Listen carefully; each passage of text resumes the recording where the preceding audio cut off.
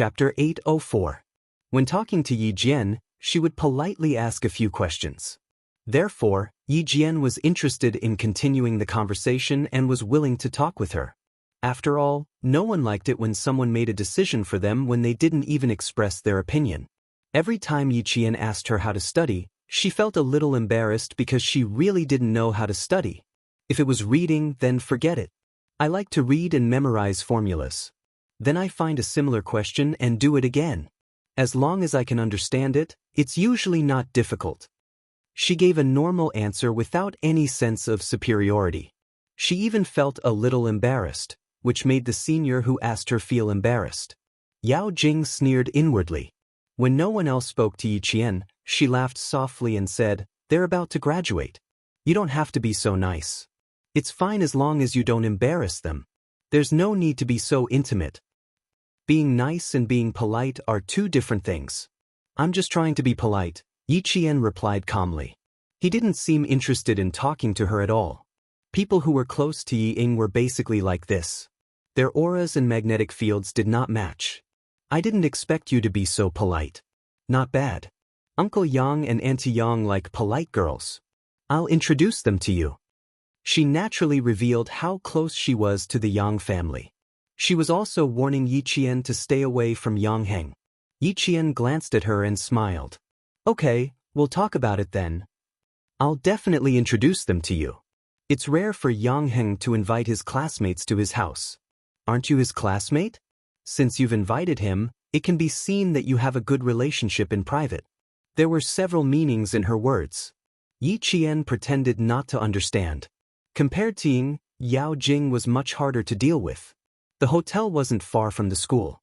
It was just opposite the Caesar Hotel. Yi Qian got out of the car and looked at the hotel. Old Madame Yi and her family should have left already. There was still no news about the portrait that Yang Heng had given her uncle. At this moment, she hoped that Sun Yaozu was still in Southern Province.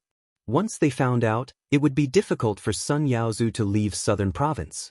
The hotel had already arranged for the staff to arrange the rooms. One by one, they collected their keys and put their school bags back in their rooms. After resting for a while, they went to the hotel to have a buffet and then had some entertainment. "Why don't I have a room? Yang Heng, you are so biased. I don't plan to go home tonight." "No, you have to book a room for me." All the students had a room card except for Yao Jing, who did not have one. She took the registration book from the receptionist. Since she was facing the receptionist, she didn't have to worry about being seen. Her gaze swept down coldly. When she saw Yi Qian's name, a dark haze flashed across her eyes. Yi Qian has a room to herself. Then there's no need to get a new room. It's pretty good for us two girls to stay together.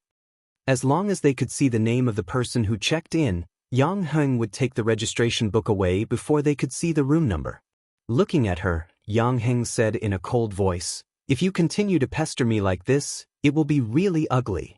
Yao Heng, listen carefully, I will never have anything to do with you. I know what happened in middle school.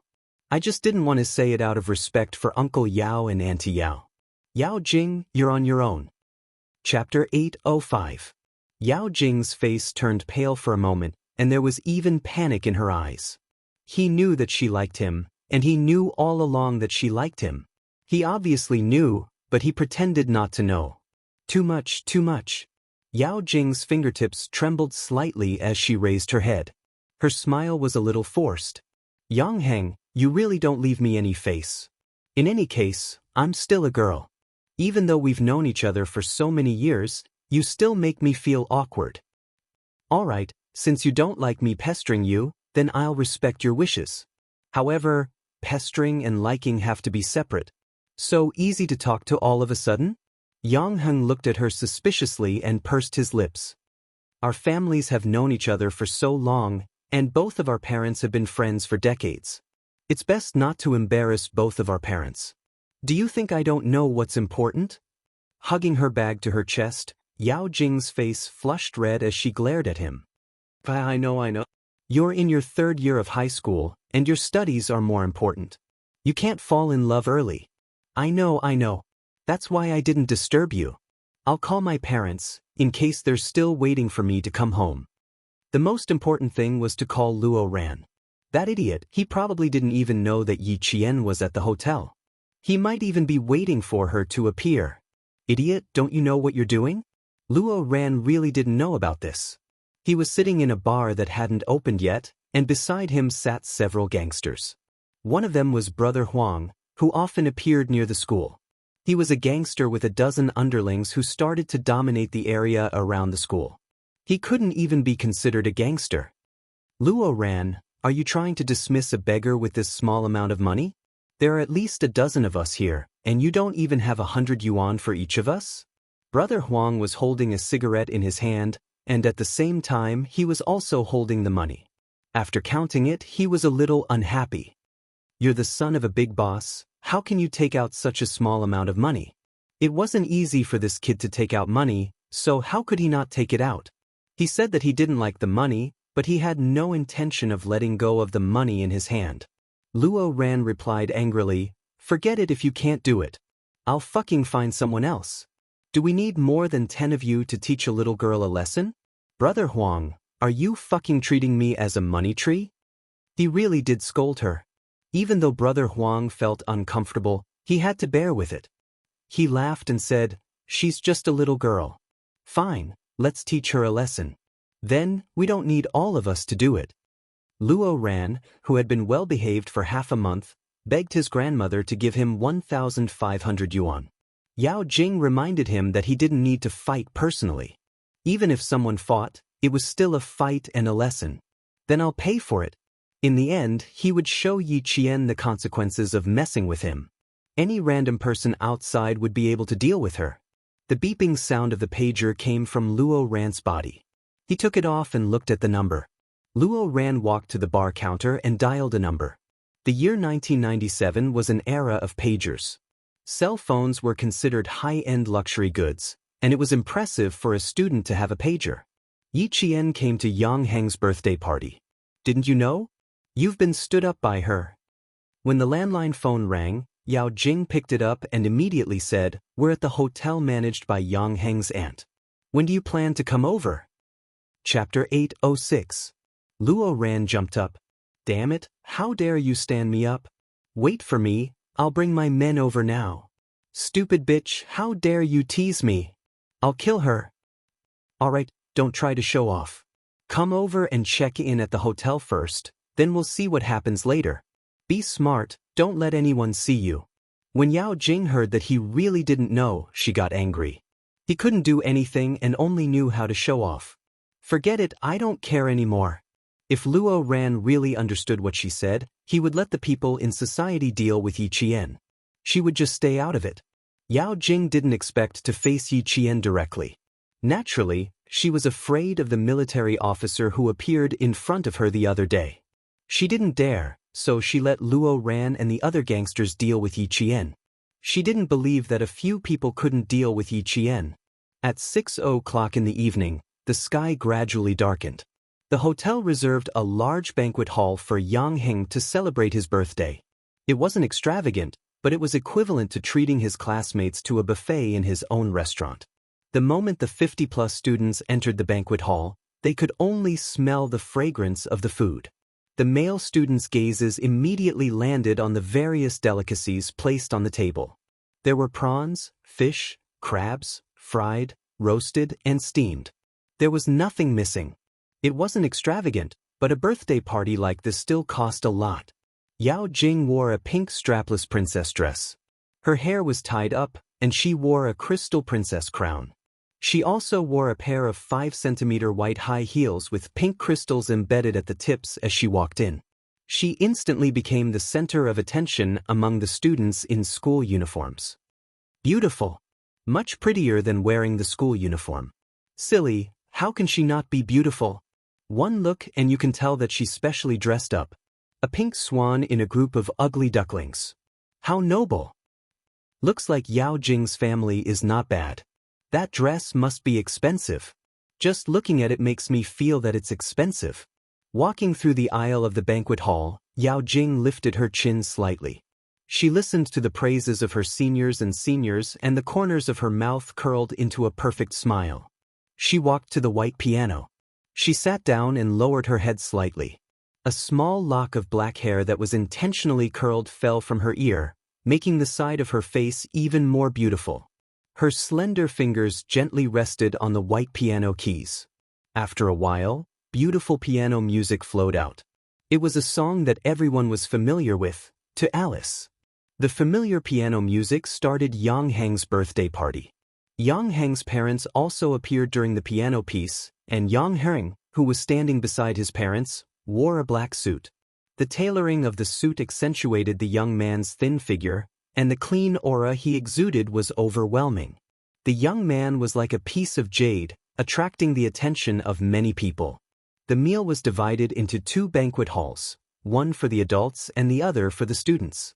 This was a deliberate arrangement so that the students would not feel restrained. When Father Yang and Mother Yang walked to the main stage, Yao Jing stopped playing and stood beside Director Yang. Yang Heng stood beside Mother Yang. When the students below the stage saw this, they seemed to understand something. Both of them stood beside Yang Heng's parents so naturally. Wasn't this like a future daughter-in-law? No one noticed that Mother Yang frowned slightly when Yao Jing suddenly stood up. However, she quickly concealed it and did not let the group of children see it. Chapter 807. I'm Yang Heng's father. I'm very happy that all of you are here to attend Yang Heng's 18th birthday party. Yang Heng's father was a bureau chief, so he spoke in a dignified manner. He was both a leader and a loving father. During the speech, Yang Heng's mother asked her son softly, "Who is Yi Qian? Point her out to me." "She's at the back. She's a girl who doesn't like to be in the limelight. She's quiet, so I'll introduce her to you later." Yang Heng couldn't help but laugh when he saw that his mother still wanted to meet Yi Qian. "I really don't have anything going on with her.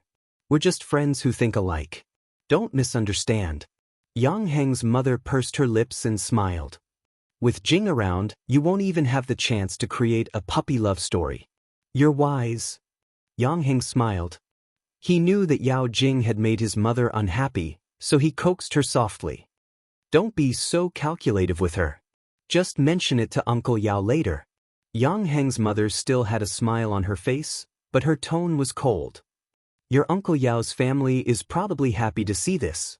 Just now, during the party, he intentionally or unintentionally revealed that you're close with Jing. What's there to be angry about? Boys are said to be romantic, but girls are said to have no self-respect. I'm not close to Yao Jing, but after some time, those who pay attention to our family will be able to tell." Yang Heng's mother came from a scholarly family, so she was a stickler for rules. She wasn't happy with Yao Jing's behavior. In junior high, Yao Jing forced a girl to drop out of school. There were rumors that it was related to Yang Heng, so Yang Heng's mother did a private investigation and found the girl. She confirmed that she was indeed related to Yang Heng. However, because the girl attended a school party with Yang Heng, Yao Jing held a grudge against her. After that, Yang Heng's mother had a knot in her heart. She reminded Yang Heng to keep a distance from Yao Jing. At the same time, she even moved her family away to avoid trouble. The Yang family didn't express their attitude, and the Yao family didn't say anything either. They just got along like this, so they thought that the two families would continue to get along well. The mother and son spoke softly. Chief Yang didn't talk for too long. It was only a matter of 2 minutes before he passed the topic to Mother Yang. Mother Yang's words were gentle and clear. She could be compared to an announcer. She said simply and happily, "It's fine as long as you have fun.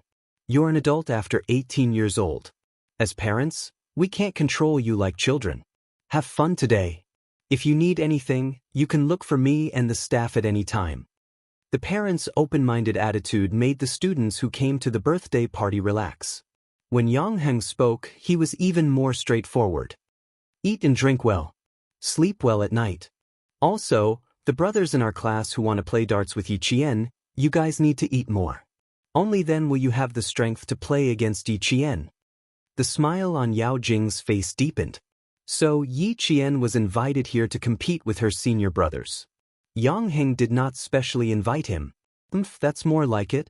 Otherwise, she would have talked to Auntie Song tonight and let her and Yi Qian have to bear the consequences.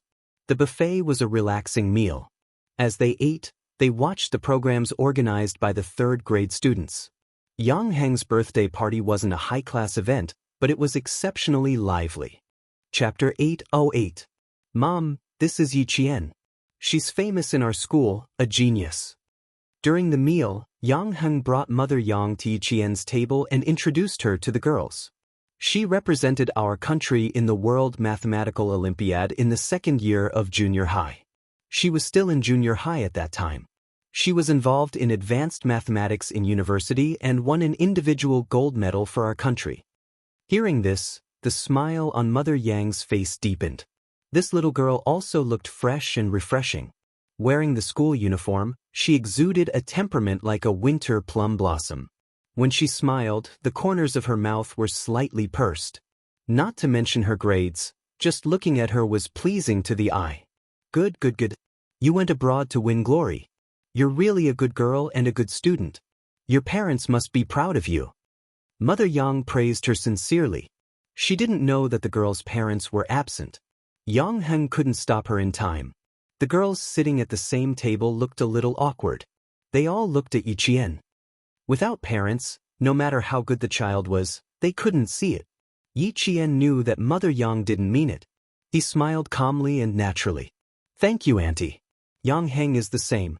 He's very good in school and is a role model for us. The girls heaved a sigh of relief. Yang Heng also heaved a sigh of relief. Even if the topic of parents' absence was unintentional, it was still a sad thing. He gently winked at Yi Qian to express his gratitude. He said to Mother Yang, Mom, now that you've met Yi Qian, can we go to the adults' banquet hall? If I don't go and see Grandpa, Grandma, Grandpa, and Grandma, the 4 elders will say that I'm playful. You're just celebrating your 18th birthday. Why do I feel like you're an adult now? You're starting to think for the elders. Mother Yang teased her son. She looked proud and said to the girls sitting with Yi Qian, Come and play at Auntie's house when you're free. It's big and quiet. Auntie welcomes all of you. Yao Jing walked over and overheard the conversation. Since Yi Qian was standing beside Mama Yang, she assumed that the conversation was directed at Yi Qian. She clenched her fists and walked over in a ladylike manner. Auntie, I'll accompany you to the hall next door. I can also help Yang Heng drink a little. I just saw some people from Uncle's unit. They will definitely let Yang Heng drink. As she spoke, she wrinkled her nose and pouted. Yang Heng's alcohol tolerance is too low. He can't even drink as much as me. Mother Yang wouldn't show anything in front of her son's classmates, but she still had to keep a distance. You little girl, why are you drinking like an adult? Just have fun here. The boys on the stage are doing a good job. It's really nice to watch. Yi Qian raised his eyebrows slightly. So that's why. No wonder she didn't dare to reveal that she liked Yang Heng. It was because of Mother Yang. The 4 boys on the main stage were performing a street dance. This was a dance that had just spread to the country. Very few people knew how to dance. Now, there were 4 boys performing at once, and they danced quite well. Yi Qian watched with great interest. She didn't even notice when Yao Jing had left. When the dance was over, 2 hotel staff carried 3 wooden racks for darts onto the stage. They then placed the 18-inch darts plate on the racks. The audience immediately applauded. Come, let's invite our junior Yi Qian up. 5 boys gracefully jumped onto the main stage. One of them held a large microphone and loudly invited Yi Qian up. Students, let's give her a round of applause. Chapter 809. Junior Yi Qian, you can do it. You can do it. Wang Jin, don't be so smug, Junior Yi Qian is very strong. The one holding the microphone was called Wang Jin, a professional darts player. Rumor has it that he's even participated in competitions before. Amidst the applause, Yi Qian calmly walked up the stage with a confident smile. Looking at the red, black, and white-colored darts board, the center point was the smallest circle, then the center point was the smallest circle. Then, the center point would expand to a total of 5 circles, with the numbers 1 to 20 on the edge. Yi Qian looked at the darts board. She's never played before, so she could only guess how the score would be calculated. Darts emerged in England in the 15th century. In the 30s, darts became more and more professional, appearing in professional associations and competitions. The few of us were led by me, and we played together for a few years. Wang Jingxian introduced the origin of darts. It was obvious that he respected this sport very much. The points area, double area, triple area, outer circle center, and inner circle center were all introduced in great detail.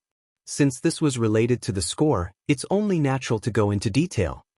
You're saying that the innermost dot is not the highest score, and the highest score is in the triple zone of the inner iron ball's 20 points? Yi Jian realized that her guess was wrong after listening to Zhang Xian's explanation. Wang Jin nodded with a smile. Those who haven't played darts before all think the center point is the highest score. In fact, the true highest score is in the triple area of the inner circle. The spectating students all let out a long "oh" sound. Not only did Yi Qian not know this, many of the students didn't know either. It sounds very good. I didn't expect Wang Jin and the others to be so professional. That's right, I just found out the center point isn't the highest score area. Ha, me too, I always thought hitting the center point was awesome. Up on the stage, Wang Jin pointed at the center point. Today we won't be playing 301 or 501, we'll be competing on who can hit the designated area in one shot. The center point is the highest score, no points, only the number of times. The 301 mentioned by Wang Jin was referring to the type of darts competition. There were 10 rounds in one game. Each player would start with a score of 301, and the score would decrease with each throw. The first player to reduce to 0 wins. 501 was the same as 301.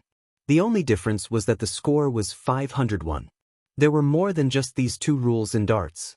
Wang Jin couldn't explain them all, and the students below the stage wouldn't be interested.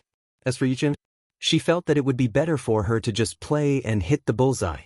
She had no idea what 301 and 501 Wang Jin was talking about. Hearing this, he smiled and said, "All right then, we'll only count the number of times and not the points. Because if you want to play with the score, I don't understand. But just counting the number of times won't be that interesting. How about we play some more tricks? For example, 2 darts at a time, 3 darts at a time. What do you think?" As a professional darts player, Wang Jin wanted to play a little more for fun. Throwing 2 darts at a time meant throwing 2 darts in one hand and letting the 2 darts hit 1 or 2 darts on the darts board. These were all fun for beginner players and belonged to the game category. The seniors below the stage laughed and scolded Wang Jin for being shameless for bullying Yi Qian, who was playing for the first time. Unexpectedly, Yi Qian thought about it and nodded. "I think this is more challenging. How about this? I'll also add a rule. Whoever loses will have to do 60 sit-ups. How about that? The time limit is 1 minute. Since the other party came up with the rules, then she would come up with the punishment for losing." Chapter 8:10. In the end, when Yi Qian announced the punishment, the confident Wang Jin choked on his saliva. He quickly passed the microphone to another guy. "Bro, let's send a representative. 60 sit-ups. Do it within a minute?" "I can't do it. It'll kill me." "Damn. If you can't do it, do you think I can?" The guy who took the microphone felt like he had received a hot potato. He couldn't hold it steady no matter how hard he tried. He felt extremely guilty. The students in the class couldn't take it anymore, especially the senior sisters. They directly shouted, "Are you kidding me?" When you guys issued the challenge, Yi Qian happily accepted it. Now Yi Qian is just issuing a punishment, and you're all backing down? Are you kidding me? We will protest. Yi Qian didn't know how to play darts, but he happily accepted your challenge. Everyone can do these sit-ups. It's just that there's a time limit. Wang Jin took the microphone back and said sadly, "Beauties, 60 sit-ups in a minute. Yes, we can do it, but the time limit is the main point. The main point isn't that we can't do it, the main point is that there's a time limit." "Oh, so that's how it is. Is it very difficult to do it?" Only then did the senior sisters react and start whispering. So it was because of the time limit that they didn't dare to do it. But if even the boys didn't dare to do it, then could Yi Qian do it? Since Yi Qian dared to say that he could do 60 sit-ups in a minute, of course he could do it. Moreover, he had deliberately set the time limit so that he could intimidate the boys. Psychological tactics were important in a competition. As such, the main control was in Yi Qian's hands. Seeing that everyone was in a difficult position, he said, "Then let's do 50. I can't go any lower. If I lose, I'll do 50 alone. If the seniors lose, all of you will do 50 together. The senior sisters here will be our witnesses." Since he had already said that, how could Wang Jin and the other 4 boys say that it was difficult? Even if it was difficult, they could only brace themselves and accept the punishment. "Junior sister Yi Qian, this move of yours caught us off guard." After Wang Jin turned off the microphone, he chuckled softly and said, 50 sit-ups in a minute. I'm afraid that my back will break after I'm done." They did not expect this quiet girl to be so fierce when she opened her mouth. Yi Qian's eyebrows raised slightly. He smiled faintly and said, "Senior brother, we're all professional darts players. I've never even seen a darts player before. Why do you seem so certain that you will lose? Who will win and who will lose, everything is still unknown." That's right. It was still unknown who would win. How could he be so sure that the boys would lose? Wang Jin chuckled and said, "Even if we win, it won't be honorable. We'll still have to do 50 sit-ups." Yi Jian smiled in surprise. She didn't know who was the one who had an unfair advantage. She would wait and see. It was just a game. The darts were just ordinary brass darts. Yi Qian did not know much about them, but when he held them in his hand, he knew that they felt good in his hand and had a stable center of gravity. It was like a gun. It was just a matter of feeling in his hand. First, let's see how we hold the darts. First, find the balance. Then, place your thumb slightly behind your center of gravity. You can hold your other fingers however you want. Just raise your arm and throw the darts. Wang Jin briefly explained to Yi Qian, then raised his arm and threw. The dart in his hand was the smallest dot in the center of the arrow. Chapter 8:11. At the beginning of the warm-up, the 5 boys took turns throwing darts on the 3 dart plates. The cheers and applause from the audience came like a tide. Although they didn't understand it very well, it was also very interesting to see their tricks. Yi Qian was watching from the side. She was used to watching them play one by one. She could see that Wang Jin and the others were indeed very professional. That kind of professionalism could be seen from their expressions. "What are your classmates playing? The applause is so loud, and they are all saying good things." The adults in the hall next door heard the applause from outside. Director Yang smiled and asked his son, who was talking to the adults, "Why don't we all go and have a look? We can come back after watching." The 2 halls were only separated by a wall. In the middle was a door with a folded 4-leaf screen. The students were noisy, and their laughter naturally passed through the door to the adults' ears. Yang Heng smiled and said, "There are a few boys in our class who are playing darts. They should be competing with Yi Qian now. You can go and have a look." "Then let's go and have a look." Director Yang stood up and laughed as he told his family and friends what was going on. There were only 3 tables where the adults said that they wanted to go and have a look. A woman in a dark suit who looked very professional said, "It is said that there are a group of people in Heng Heng's class who are good at literature and martial arts. Let's go and have a look and broaden our horizons." "Auntie Song, you are making fun of us students. What else can broaden your horizons?" Yao Jing, who had been accompanying the adults, stood up and smiled playfully. "Later on, you will be able to see if you don't feel bored." Yang Heng's mother didn't like to hear this. She said to her sister, "Jing, sometimes your words are quite disappointing." Heng Heng's classmates specially came over to celebrate his birthday. No matter whether it is good or not, it is the children's good intentions. "Sister, how can I be so calculative with a child?" The woman, who was Yang Heng's aunt, was the manager of the hotel. She paid all the expenses for the day, including the meal. Director Yang's family didn't need to pay a cent. When they came over, Wang Jin was holding a dart in both hands. He was between the 2 dart plates.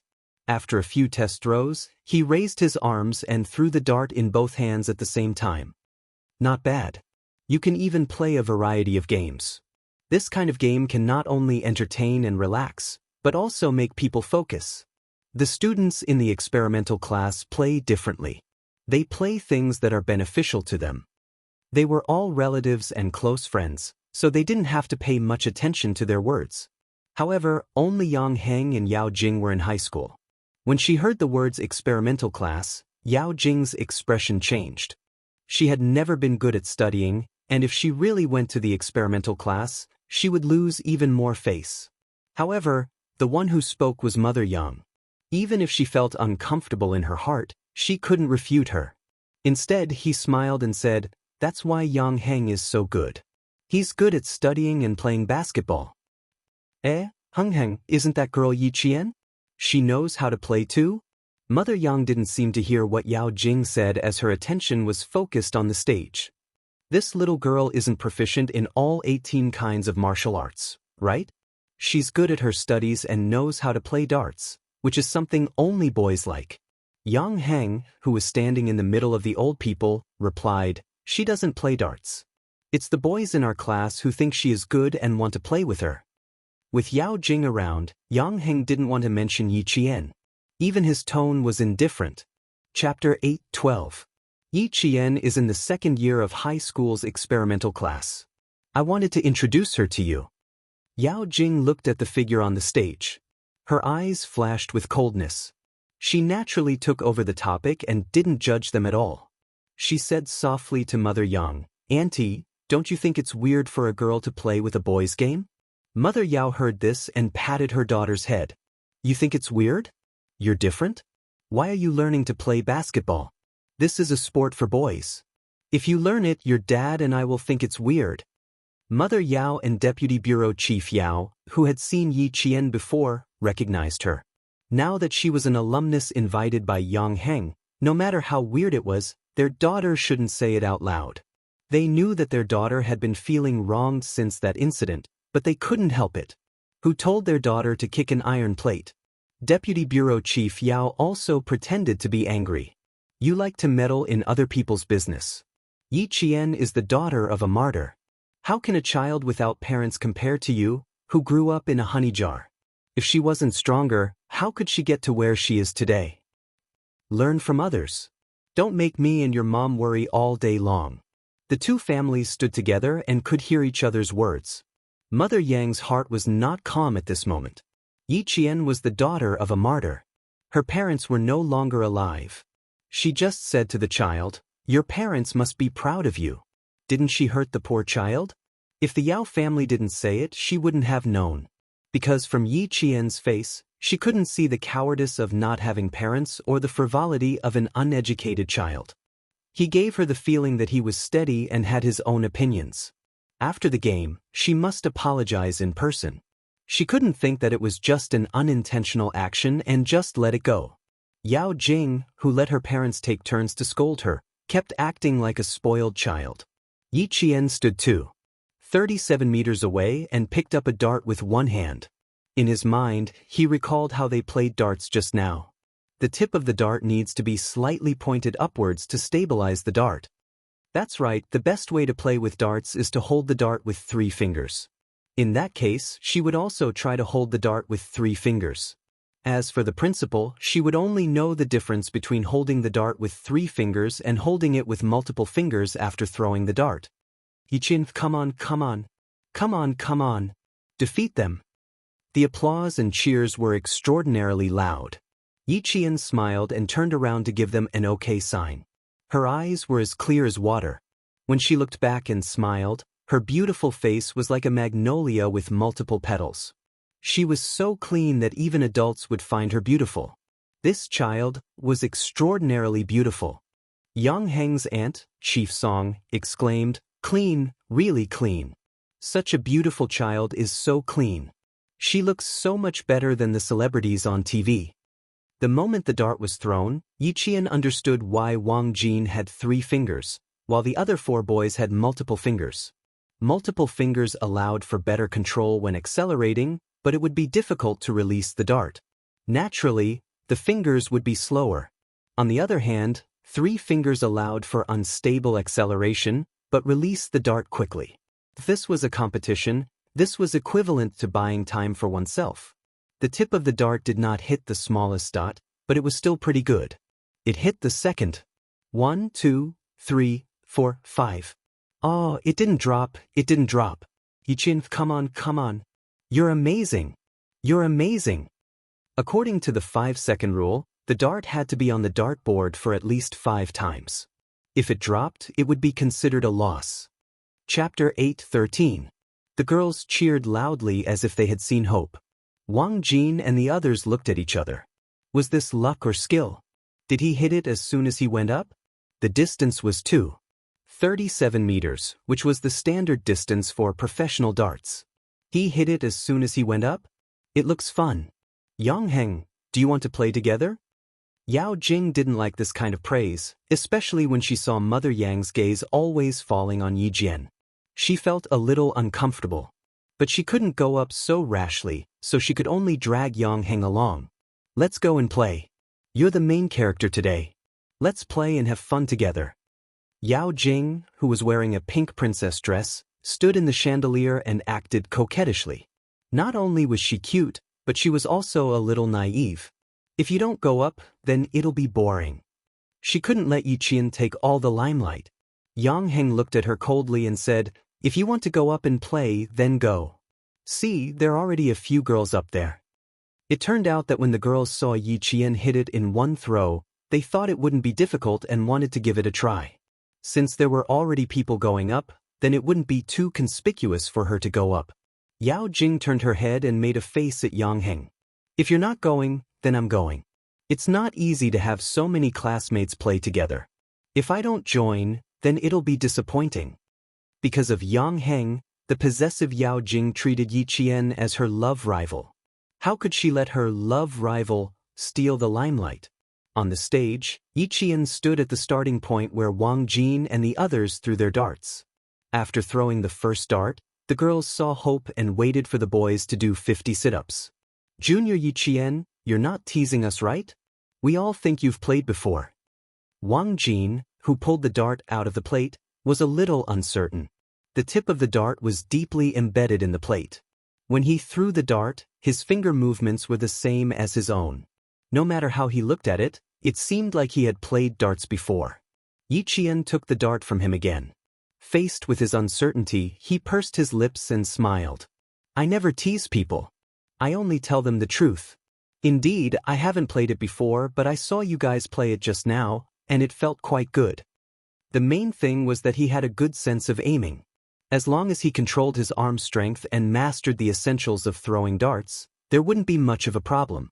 When Yi Qian was in the early stages of his sniping training, he had to carry a heavy object around his wrist. When it came to sniping training, he had to hold a sniper rifle that weighed about 5 kilograms with both hands and lie down in one place for several hours without moving. His control over his arm strength had long been trained, and his focus and aim were even better. Xia Jinyuan was racing on a rainy night. Even at such a high speed, she was able to hit the target. Coupled with her superb memory, she was able to copy the key points of Wang Jin's movements and achieve the result just now. Playing darts indeed requires a good sense of the game.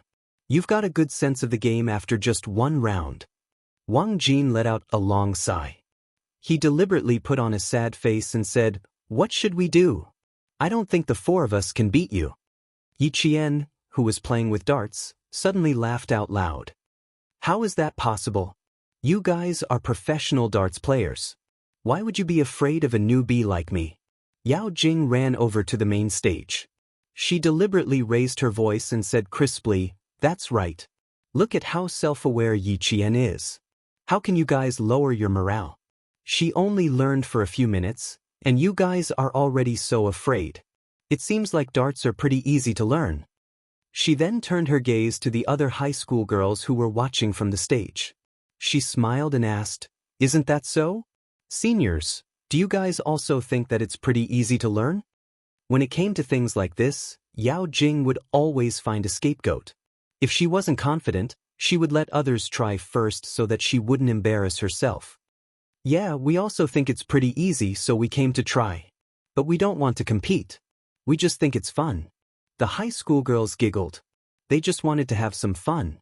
They didn't have any intention of suppressing Yi Qian. They then said, "Junior Yi Qian, don't worry about us. Hurry up and practice. The game will start in 5 minutes. Do your best. We have high hopes for you." "Do your best, Yi Qian. I have high hopes for you too." Yao Jing playfully winked at Yi Qian. She walked over to the darts board and took out a dart. She weighed it in her hand. Her eyes flickered as she glanced at Yi Qian. She smiled and said, "It seems pretty easy. Why don't I give it a try too? Seniors, come and teach me. I'll learn seriously." "We can't do it. Let them teach you." The game hadn't started yet, so it was still okay to have some fun. The seniors pushed a boy over and smiled. "Go, go, go. Teach Junior Yao Jing. There's only a few minutes left. Who knows, you might be able to teach an expert." The boy was shy, but he still walked over. Just as he was about to take out a dart and give it to Yao Jing, he saw that Yao Jing directly took a few darts in her hand and said, "Thank you, senior brother," in a clear voice, but the darts were thrown over one after another. "Senior brother, is it like this?" The distance was close, so Yao Jing threw a dart on the board. "Just like this?" "Senior brother, I'm doing it right. Look, I'm shooting." With her appearance, the entire stage became a one-person show. When the boy saw this, he nodded in embarrassment. "Yes, just throw it like this. It's good enough that it hit the board." Since there was no competition, she could do whatever she wanted. Yi Qian was much more serious. He listened attentively to Wang Jin's explanation. "Your arm strength seems to be pretty good. The tip of the dart is stuck in the board. But it doesn't matter. I can guarantee that the tip of the dart is stable." After dinner, the hotel staff quickly cleaned up the entire banquet hall and replaced it with fruits, snacks, and sweets so that the spectating students could continue eating and watching. Yi Qian's 5-minute warm-up time was up. After throwing 2 darts, she nodded to Wang Jin. "Okay, we can start now." "This is fun." Yao Jing, who had at least 5 darts in her hand, trotted to Wang Jin's side. Tonight, she was the one with the most smiles and the sweetest smile. "Count me in. I want to play too. Just now, the seniors said that I played well. Senior sisters are also playing well, let's play together." "No, we have to make a bet. It's more fun with a bet." "It was just for fun. There was no need to make a bet." Wang Jin quickly stopped her. No. We're just playing. There's no need to make a bet. It's a hobby, not a bet. If you want to play, let's play together." It was more fun with more people. Yang Heng walked up and took the 5 darts from Yao Jing's hand and handed them to Wang Jin. "You can't leave me out. It's more fun to play together." Yes, it was more fun with more people. Chapter 8:14. Deputy Bureau Chief Yao said to Mother Yang, "These 2 children have been the same since they were young. They always stay together no matter where they go. Heng Heng is mature and steady. My daughter is mischievous and loves to laugh. One is quiet and the other is active. They complement each other and don't be impulsive." "How can you say that? The children are all grown up. Stop joking around and don't make them feel awkward." Mother Yao smiled and glared at her husband. She said to Mother Yang, "Huing, old Yao doesn't know how to talk. Don't listen to his nonsense." Heng Heng is in her 3rd year of high school. Studying is more important. When she gets into Hua University or Shi University, you can just wait to enjoy life. In this day and age, no matter what kind of parents, as long as they send their children to school, they all want their children to get into a good school. Only then will their family have hope. Mother Yang understood the meaning behind her neighbor's words. She smiled and said, "The children are all grown up. I see that Heng Heng treats everyone the same. She's cold and indifferent. I don't know who she takes after. One is quiet and the other is active? They complement each other and don't be impulsive. What's wrong with old Yao's family? The children are only in high school. Why do they act like their daughter can't get married? No matter how anxious they shouldn't be this anxious. Could it be that there's something else? Yes, the children are all grown up. They don't belong to us anymore." Mother Yao nodded as if she was speaking from the bottom of her heart. She then looked at her daughter who was wearing a pink princess dress. She was especially dazzling among a group of students in school uniforms. Even Yi Jian could not steal her daughter's limelight. However, Yi Qian did have some tricks up her sleeve. She got to know Yang Heng within 2 months of coming to school. Their relationship was so close that she even attended his birthday party. She had so many tricks up her sleeve at such a young age. She was able to make Jing Jing suffer in her hands without saying a word. Mother Yao's gaze slid past Yi Qian's face. Her thoughts weren't just a little bit. Although the Yang family didn't interfere with Yang Heng's friends outside, Yi Qian, who didn't have any family background, would have some prejudice. So, either she came here on her own accord, or Yang Heng played with her.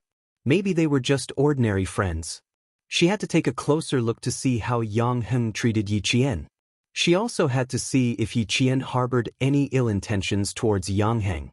After pondering for a while, Mother Yao looked at her little princess dotingly and said with a smile, "Jing Jing really likes to join in the fun wherever she goes. I don't know if she knows how to play. Huiying, let's go and have a look." Mama Yang's surname was Song, and her name was Hu.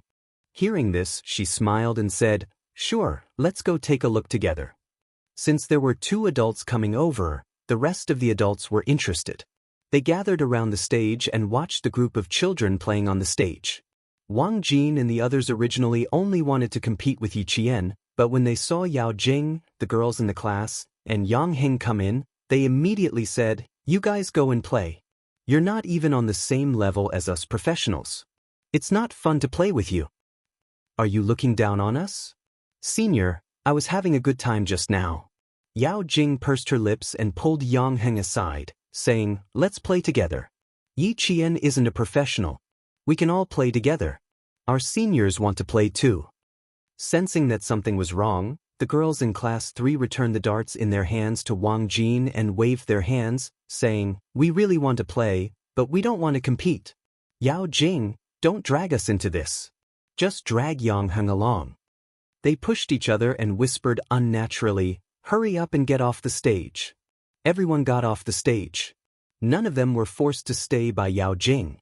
Chapter 8:15. After coming down from the stage, a few of them looked unhappy. They whispered that Yao Jing really likes to make her own decisions. "We don't even want to play. She keeps trying to embarrass us.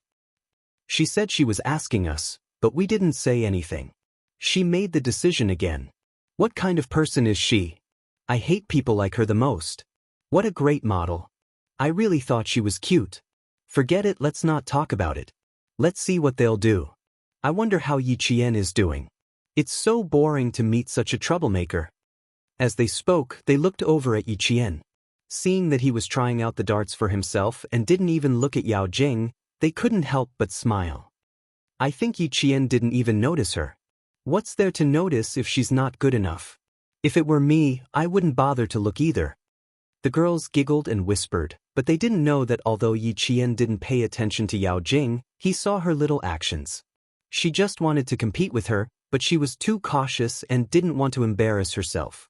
She wanted to drag Yang Heng down as well, but she was afraid that it would be too obvious, so she dragged her seniors who were playing darts down as well.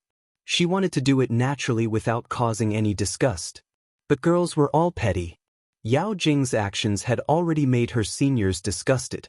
But then again, if Yi Ying had Yao Jing's methods and schemes, she wouldn't have transferred to the province's second high school. Yao Jing, who was standing on the stage, felt embarrassed when she saw that her senior sisters had all left the stage without giving her any face. If it weren't for Deputy Director Yao, who was laughing and joking about this matter, boys like Wang Jin and the others, who were straightforward and didn't understand a little girl's thoughts, would have embarrassed Yao Jing even more. With the adults interfering, no matter how unwilling Wang Jin and the others were, they could only agree to let Yao Jing participate in the competition. Because the adults had already said that it was just fun, so they should play. Who said it was fun? The 5 of them really wanted to compete with Yi Qian and see if the target shooting expert could play darts.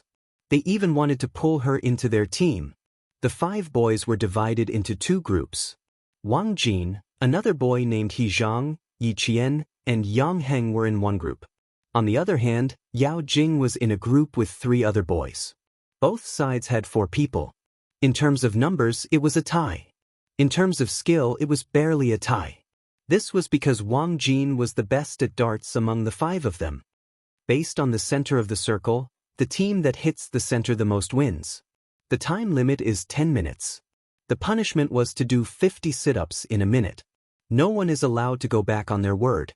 50 per person. Wang Jin repeated the rules once more.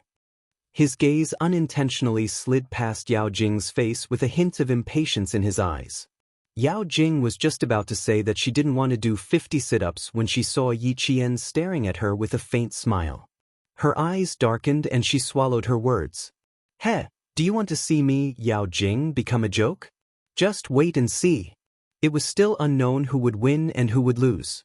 She lifted her chin slightly and gave Yi Qian a faint smile. She winked and said, "It's so fun. The loser has to do 50 sit-ups. I wonder who came up with this idea.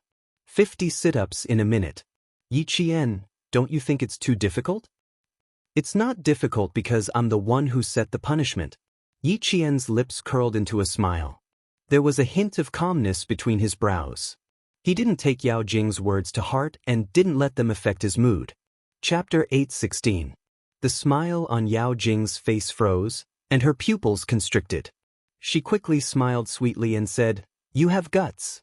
You must win later, or else it'll be so embarrassing. Good luck, Yi Qian." 50 sit-ups. Did Yi Qian think she was a boy? Even if she lost, she wouldn't embarrass herself. There were 3 other good players in her group. If she lost, they would be the ones to lose face. Sneering inwardly, Yao Jing adjusted her breathing and looked at the dart board in front of her. She thought about how she had thrown 5 or 6 darts without any problems. Her eyes flashed with confidence, and the corners of her mouth curled up. Then let's see how good Yi Qian is. Both groups, get ready. 10 minutes, start. The boy in charge of counting the time shouted. The first player, Wang Jin, stood at 2:37 meters and threw. The other group also stood at 2:37 meters and threw.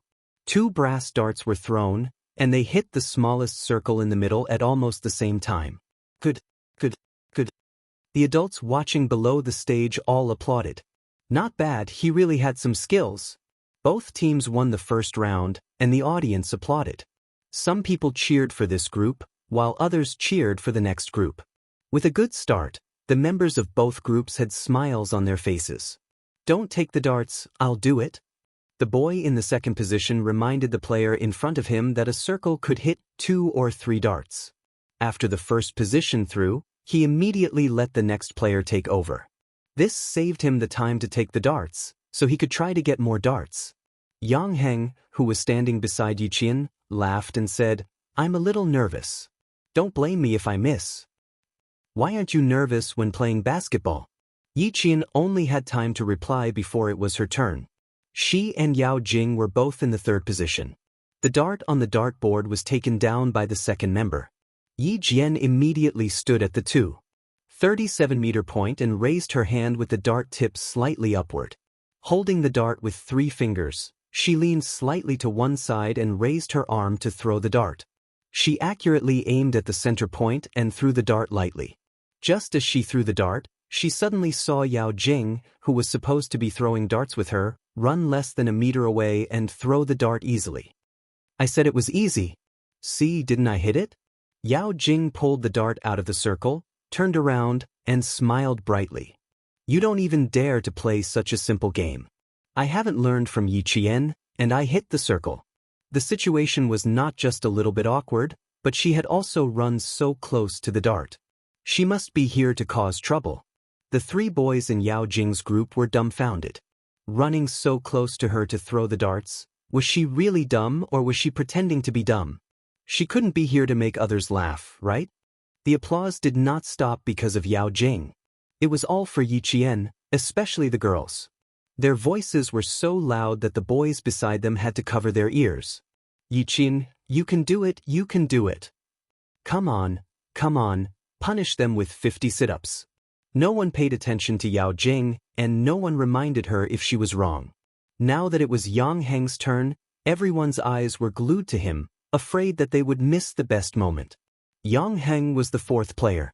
Yi Qian dodged, and he immediately threw the dart. The dart fell to the ground, and the students in the class laughed. "Our slam dunk master is good at basketball. Even the teacher said it was good. Forget about the darts." Chapter 8:17. I'm not good enough. I'm just giving it a try. Yang Heng stood on the stage with a handsome smile. "I'm just here to make up the numbers. I'm not competing." Yang Heng wasn't angry at the students' teasing. He didn't know how to throw darts, but he saw Yao Jing causing trouble on the stage. He had no choice but to go on stage and suppress her to prevent her from being too arrogant. From the beginning, she had been targeting Yi Qian. She thought she had done it flawlessly, but in reality, anyone who paid a little attention could see that she was targeting Yi Qian. If even Wang Jin could see it, how could the other students not see it? He knew Yao Jing very well. When she realized that she was the one who had embarrassed herself, and Yi Qian had won all the way, she would hate Yi Qian even more. Then, she would be more careful and target Yi Qian even more. She would only have scruples if he stood on the stage to keep her in check. Yang Heng's self-teasing made the students of grade 12 class 1 laugh. Even though he had lost openly and honestly. It made it even more obvious that he was a true boy. Holding a dart in her hand, Yao Jing, who was standing in the trajectory of the dart, didn't react in time. She stood still and blocked the dart board, successfully slowing down the fourth dart thrower in her group. Not only did she make a fool of herself, she also made a fool of her teammates. The boy was anxious and shouted at Yao Jing, who had just realized something was wrong. "Why are you still smiling like an idiot? Go away. I can catch up. You're standing in the wrong place. Invalid throw." Standing in the wrong place? Invalid throw? How was that possible? She didn't throw the dart directly at the dartboard. Instead, she stood at a certain distance before throwing the dart. But they said that she was standing in the wrong place. Yao Jing's expression became awkward. Then, she was really standing in the wrong place. Suddenly, Yao Jing realized that she had made a very serious mistake. First, the applause just now wasn't for her, but for Yi Qian, who was throwing darts with her. The boy who was standing at the fourth position tried to catch up with Yao Jing, but it was difficult for him to do so after Yao Jing's stroke. "Fuck, quick, the three of us and the three of them. Let's see if we can even it out. Wang Jin is faster, Yi Qian is a little slower. If we hold on, we'll be even." She didn't know how to throw, yet she pretended to be very good at it. We were tricked by her. Soon, it was King Gold again. Yi Qian didn't even take off his darts. The three boys did not lower their voices when they spoke. When the enthusiasm of the entire competition was raised, how could they notice that they had to lower their voices? Right now, he only wanted to win. Deputy Director Yao and Mother Yao, who had all heard it, felt a little awkward. No matter how awkward it was, both husband and wife had the ability to turn the situation around. Mother Yao sighed and helplessly said to Mother Yang, "This girl is making trouble again. Other people are having a serious competition, but she's just going up to liven up the atmosphere so easily." As parents, they always had to take care of their children. Mother Yang could understand, but she couldn't let her children be so indulgent. When it was time to say something, she still had to say something. Mother Yang, who didn't want to be upset at her son's birthday party, also smiled and said, "Little Jing has been like this since she was young. You'll get used to it." Deputy Director Yao also tried to smooth things over for his daughter. "Jing, this child is making trouble. She doesn't treat this as a competition at all. Her heart isn't ordinary. Others treat it as a competition, but she treats it as having fun." Chapter 8:18. "Old Yao, your words have a double meaning. Haha, if you don't treat the competition as a competition, then you're being narrow-minded?" Director Yang laughed and joked. "Let the children play around. Old Yao, you're an adult. Why are you getting involved?" Deputy Director Yao laughed as well. Yes. Let the children play around. We adults will just watch. But my little girl, Jing, she's going to throw a tantrum with me when she gets home. We have to let Heng persuade her. She doesn't listen to us. She only listens to Heng. Her rebellious period is here. We can only persuade her." Director Yang clapped his hands and stared intently at the stage. He was very interested in what Deputy Director Yao said, and he didn't deny it. At this time, Yao Jing was so embarrassed that she bit her lips. She really didn't know that there was a distance between the darts.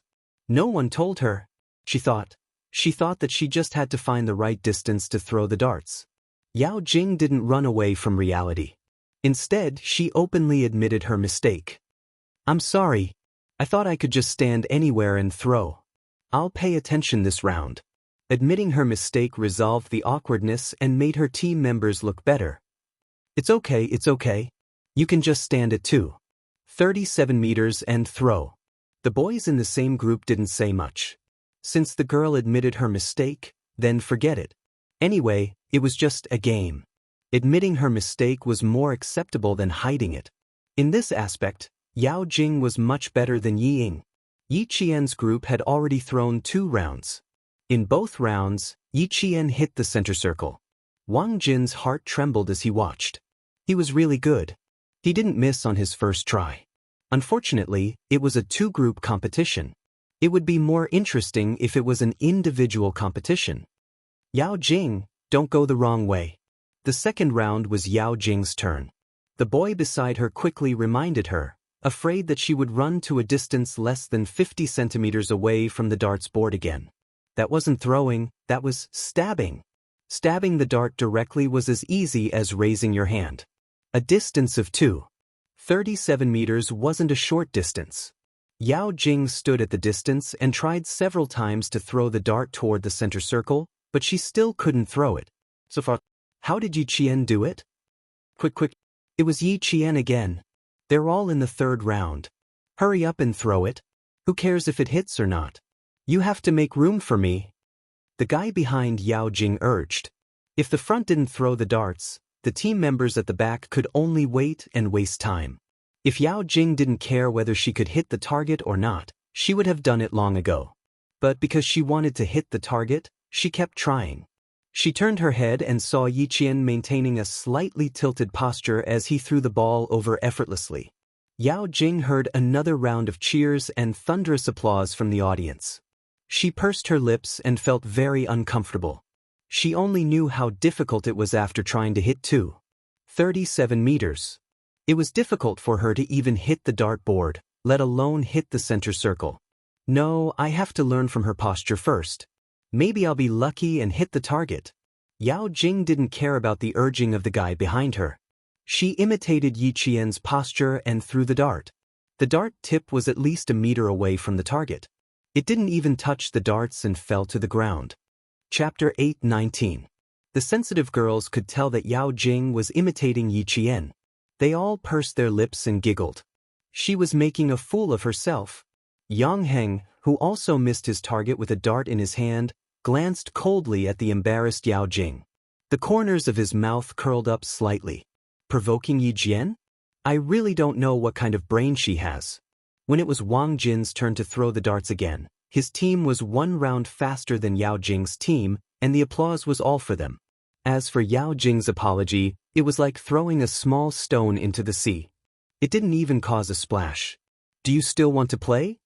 Yang Heng stopped playing and walked to Yao Jing, who was smiling fakely. If you want to find fault, you have to see if you have the ability to do so. If you continue playing, don't blame me for not reminding you. You'll be the one making a fool of yourself. Yao Jing knew that she would be the one making a fool of herself if she continued playing, but she couldn't just quit like that. How embarrassing. She pouted and said unhappily, I don't want to play anymore. It's not as fun as I imagined. Come down with me. This kind of competition wasn't something she could handle. It was better for her to quit early and not embarrass herself even more. A cold light flashed in Yang Heng's eyes as he walked down the stage with a smile on his handsome face. A few men who were close to him reached out their hands and clapped happily. A boy said, with you as a comparison, we'll enjoy watching. Wang Jin and the others do have some skills. Yi Qian is even better. She has never thrown before and hasn't missed in 4 rounds. She's good at playing and learning. Most importantly, she's so beautiful and has such a good personality. I had some evil intentions at first, but I don't dare anymore. I'm afraid I'll blaspheme her. Yao Jing, who originally wanted to continue following Yang Heng, heard this. Her eyes flashed with a gloomy coldness, followed by a gloating malice. She needed to call Luo Ran and see where he was now. Blaspheme? She really wanted to see Yi Qian, a commoner girl, being blasphemed. She quietly walked out of the banquet hall and saw a few taxis stop at the entrance of the hotel. The first one to get out was Luo Ran. He got out in a huff and even the door was on fire. Luo ran. She motioned for Luo Ran to speak with her outside the hotel so that no one could see them. Without Yao Jing and Yang Heng, it became a 3-on-3 competition. The whole process was very exciting. Wang Jin and the other two boys had to draw a line every time they threw the darts, but Yiqian only needed to stand at a distance of 2.37 meters, and his throwing speed was only slightly slower than Wang Jin and the other boys. Mother Yang listened to her son's classmates excitedly discussing. She had always thought that Yiqian had also learned how to play darts. Only now did she realize that Yiqian had only learned it for a while. She said in surprise, "Aya, this child is really good at both civil and martial arts. Maybe it's because I grew up in the army, so I'm familiar with these boys' games." Compared to the smile on Mother Yang's face, the smile on Mother Yao's face was much lighter. When her daughter came down from the stage, the smile on her face disappeared. Originally, her daughter was the most outstanding one. Who would have thought that she would be suppressed by Yiqian again and successfully attract the attention of the Yang family? Her methods were so high that it made her, an adult, tremble. She said, "It's not good for a girl to be too outstanding. For families like yours and mine, the most important thing is character." Chapter 8:20. Mother Yang glanced at her former neighbor and frowned slightly. Was she telling her that Yiqian's character wasn't good? Over the years, she didn't like Jing's overbearing personality, so she didn't interact much with the Yao family. She didn't expect the old neighbor to have changed so much. She even liked to gossip behind her back. Her own child was excellent, but other children were also excellent. How could she say that other children's character wasn't good? She didn't have the grace and tolerance that an adult should have. "I think they're all good. Those who can go to the experimental class and represent the country can't be too bad." Mother Yang said faintly and clapped with a smile. The 10 minutes of competition on the stage had already ended.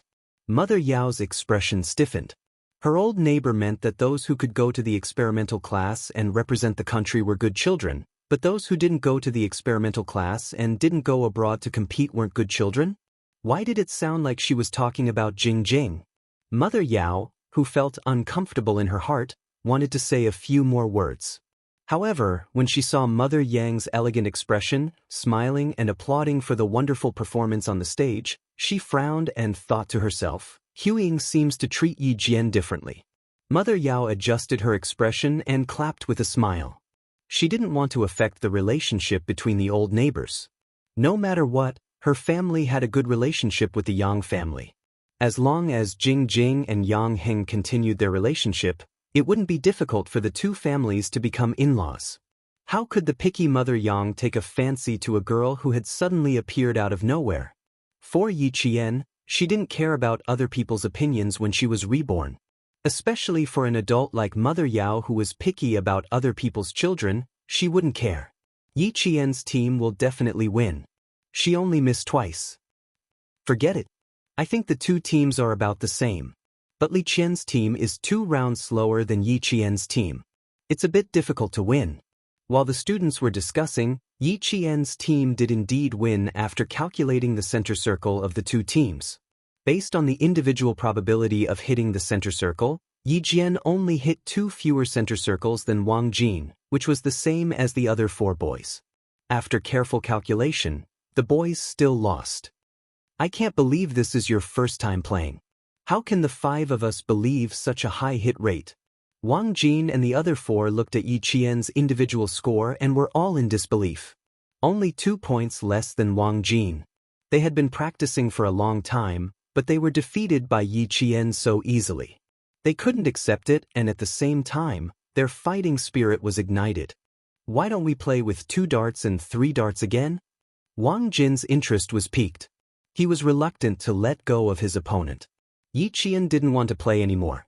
He smiled and said, "I've never played darts before, but I like to play with a slingshot. It's the same hit rate. I just need to find the feeling. I can still throw a center circle. I'm afraid I won't be able to do it if I play a bigger one." How could Yiqian, who was more thoughtful than the boys, agree? After all, it was Yang Heng's birthday party.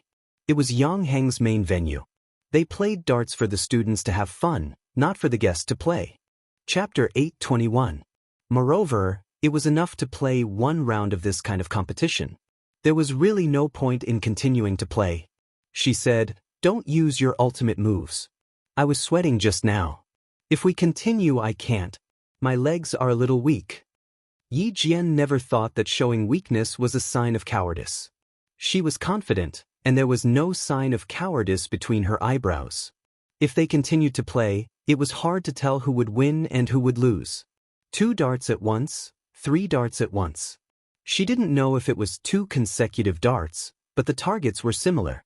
When she was training in the desert, Uncle Jen would throw 2 objects at the same time, and they would fly over together with the sand. She had to hit both objects at once to pass the test. If it was similar, she was confident that she could beat the boys. However, there was no need to continue. Enough was enough. At this point, the girls were waiting for the boys to start doing sit-ups. Wang Jin and the other 4 reacted quickly and said, "If you're willing to bet, you're willing to lose. 50 sit-ups. Come, let's do it together." They finished the 50 sit-ups happily and ended the competition perfectly. Yang Heng, who was standing next to Director Yang, smiled and said, "Dad, what do you think? I told you she's good at this. It's her first time and she's already so good. I'm so happy to have a friend like her." "Oh, just a friend?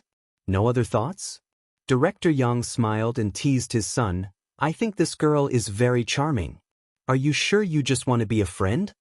Yang Heng also smiled as he looked at his father, who was teasing him. He said frankly, "It's because she's very charming and I know very well what I'm capable of. That's why we're only suitable to be friends and only friends."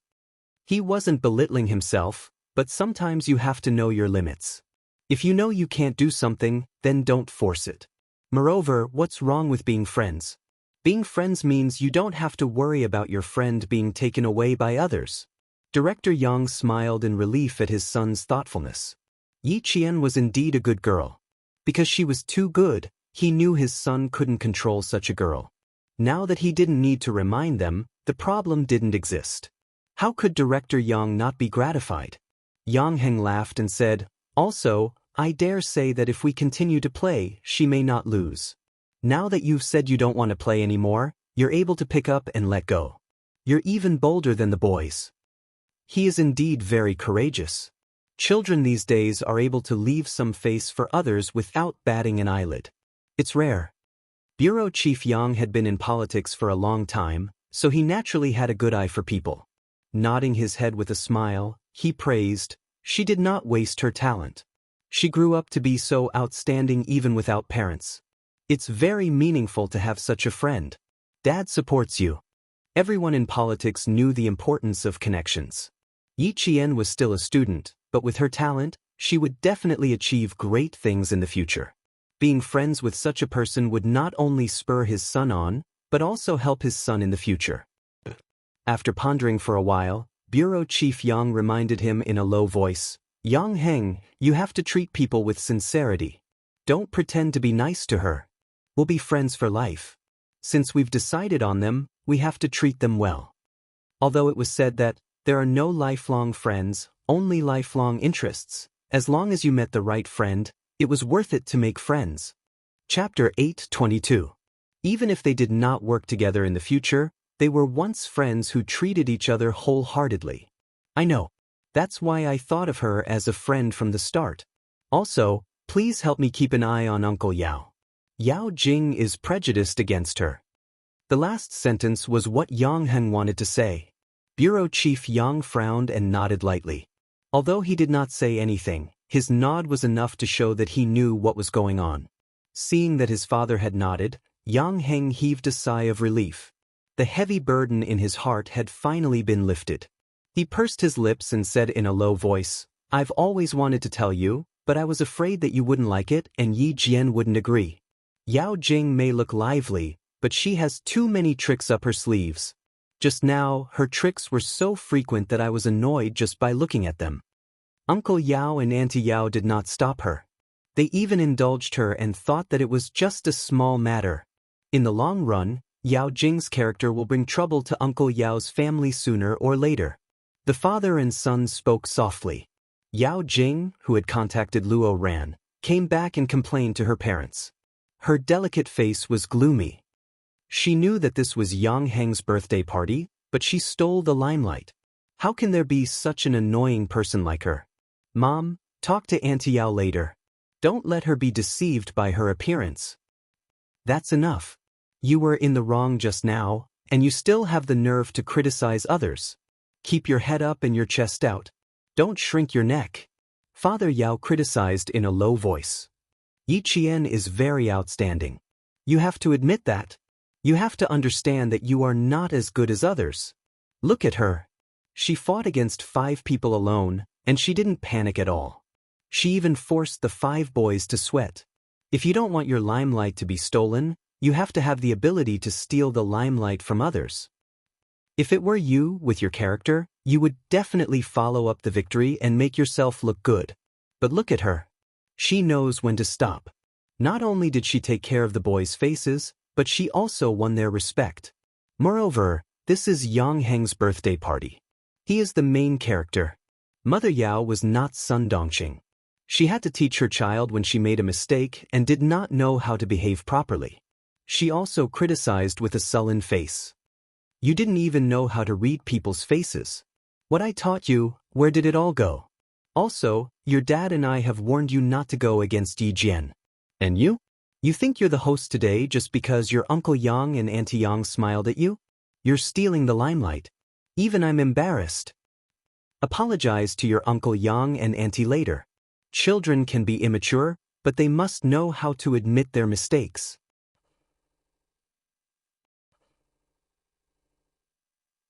Calm as. The couple was not in the mood to watch anymore. They discussed in secret. At 9:30 p.m., a huge birthday cake was pushed up. The applause of the whole class did not stop. The candles were lit, and the entire banquet hall was brightly lit. Only a few small lights were left on. In the faint candlelight, a happy birthday song was played. Chapter 8:23. Yi Qian looked at the clock on the wall. It was almost time to leave. Today was the day she decided to meet Luo Ran. Now she was going to meet him at the back alley of the bar. In the cheerful birthday song, Yi Jian accurately walked to Wang Jin's side and said softly, "I have something to do. I'll be back later." "Okay, I'll leave you a big piece of cake to smear on Yang Heng's face." Wang Jin didn't know that Yi Qian was going to fight. He thought she would be back later. He didn't ask for more details. He was thinking about how to sneak up on Yang Heng. He didn't even notice when Yi Qian left. When Yi Qian left, she took 10 darts with her because she realized they were pretty good as weapons. When the lights came on and the cake was cut, no one ate it. Everyone was playing with the cake. Yang Heng was the worst. His clean and handsome face even had eyelashes. Yi Qian left? Did she say where she was going? Why didn't you wait for me to come back? When Yang Heng heard Wang Jin's message, he frowned so hard that a piece of cream almost fell off. After asking, he realized that he had misspoken, so he patted Wang Jin's shoulder. "I'm sorry, I was a little impatient." Wang Jin quickly said, it's okay. I know. A girl said she was going to leave for a while. I didn't ask. She said she would be back later." He didn't know how late she would be back. How long would she be gone for? Yi Qian didn't say, so no one knew when she would be back. Yang Heng tried to recall Yi Qian's expression tonight. No matter how hard he tried, he couldn't find anything wrong with Yi Qian. He was playing darts happily and laughing happily. He didn't even take Yao Jing's provocation seriously. Every time, he would hit back with 4 ounces of jacks, causing Yao Jing to be in a disadvantageous position. If she didn't leave because she was unhappy, then it was very likely she left for personal reasons. She left? Does no one know why she left? When Mama Yang heard about it, she frowned slightly and said to her husband, "Old Yang, do you think that child saw that Jing was deliberately looking for trouble and left because she felt uncomfortable?" As he spoke, he paused and sighed. "I also said something I shouldn't have said. I don't know if that child is feeling uncomfortable in his heart." She repeated what she had said unintentionally. Yang Heng immediately said, "Mom, don't worry about this. She won't take it to heart. If he still hasn't returned by the time the event ends, I'll go look for him." He shouldn't have gone too far. Perhaps he really did have some urgent matters to attend to. I think that child knows his limits. You two don't have to worry. If he doesn't come back in half an hour, I'll send someone to check. Chief Yang trusted Yi Qian quite a lot. She was a young girl who could help the police solve big cases. She was a very meticulous child. Under normal circumstances, she would not put herself in danger. He believed that she really did leave because of an urgent matter and not because she was unhappy. The city before 10 o'clock was not as lively as it would be 10 years later. At this time, there were fewer cars and people. When you walked to the side of the road, the speed of the passing cars was twice as fast as it was during the day. Yi Qian walked out of the hotel at a leisurely pace. There were a few people following behind her. Chapter 8:24. It was late at night, and a single girl was followed by a few unidentified men. Anyone who saw this would feel that something was wrong. When Yi Qian came out of the banquet hall, she saw a few men sitting on the sofa in the hotel lobby. One of them had a head of yellow hair. He was one of the men she ran into when she came back late from training last time. Brother Huang. That was what she heard someone call him. Seeing her come out, the men led by Brother Huang straightened their backs and looked at her. It was obvious that they were waiting for her. She didn't care about these people. The key person was Luo Ran, so she had to wait for him to come out. She walked out of the hotel unhurriedly and walked along the road until she reached the intersection. She waited for the traffic light to turn green. Several men who were following her stood not far away. They kept swinging something in their hands. It was a small knife that could be swung nimbly. A black car gradually came to a stop as the traffic light turned green. Yi Qian crossed the road as the traffic light turned green and arrived at the Caesar Hotel on the opposite side of the road. Third master, look. The driver said softly, it's the girl who left with Miss Xia last time. She's going to the wasteland where we're going to build the club. There are two groups of people following her. Ho Zi, who had just finished a business meeting and was a little drunk, narrowed his eyes and looked at the few people following her. He said calmly, these people aren't enough to be her appetizers. Send a few of them to keep an eye on her. If there's anything, help her clean up the scene. Don't leave any traces. Not only was the little girl good at fighting, but she was also good with guns. It was a pity that he had never seen her before. It was all from their school. Even Commander-in-Chief Xia didn't stop her. As long as nothing happened in the future, it wouldn't be a problem for her to become Family Xia's daughter-in-law. Since that was the case, he would naturally take care of her as much as he could. Besides, he wanted the little girl to call him Brother Z. She even called him Brother Z. How could he just stand by and watch? The car drove directly to the entrance of the hotel. The doorman recognized that it was his boss' car. He immediately opened the door and waited for his boss to come out. The lobby manager quickly walked from the lobby to the revolving door and waited for Ho Zi to come in before saying softly, Third Master, we have an important guest on the 23rd floor. He softly said a name, but before he could finish his sentence, a tall figure appeared outside the revolving door. I don't know when he left. He's behind you now. After the lobby manager finished speaking, he folded his hands in front of his lower abdomen and retreated to the side. Ho Zi turned around and suppressed the smell of alcohol in his stomach. Looking at the man who came in, Dan Feng's eyes were full of smiles. The smile on his handsome face came from the bottom of his heart.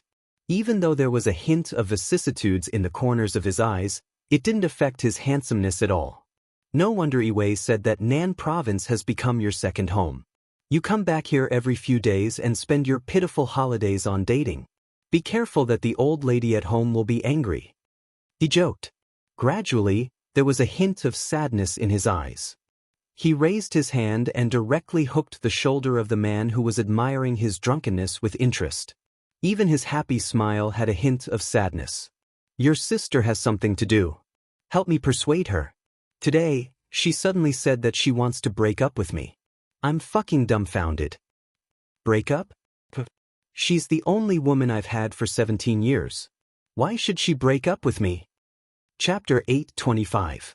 I support my sister's decision to break up with you. My sister's first love is back. He's also single and a world-class architect. He's not any worse than you, Brother Z. Xia Jinyuan smiled faintly. He went to the school to look for Yi Qian but couldn't contact Yi Qian. He wasn't in the mood to comfort a broken-hearted, old man. He was called an old man by Little Fox when he was 20 years old. Ho Zi was almost 40 years old, so he should be an old man. He was almost 40 years old but still got dumped. How pitiful. Even if he was pitiful, it had nothing to do with him. Of course, he would stand on the side of his family. Xia Jinyuan removed Ho Zi's arm and said to the people around him, "Brother Zi is drunk. You guys help him upstairs to rest." He didn't have time to care about other things. Even Uncle Chen didn't know where Yi Qian went. He called Lu Tuan and also said that Yi Qian hadn't been there for 2 weeks. "Tonight, where did Yi Qian go?" Ho Zi was a little drunk, but he wasn't drunk to the point where he needed help. He looked at Xia Jinyuan's young and tall figure and sighed deeply because of the breakup. He smiled faintly and said, 23 years old. Yiwei is 23 years old and has been with me for 4 years. Just as he finished speaking, Ho Zi's single phoenix eyes suddenly tightened. What did old Six say just now? Did he say Yiwei's first love was back? Damn it. No wonder he couldn't find anything after half a month of investigation. It turned out that he was back. Ho Zi suddenly felt a sense of crisis and restrained his expression. There was a faint but obvious trace of hostility on his face. He couldn't win against him in the past, and it was the same now. He wanted to steal his woman? No way. Old Six had done him such a big favor as soon as he came back. Naturally, he had to return the favor. Yi Qian didn't know that he was seen by Ho Zi. She heard the footsteps behind her and with a faint smile in her eyes, she led these people to the wasteland behind Caesar Hotel. The development of the southern province's provincial capital was not as impressive as it would be 10 years later. If he wanted to find a quiet place to teach someone a lesson, he only needed to avoid the city's roads and a few heaven's eyes. Behind the Caesar Hotel was a piece of barren land. Weeds grew all over the ground, making it look like a natural lawn. It was late at night, and there wasn't even a street light.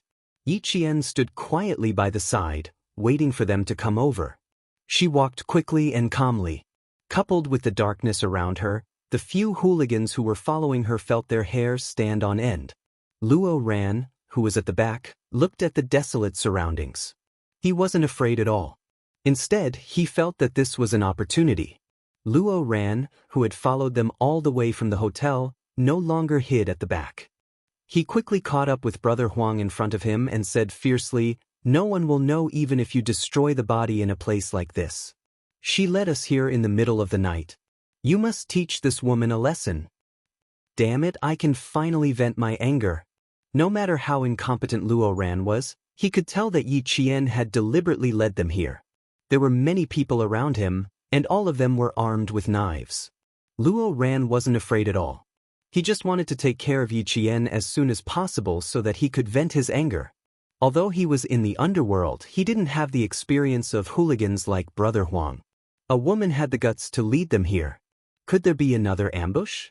He didn't move immediately. Instead, he said, "We still have to observe her for a while. This little girl has guts. She led us all here by herself. Brother, why don't you think about how she can be so bold?" Chapter 8:26. You guys are really stupid. I arranged to meet her behind the bar. If there was an ambush, it would be behind the bar. It was rare for Luo Ran to be smart.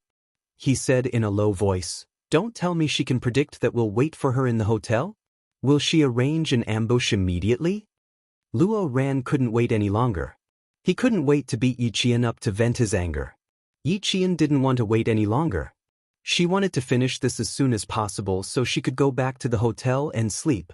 She was resting so early. She still had to rush to the training ground tomorrow morning to start her car training.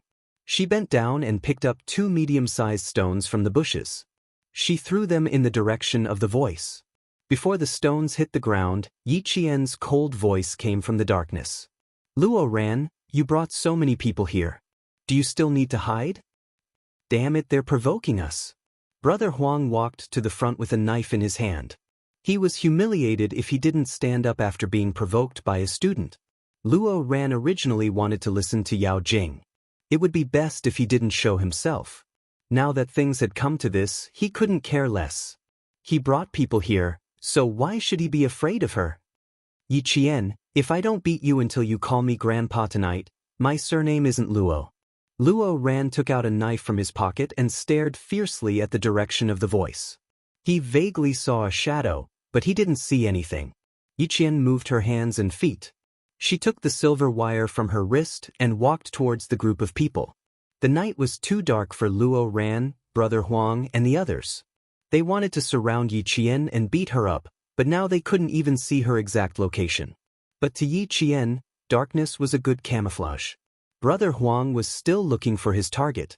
He didn't realize that Yi Qian was less than a meter away from them. When he saw a shadow slowly walk into his line of sight, Brother Huang was delighted. He spat and fiercely ordered his men, "Use your fists first. Kill this girl."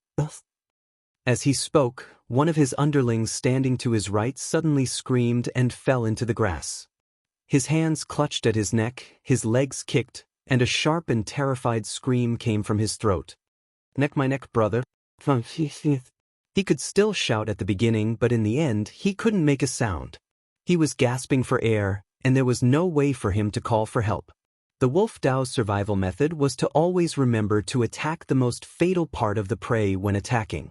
The silver threads in Yi Qian's hands were most suitable for long wraps, and wrapping around a person's neck was the fastest, easiest, and most frightening. After a blood-curdling scream, there was only the sound of struggling gasping for air. Without any warning, something happened suddenly. Hearing the scream, Brother Huang and the others, whose scalps were numb, were all so frightened that they took a few steps back. There was panic in their expressions at that moment. Damn it! What happened? They wanted to break Yi Qian's spirit, but they were scared instead. Yi Qian wouldn't kill anyone. She walked over when the other party was about to suffocate and easily retrieved the silver threads.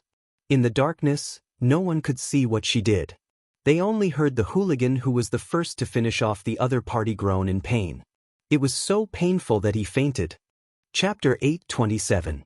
Yi Qian, who was missing a dart, stood where Brother Huang and the others had retreated. She smiled coldly, and her light voice was filled with killing intent. "What's wrong? We haven't even started, and you're all so scared that you want to run? Are you here for a fight?" "Luo Ran, what should I say about you? You're a weakling, and I didn't expect you to find someone who's also a weakling. You really make me look down on you. How about this? I won't make things difficult for you. I'll let you go if each of you dismember an arm. How about that?" "Of course not." Her words were hurtful and humiliating.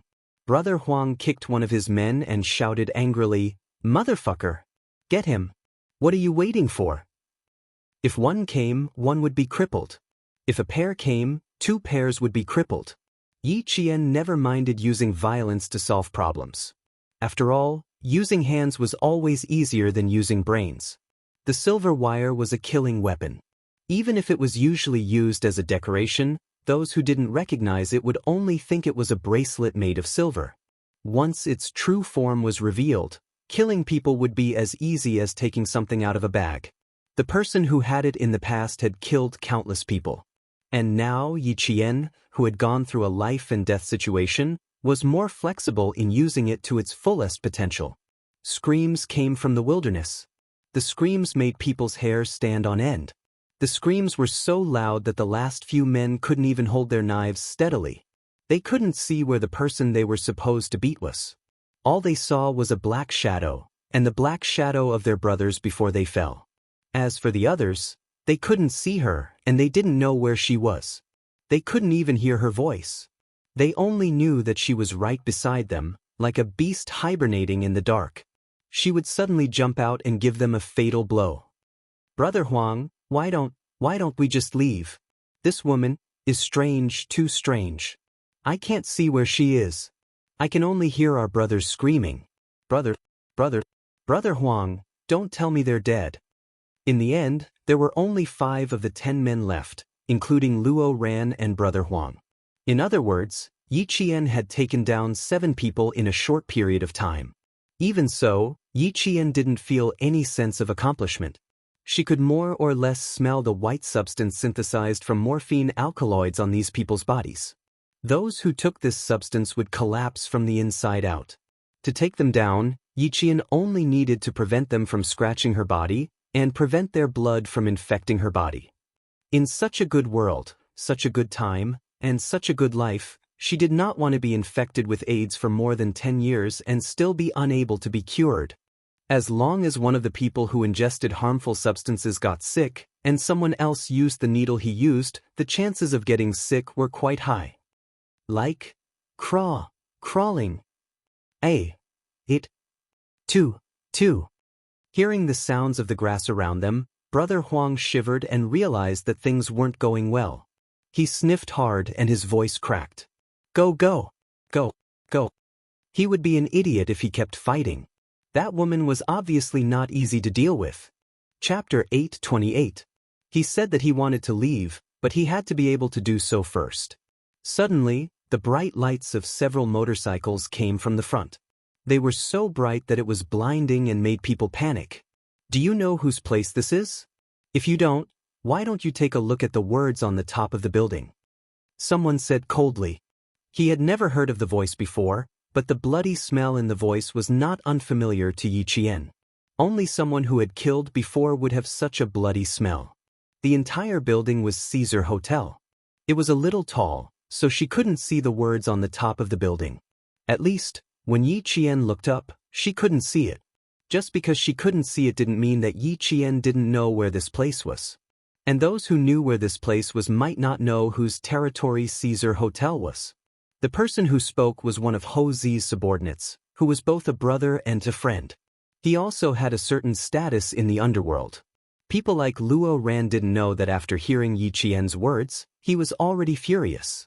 He shouted angrily, "I don't fucking care whose territory this is. This is between me and her. What does it have to do with you?"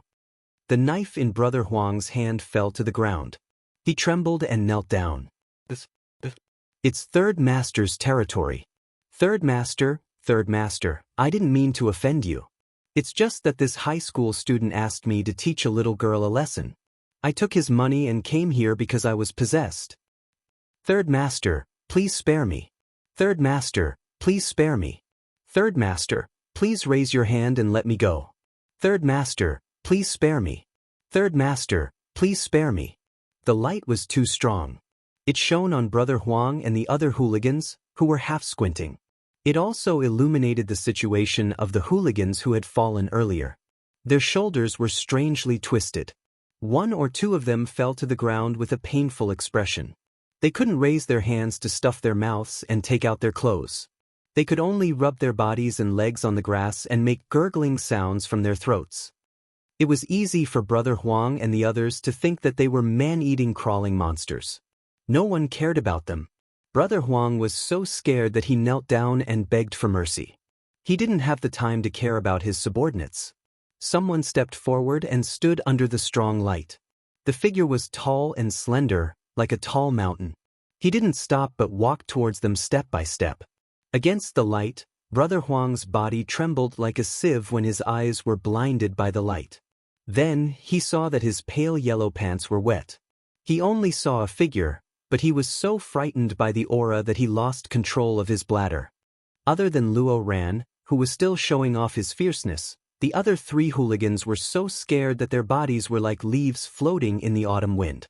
They were so scared that they couldn't even touch the ground, and could be killed at any time and sent to heaven.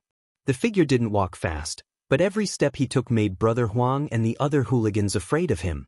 It was a murderous aura that only those who had lived on the battlefield and whose hands were stained with blood could have. No one could replicate it and no one could compare to him. This kind of aura might be frightening to others, but Yiqian was very familiar with it. He didn't expect that he would appear again. Compared to the last time he saw Xia Jinyuan a year ago, the number of times he appeared in front of him now was a little too much. The figure stood under the strong light and walked towards them step by step. He stopped in front of Brother Huang, who had lost control of his bladder. Chapter 8:29. Without giving the other party a chance to beg for mercy, he lifted his slender leg and kicked the other party in the face. A few bloody teeth flew out of Brother Huang's mouth. Little girl? Was he talking about his little fox? Asking for a beating? Looking for death? A blood-curdling scream burst out from Brother Huang's throat. His entire body was sent flying by the kick. He was half dead from the kick. Without further ado, this person's actions scared the other 3 hooligans so much that they lost control of their bowels. Was the person who kicked Brother Huang Master Ho-san? Was he the 3rd Master Ho, a well-known figure in the underworld who was known to be ruthless and feared by everyone? If it was really Master Ho-san, no one in the underworld would dare to say a word about it, let alone find out that it was Master Ho who did it. Master Ho-san, please spare our lives. It really has nothing to do with us. That brat said he was going to get rid of the girls in his school. We were paid to do it. We came with Brother Huang to do it. Master Ho-san, please spare our lives. Luo Ran, whose eyes were spitting fire, gritted his teeth and cursed, "Damn it! How dare you ruin my business!" He picked up the knife in his hand and stabbed it at Xia Jinyuan, who had yet to speak. Yi Qian saw this and threw the silver wire in his hand. It wrapped around Luo Ran's neck like a collar. He didn't even need to use any strength. The silver wire wrapped tightly around Luo Ran's neck as Luo Ran ran forward. Luo Ran's eyes widened as he tried to protect his neck with his hands. He wanted to pull out the thing that was strangling him. The more he struggled, the tighter the silver wire wrapped around his neck. The Grim Reaper was getting closer and closer to his face. Luo Ran was scared. "Let go of me. My father is a famous entrepreneur in Southern Province. How dare you do this to me? My father won't let you off. Damn it, let go of me. Let go." The thing that was strangling his neck was getting tighter and tighter. It was getting harder and harder to breathe. In the end, he couldn't even open his mouth to speak. He could only gasp for air to keep him alive. Yi Qian walked over with a silver thread wrapped around one knee and said to the angry Xia Jinyuan, "It's just a small matter. Why are you angry?" "I'm not angry." Captain Xia was not a person who would easily get angry. At this moment, she could see that Jun Yan's expression was indifferent. He was really angry. Little ghosts are hard to deal with. Some things can be dealt with in one go, so go back to the hotel and rest. "I'll deal with it," Xia Jinyuan said calmly. The murderous intent in his voice was like a knife that cut through everyone's hearts. Just by listening to the sound, Brother Huang and the other hooligans felt like they had died countless times. "Third Master, please spare my life. Third Master, please spare my life." We had eyes but failed to recognize Mount Tai and offended Third Master. "Third Master, please be magnanimous and let us go. Please let us go, Third Master." At this moment of life and death, they didn't care about the gold under their knees. They knelt on the wasteland where their knees hurt and kept kowtowing and begging for mercy. No one could clearly see Xia Jinyuan's face as he stood against the light in his casual clothes. They only knew that with such a man standing in front of them, all of them were little things that he could silently get rid of with a wave of his hand. It was as easy as blowing off dust. Luo Ran, on the other hand, was just a high school student who had been raised with money. No matter how arrogant he would always say that he wanted to take other people's lives. However, when it came to his own life, he would be so scared that even his pupils would shrink. Chapter 830. He was intimidated by Xia Jinyuan's murderous aura. A chill ran up from the soles of his feet and stopped right in front of his heart. He was so scared that every cell in his body was reminding him to run, run. If he didn't run now, he might lose his life. He wanted to run, but in order to prevent Xia Jinyuan from helping him, Yi Qian lifted his leg and kicked Luo Ran in the stomach, causing him to fall to the ground. Luo Ran was already having trouble breathing, and the pain almost made him pass out. "Yi Qian, how dare you fucking kick me?" Luo Ran, whose face was distorted by the pain, clutched his stomach and looked at Yi Jian ferociously. The fierceness in his eyes was not fearless, but shallow, cute, and stupid. Even at this point, he was still trying to be brave and fierce. If that wasn't stupid, then what was? Just a moment ago, he was so scared that he wanted to run. Now, because Yi Qian kicked him, he wanted to use his power to scare Yi Qian. What a stupid and ridiculous way of thinking. Yi Qian lowered his head and looked down coldly. He looked at Luo Ran like a god sitting high in the clouds, looking down at an ant. "Not only did I dare to kick you, but I also dare to kill you." His voice was cold and chilling. You dare? If you dare to do something, why wouldn't I dare to do it? She said with a smile. Her eyes were as cold as ice on an ancient well. The surface of the ice was bone-chilling, and the depths of the ice were unfathomable. Luo Ran instantly choked and didn't dare to say anything for a long time. Xia Jinyuan glanced at the high school boy on the ground who still wanted to flaunt his power. He said to his little fox, "If we don't deal with this kind of person now, he will be a scourge in society in the future. Dealing with him now will benefit the people. Let me handle it." Yi Qian looked up and glanced at Xia Jinyuan, who wanted to help him deal with the trouble. He smiled and said, "I don't need you to deal with the matters between students. I really want to deal with it for me and get rid of these hooligans. Dead or alive, just don't let me see them again in the future." Her casual tone made Brother Huang and the others understand that they had begged the wrong person. They should have begged this young lady instead. Unfortunately, it was too late. Xia Jinyuan was really angry. How could he let them go? The man's thin lips curled up slightly, and he nodded with a smile. He only said one word, "Okay." He raised his hand, and 4 men with nothing in their hands got off the motorcycle. They walked over to the gangsters who were trembling with fear. Brother Huang, who was kicked in the face and almost lost his life, screamed and begged for mercy. "Third Master, we won't do it again. We won't do it again. Please, Third Master, please let me go. Please, I beg you." His muffled voice was full of fear, and this fear of his life coming to an end infected Luo Ran. This arrogant boy in front of Yi Qian was so scared that his face turned pale. When Yi Qian heard Xia Jinyuan say, "Okay," he smiled and loosened the silver thread in his hand. If he really strangled Luo Ran to death, then it would not be worth it. Yi Jian turned around and stared at Luo Ran condescendingly. In the strong light, Yi Jian's usually gentle face was cold and hard. There was no emotion, only indifference. That kind of indifference made Luo Ran's heart tremble. He saw that she did not care about her own life. He saw that in her eyes, it was as if killing him was just a matter of raising her hand. He also saw that the thing that was strangling his neck was a thin thread that seemed to be made of silver. And this thread was particularly familiar to him. It was the silver item that Yi Jian wore on her left hand. Chapter 8:31. This was a weapon that could kill people. She casually carried a weapon that could kill people.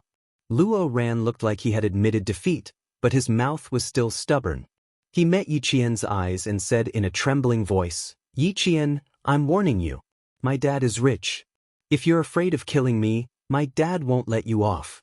Yes. His family was rich. Rich people were the boss. Even the school couldn't do anything about him, let alone Yi Qian. With that thought, Luo Ran's arrogance gradually returned. He tried to stand up and glared at Yi Qian. His voice grew fiercer and fiercer. "Let go of me if you know what's good for you. Otherwise, my dad will teach you a lesson tomorrow. If I can kill you, I naturally have the ability to prevent your dad from finding out that it was me. Luo Ran, you have to realize that your life is now in my hands, not your dad's."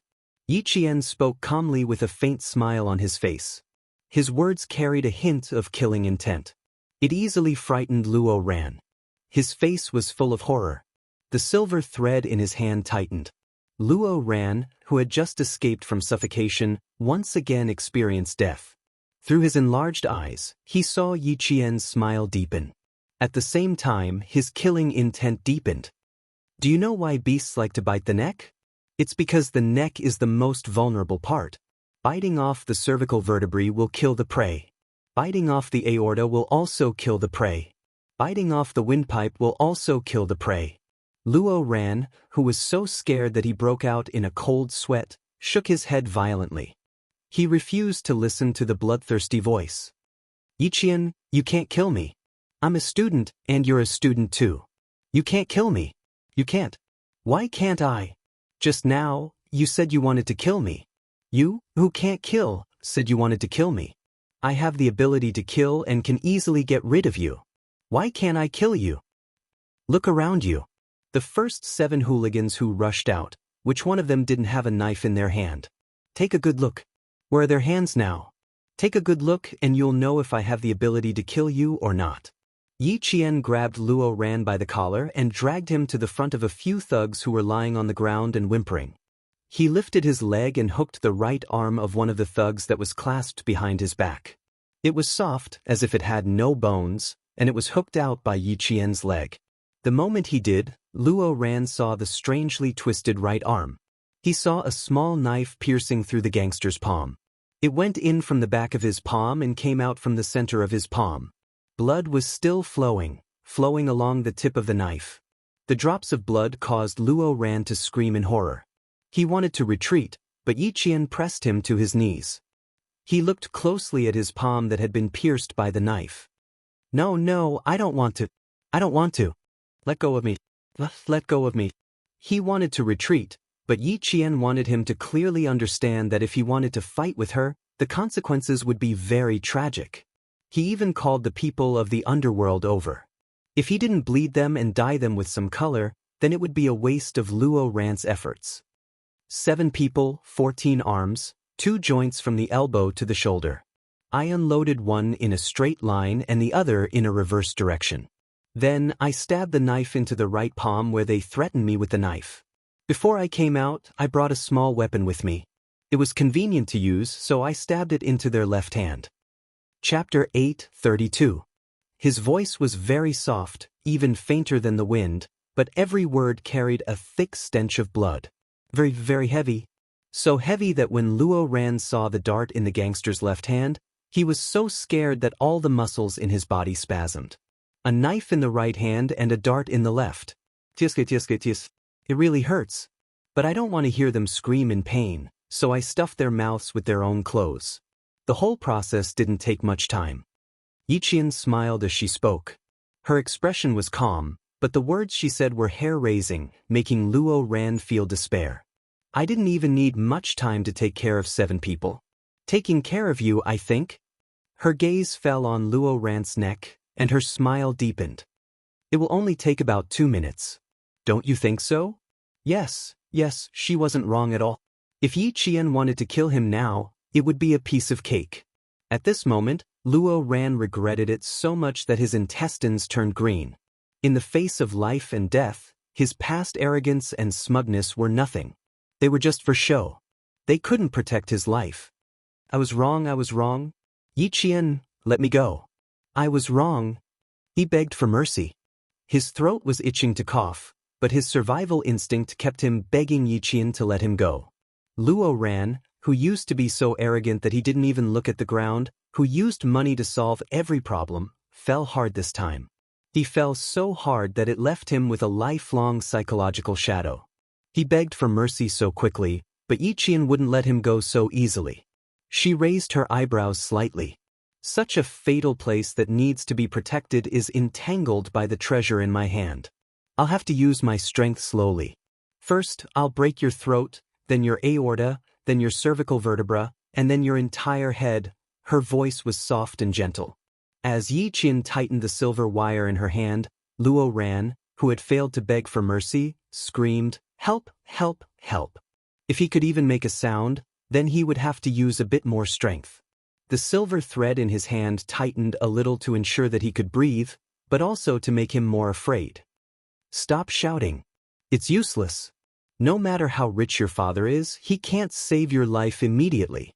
By the time he finds out that he needs to save your life, it's a pity that you're already dead. Yi Qian spoke slowly. From his actions and words, he did not show any mercy to Luo Ran. She could easily take Luo Ran's life, but she could not really do it. Right now, Luo Ran was just a student who spoke arrogantly and acted arrogantly. However, he was not the enemy she wanted to deal with. He was just a high school student that she needed to teach a lesson to. She needed to teach him a lesson that he would never forget. From now on, he would be obedient whenever he saw her and just take a detour whenever he saw her. Luo Ran's 4 limbs were struggling. Although he could no longer speak, his throat was still letting out muffled and terrified cries for mercy. Let me go. Help, help. His fluttering hands clung tightly to the dry grass that had withered in autumn. He broke a few strands, but he continued to hold on until he had no more strength. He could no longer hold on to anything.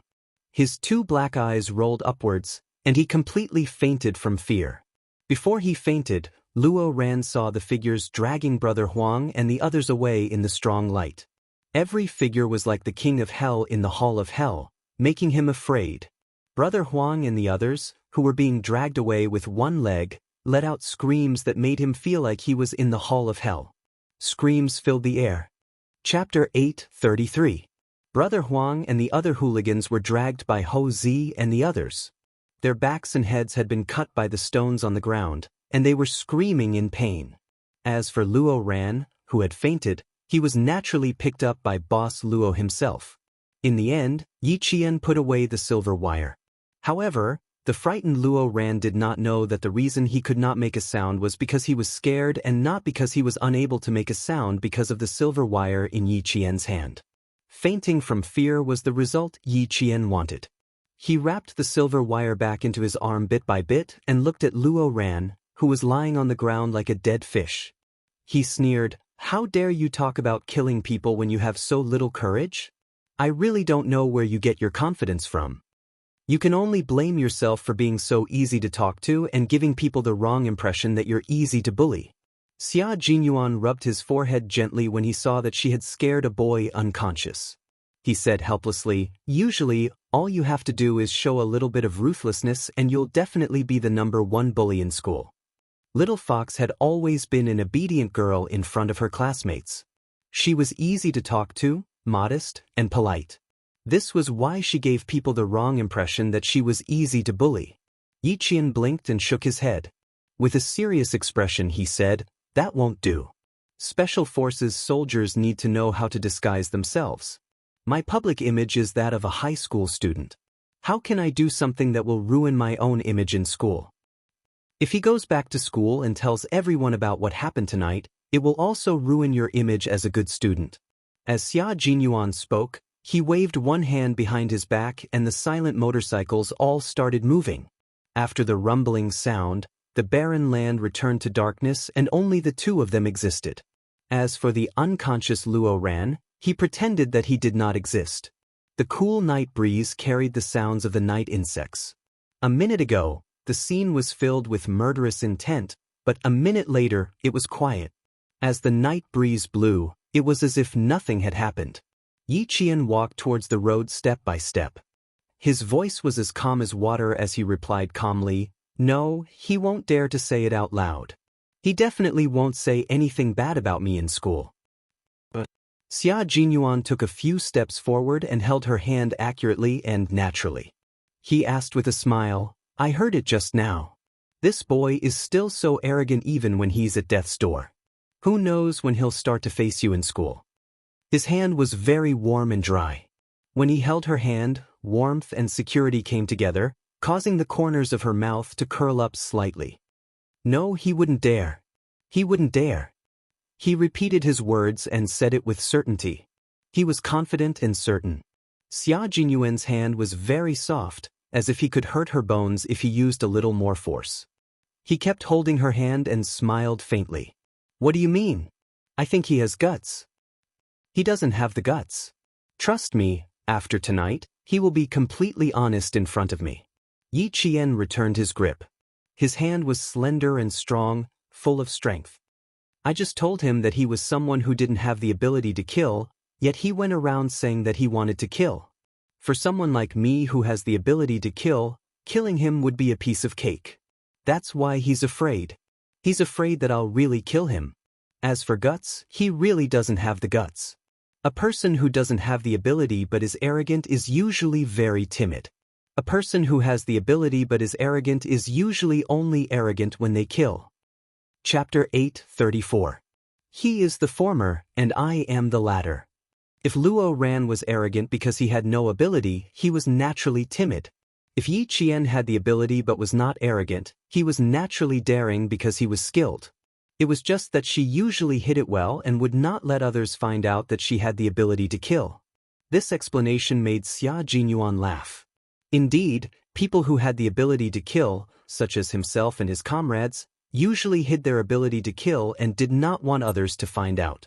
Those who kept saying, "I'm going to kill someone, I'm going to kill someone, I'm going to kill someone," I'm going to kill someone, I'm going to kill someone, I'm going to kill someone, I'm going to kill someone, I'm going to kill someone, I'm going to kill someone.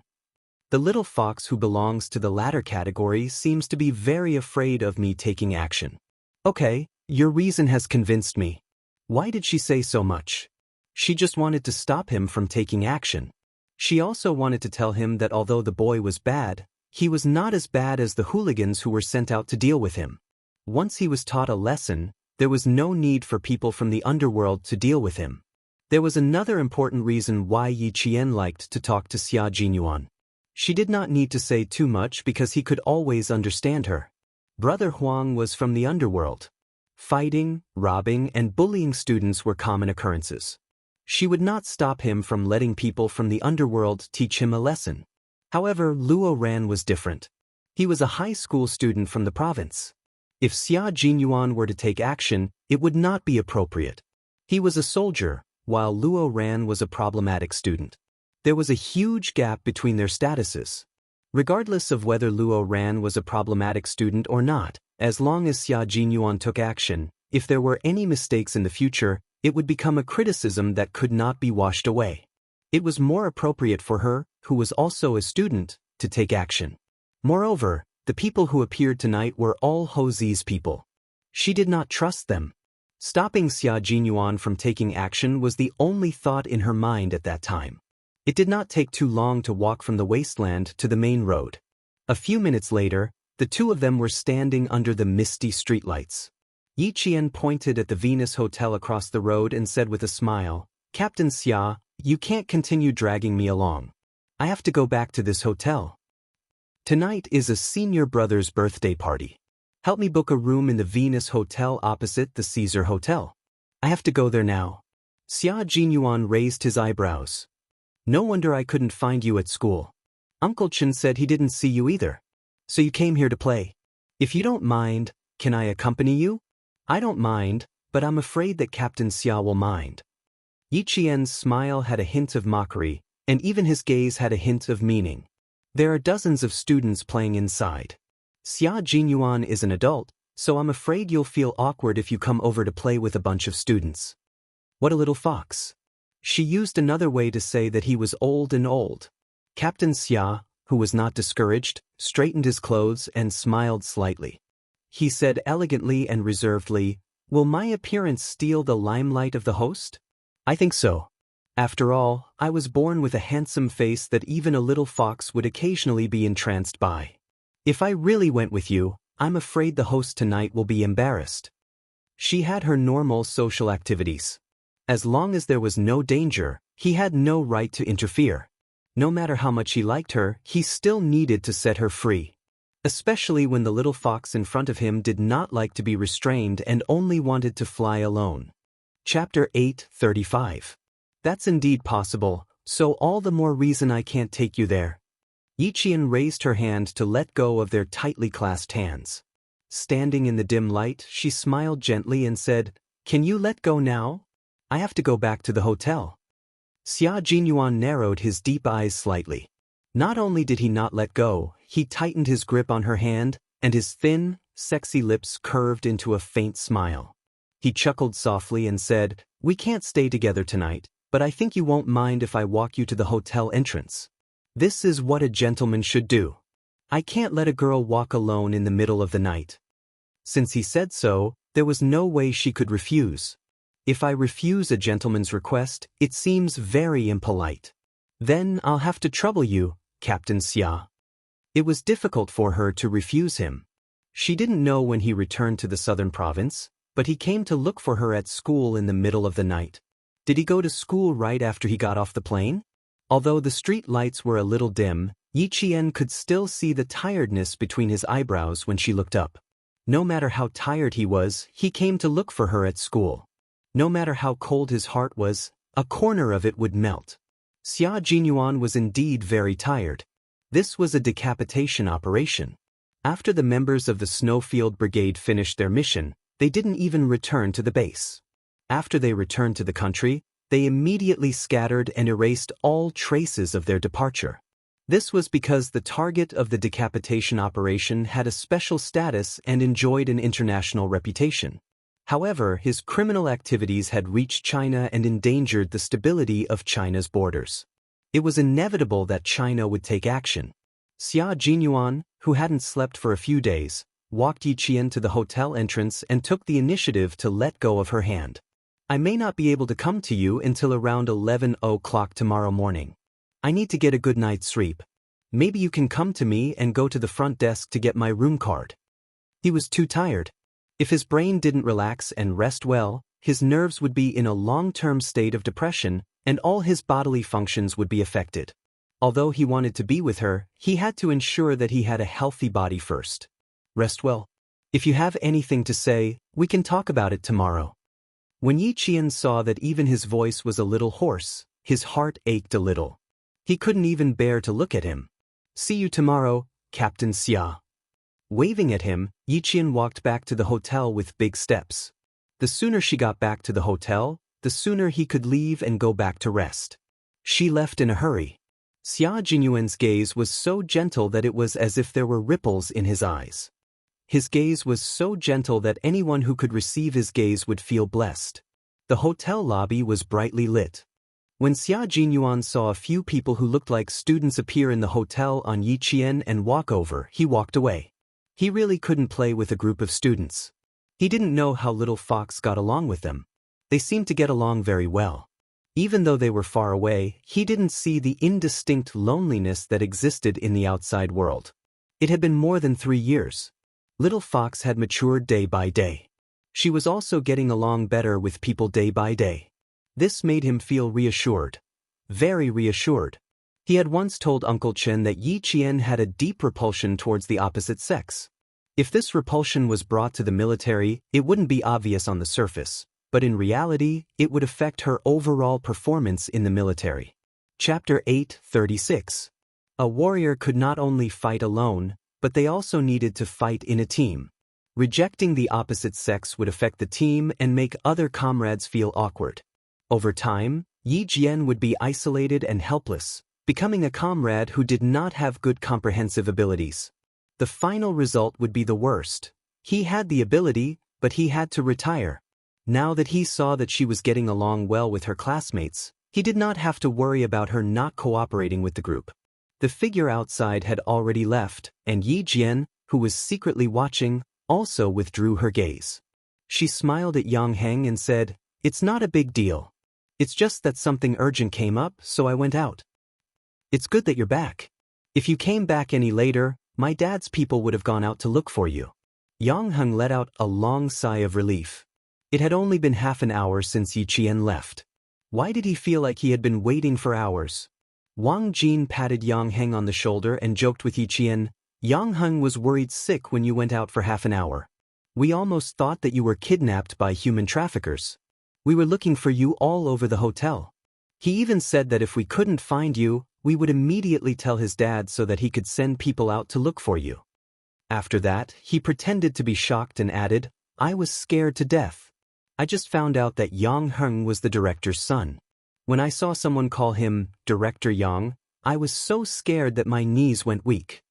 At that time, Wang Jin raised his hand and gently patted Director Yang's abdomen. He smiled and said, "Uncle Yang, look at your good figure. You must be working out regularly." In the end, someone came over and respectfully called him Director Yang. He was scared out of his wits. Yiqian laughed. "What are you afraid of? Director Yang is Director Yang. Yang Heng is Yang Heng. You don't look for Director Yang often."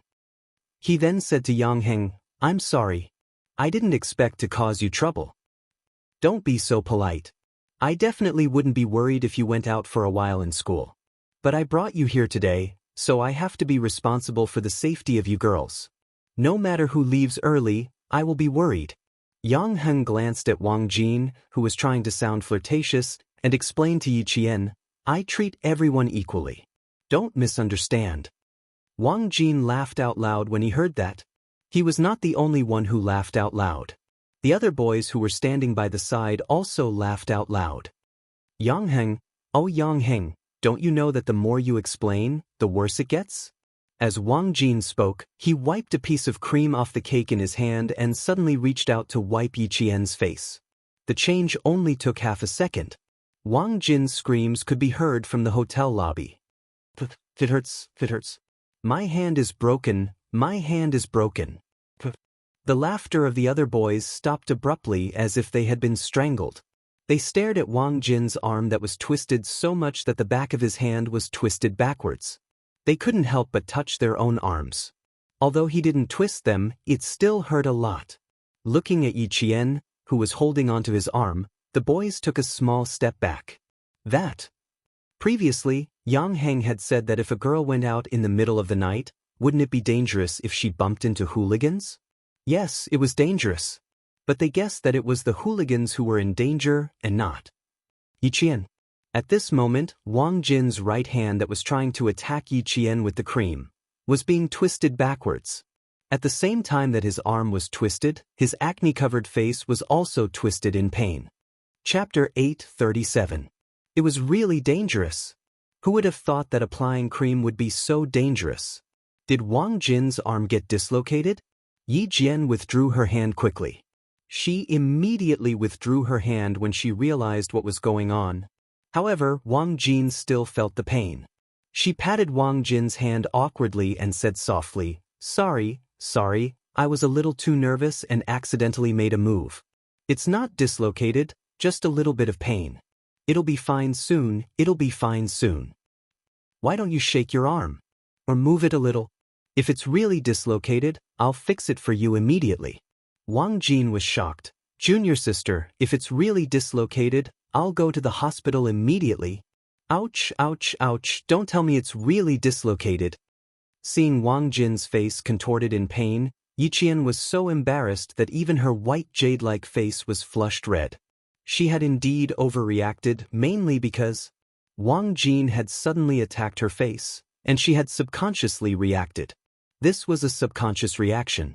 The hand's reaction was faster than the brain's reaction, and by the time she realized something was wrong, she had already twisted his entire right arm. She had acted so quickly that even someone like Yang Heng, who had some martial arts skills, couldn't react in time, let alone Wang Jin. It's probably not dislocated. I didn't use too much strength, and I loosened it quickly. It's probably not dislocated. Knowing that she was in the wrong, Yi Qian explained in a low voice. It was her fault, so how could she still be confident? Junior sister Yi Qian, what kind of martial arts are you practicing? My arm isn't crippled, is it? Wang Jin, who didn't dare to raise his arm at all, said in pain. His voice was miserable. I was just applying cream on your face, but you acted so quickly and ruthlessly. It hurts, it really hurts. It was obvious that it was very painful, but his emotions were still stable and he wasn't angry. Seeing that he wasn't angry, Yi Qian sighed in relief. I'm sorry. I learned some self-defense skills, and everyone in class knows that I'm not used to sudden physical contact. It's mainly because I know that sometimes my reflexes can be too fast and accidentally hurt others. Yang Heng knew that she didn't like to have physical contact with people. Her explanation also cleared up the doubts in Yang Heng's heart. No wonder her reaction was a little cold when he wanted to pat her shoulder when they first met at the convenience store. It turned out that there was such a relationship. Women's self-defense? It should be to guard against wolves. I'm so unlucky.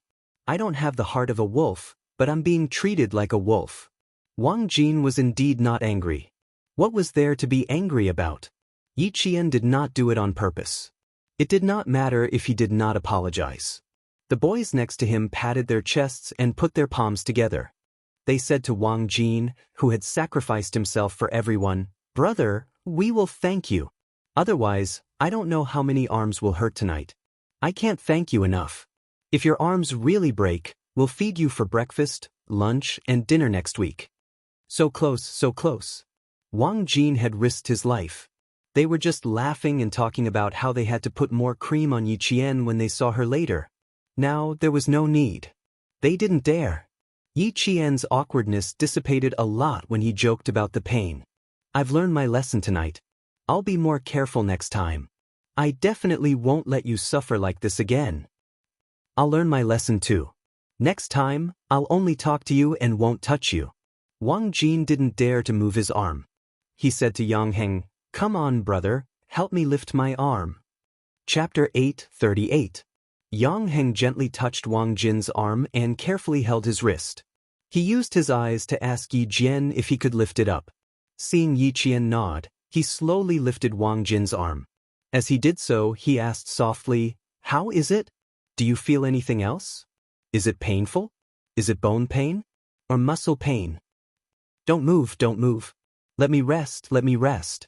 Wang Jin felt pain in his shoulder. He moved slightly and smiled. "My shoulder joint is not dislocated and my arm is fine. It's just pain. I think it's a muscle sprain. I've never had a muscle sprain before. Now I know what it feels like. It doesn't feel good, especially. We agreed to fight together, but I ended up fighting alone. You guys are too disloyal." Yao Jing walked out of the banquet hall and happened to hear Wang Jin's words. Her eyes lit up as she looked carefully at the boy who spoke. Seeing him holding his arm in pain and saying, "We agreed to fight together." Yao Jing raised her eyebrows slightly. She immediately scanned the hall and saw that Luo Ran and the others were not there. Only Yang Heng and a few other boys were surrounding Yi Qian. Yao Jing smiled coldly.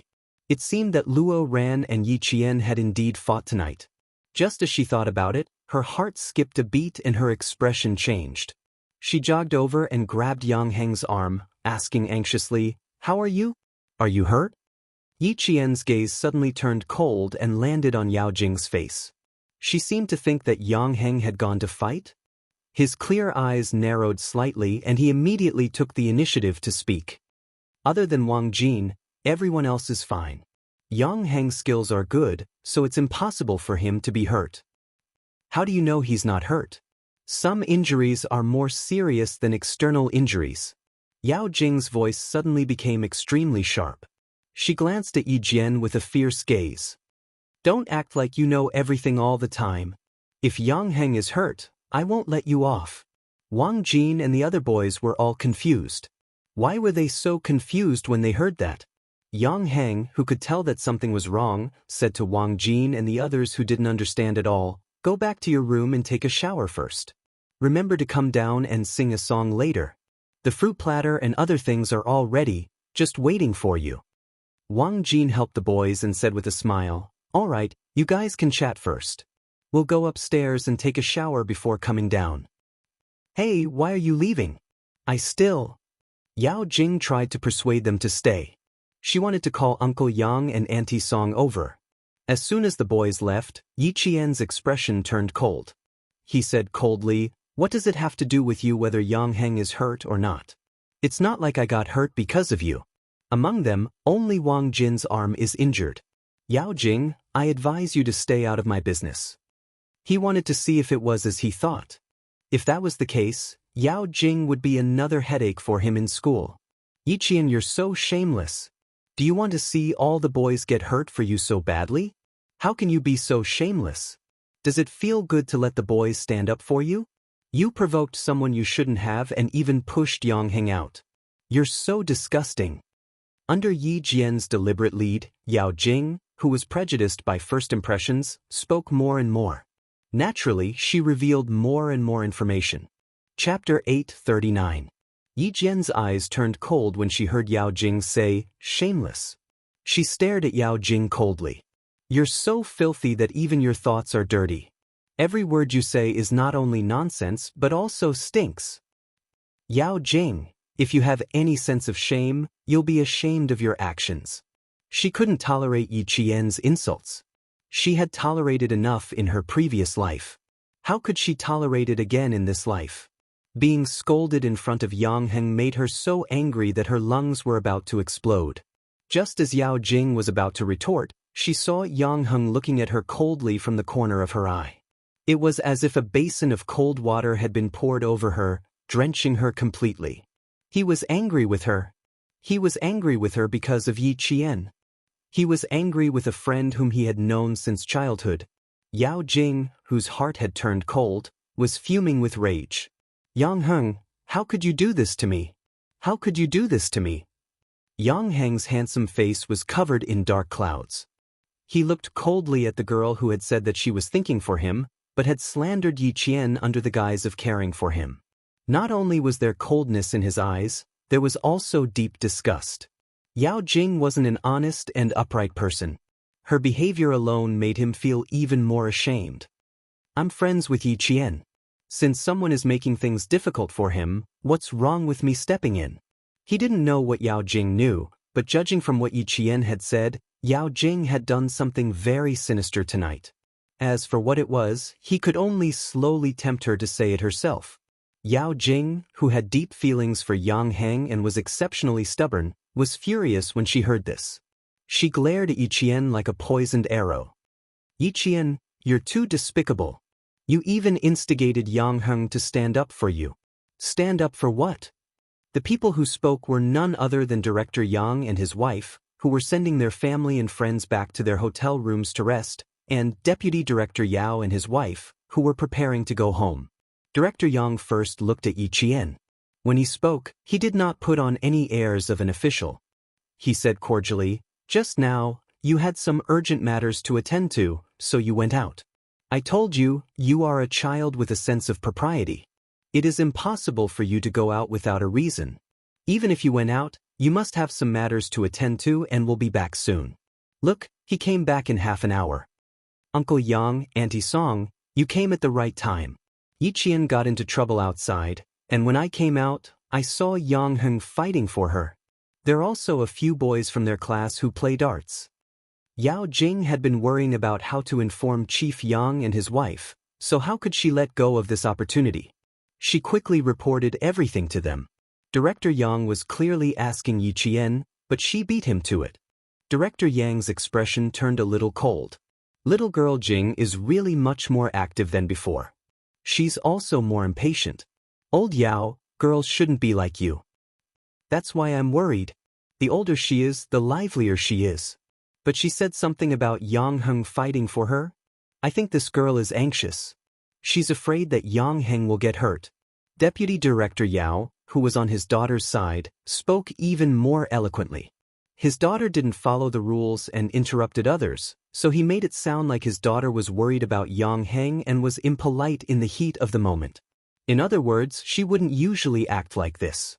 She would only act impolitely when it came to Yang Heng. Chapter 840. Director Yang, who still had a smile on his face, said coldly, "Come on, Jing, tell me what's going on." "Uncle, I don't know what happened. I only heard that it was because of Yi Qian. They fought for her. I saw that one of the boys' arms was injured. I was afraid that Yang Heng would be injured, so I came to ask." Yao Jing was indeed smart. She didn't insist that Yi Qian asked Yang Heng to fight. When she saw the adults, she always prefaced it with, "I saw it when I came out." This sentence meant, "I saw it, but I don't know." She didn't know, which meant that she wasn't sure. If she was wrong, it was because she only saw it and didn't know. Yi Jian's lips curled into a smile. Yao Jing was such a scheming person. Whenever there was a problem, the first thing she would think of was to push the blame onto others so as to clear her own name. She also loved to talk with two sides. She said one thing at the beginning, but after meeting different people, she said another thing. This kind of person could be said to be tactful, but in fact, she lacked sincerity. She didn't even have the essence of sincerity. So what if she was tactful? Others weren't fools. Couldn't they see it? Mother Yang was more and more displeased with Yao Jing's way of handling things. No matter how much she disliked her, she was still someone else's child. She wouldn't care. At most, she would treat her indifferently. She smiled and walked to Yi Qian's side. She said kindly, "Auntie wants to apologize to you. I said something I shouldn't have said at the banquet. I hope you can forgive Auntie this time. Tomorrow, Auntie will cook a table of good dishes at home and apologize to you." Her daughter's indifference made Mother Yao's eyes flicker slightly. She secretly glared at her husband and walked to Yao Jing's side. She said softly, "What do you want to say? Look at the situation. Is there something wrong with your brain?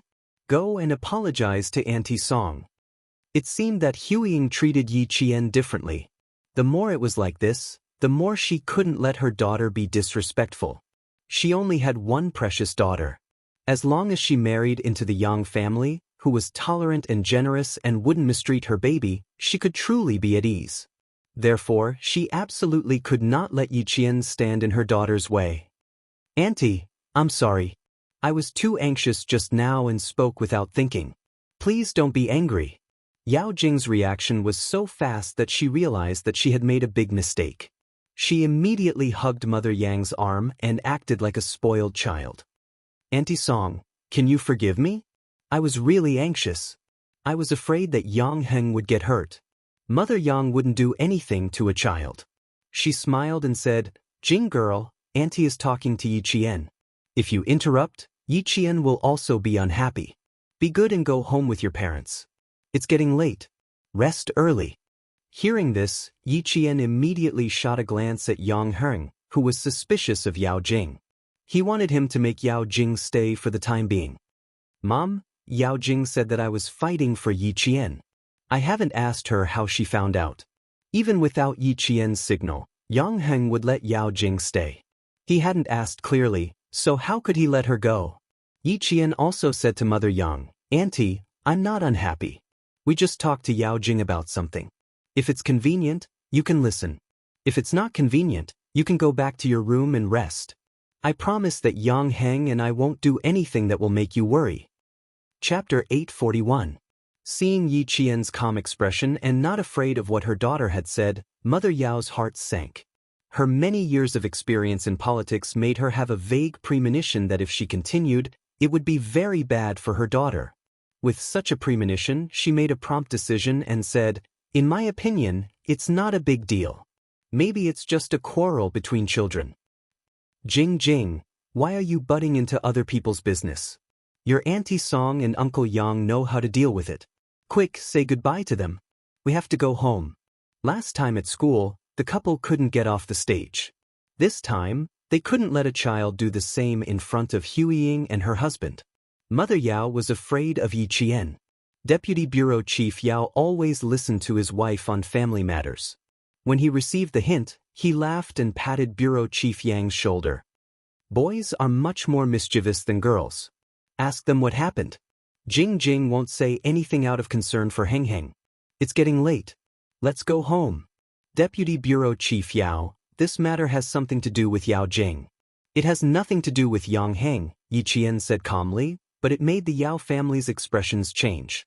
Yao Jing stared at Yi Qian with a piercing gaze. "What does it have to do with me? You caused Yang Heng to fight and you still have the face to say that?" She even knew that she went out to fight. It seemed that Luo Ran didn't appear at the hotel because Luo Ran found out that she was here, but because Yao Jing tipped them off. Although he wasn't afraid of a snake that showed its fangs from time to time, it still affected his mood. Yi Qian narrowed his eyes and said guiltily, "How did you know that we went out to fight? Now you know you're guilty? It's too late. You've messed with someone you shouldn't mess with. Don't even think about having a good time in school." "How could I not know? That senior brother Wang Jin already said it."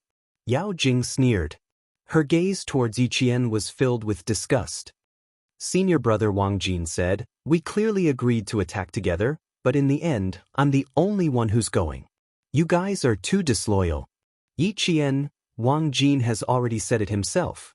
Are you still trying to deny it? A girl like you actually lured a few boys to help you fight. You have no shame at all." Not only was he rude, he had even lost the most basic morals as a human being. Yi Qian's eyes suddenly turned cold. He looked at Yao Jing and scolded, "A girl is slandering another girl for her own selfish desires without any basis. Yao Jing, not only do you have no shame, you don't even have the most basic morals as a human being." She usually had a slight smile on her face and a gentle expression on her face when she interacted with others. But now, her expression suddenly turned cold. The aura she exuded was so strong that even the adults were stunned. Her originally gentle and beautiful face instantly turned extremely cold. No one dared to look her in the eye. Yi Qian had been on the battlefield with a gun, carried out countless missions, and eliminated countless enemies. The aura he exuded was not something that a flower in a greenhouse like Yao Jing could compare to. She was immediately scolded by Yi Qian. She took a few steps back and fell into her father's arms. Deputy Bureau Chief Yao, who had been stunned by his daughter's bump, came back to his senses. When he thought of the army behind Yiqian, he swallowed back the words he wanted to say. After a while, he sneered and said, "You're so sharp-tongued to bully a schoolmate. I think you're just SOSO. Jing Jing, let's go." Chapter 842. Deputy Bureau Chief Yao, your daughter tipped off a boy from our school who has been hanging out with gangsters all year round. She got him to bring a bunch of gangsters to the hotel to cause trouble for me. Yi Qian's words had just started when the couple's faces changed. Without waiting for Mother Yao to step forward to stop him, Yi Qian's voice was as cold as a blizzard. Every word he said was heavy and cold. "Deputy Bureau Chief Yao, you and your wife promised in the principal's office that you would discipline your daughter and not make things difficult for me, much less do anything against me. It hasn't even been a month since the promise was made and you've forgotten it completely. You didn't even restrain your daughter's words and actions." At that time, Deputy Bureau Chief Yao said that if Yao Jing were to cause trouble for me again, you would take the initiative to transfer her to another school. Now, I'd like to ask, can a dignified government official's promise be confirmed one by one and live up to it? His stern voice and imposing manner were majestic, like the raging waves on the surface of the sea beating against the shore. It agitated the Yao family to the point that their complexions turned from deathly white to miserable cold, and even more so, they couldn't conceal their monstrous rage. Mother Yao, who wanted to hide her daughter's actions from the Yang family, asked sharply, "Yi Qian, don't think that just because you're the daughter of a martyr, you can humiliate my daughter 3 times. Even if you want to, I won't let you off so easily." Her daughter had been at a disadvantage in front of Yi Qian and had even been exposed by Yi Qian. How could Mother Yao hold herself back? She shielded her daughter behind her and yelled even louder, "Jing Jing, stand still for mommy. I've taught you since you were young that you can admit defeat, but you can't lower your head. If you're bullied, then you have to bully back."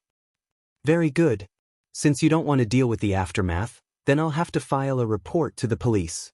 You want to pretend that you didn't scheme against me? Yao Jing, I'd like to see if you're smarter than the police." Facing Mother Yao, Yi Qian's expression didn't show any signs of fear. Every word he said made the hearts of those listening tremble. "Call the police." What exactly happened? Why did they need to call the police?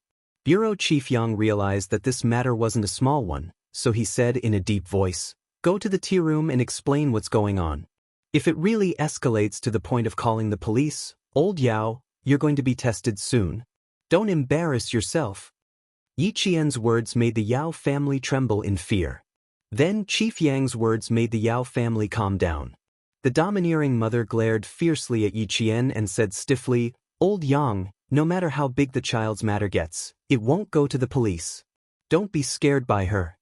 How could the director of the Transportation Bureau be intimidated by a little girl? Director Yang smiled and shook his head. Old Yao and his wife had been promoted quickly in the past few years. They were a little arrogant and lacked a peaceful heart. They began to use their power to oppress others when things were not going well. If this continued, they would regret it for the rest of their lives. Old Yang is right. Let's sit down and talk. I like Yi Qian very much. He has a sense of propriety. I believe that he won't speak without evidence. Mother Yang didn't like adults being aggressive to children. When she saw Yi Qian standing alone facing the Yao couple, she sighed in her heart. She gently held Yi Qian's hand and patted it. She solemnly said, "Don't be afraid. Anything can be solved. As long as you have evidence, no matter how difficult it is, it won't be a problem." Chapter 843. Yi Qian, who was not afraid, pursed his lips and smiled. "Auntie, I'm not afraid. I won't be afraid of things that I'm sure of. If I'm not sure of something, I won't use the excuse of, 'I only saw it, I don't know,' to slander others and clear my name." When Yao Jing heard the word, "Call the police," she couldn't help but tighten her grip on Deputy Commissioner Yao's arm. Her lips trembled slightly, but her voice was still steady. "Dad, we can't let her call the police. Let Mom calm down and not blow this matter up. I know you and Mom don't want me to be wronged, but I've implicated you and Mom in this matter." She was just a child, a tactful student. She was usually not afraid of trouble, but when trouble came, how could she not be afraid? Although Yao Jing was afraid, she wouldn't hide behind her parents because of fear. Calling the police was the last thing she wanted to see. It was also the thing she was most afraid of. Once the police were called, with Luo Ran's cowardice, he would definitely tell the police everything she had said and suggested to clear her name.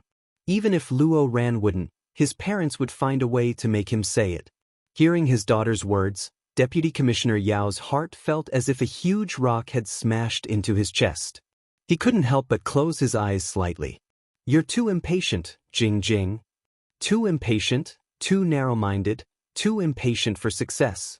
Yao Jing pursed her lips, her eyes filled with tears. "Dad, I didn't expect her to be so ruthless.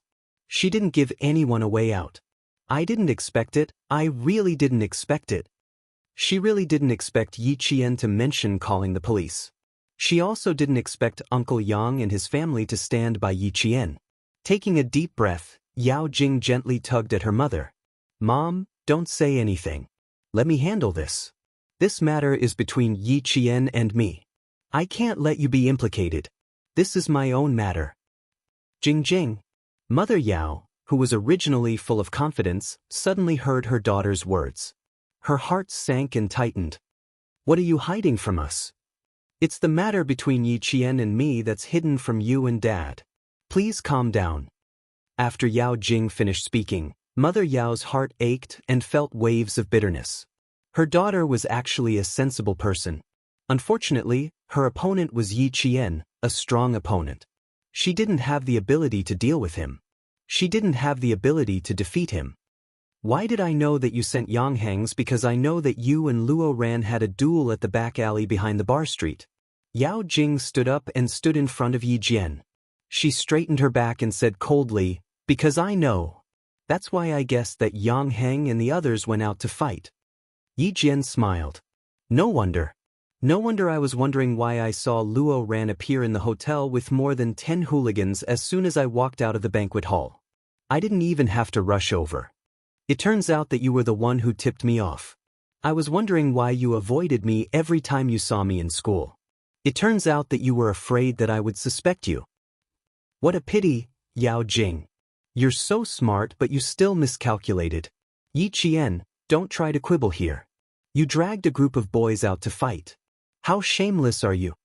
Was last Jing going to insist that Heng Heng went out to fight in a gang fight?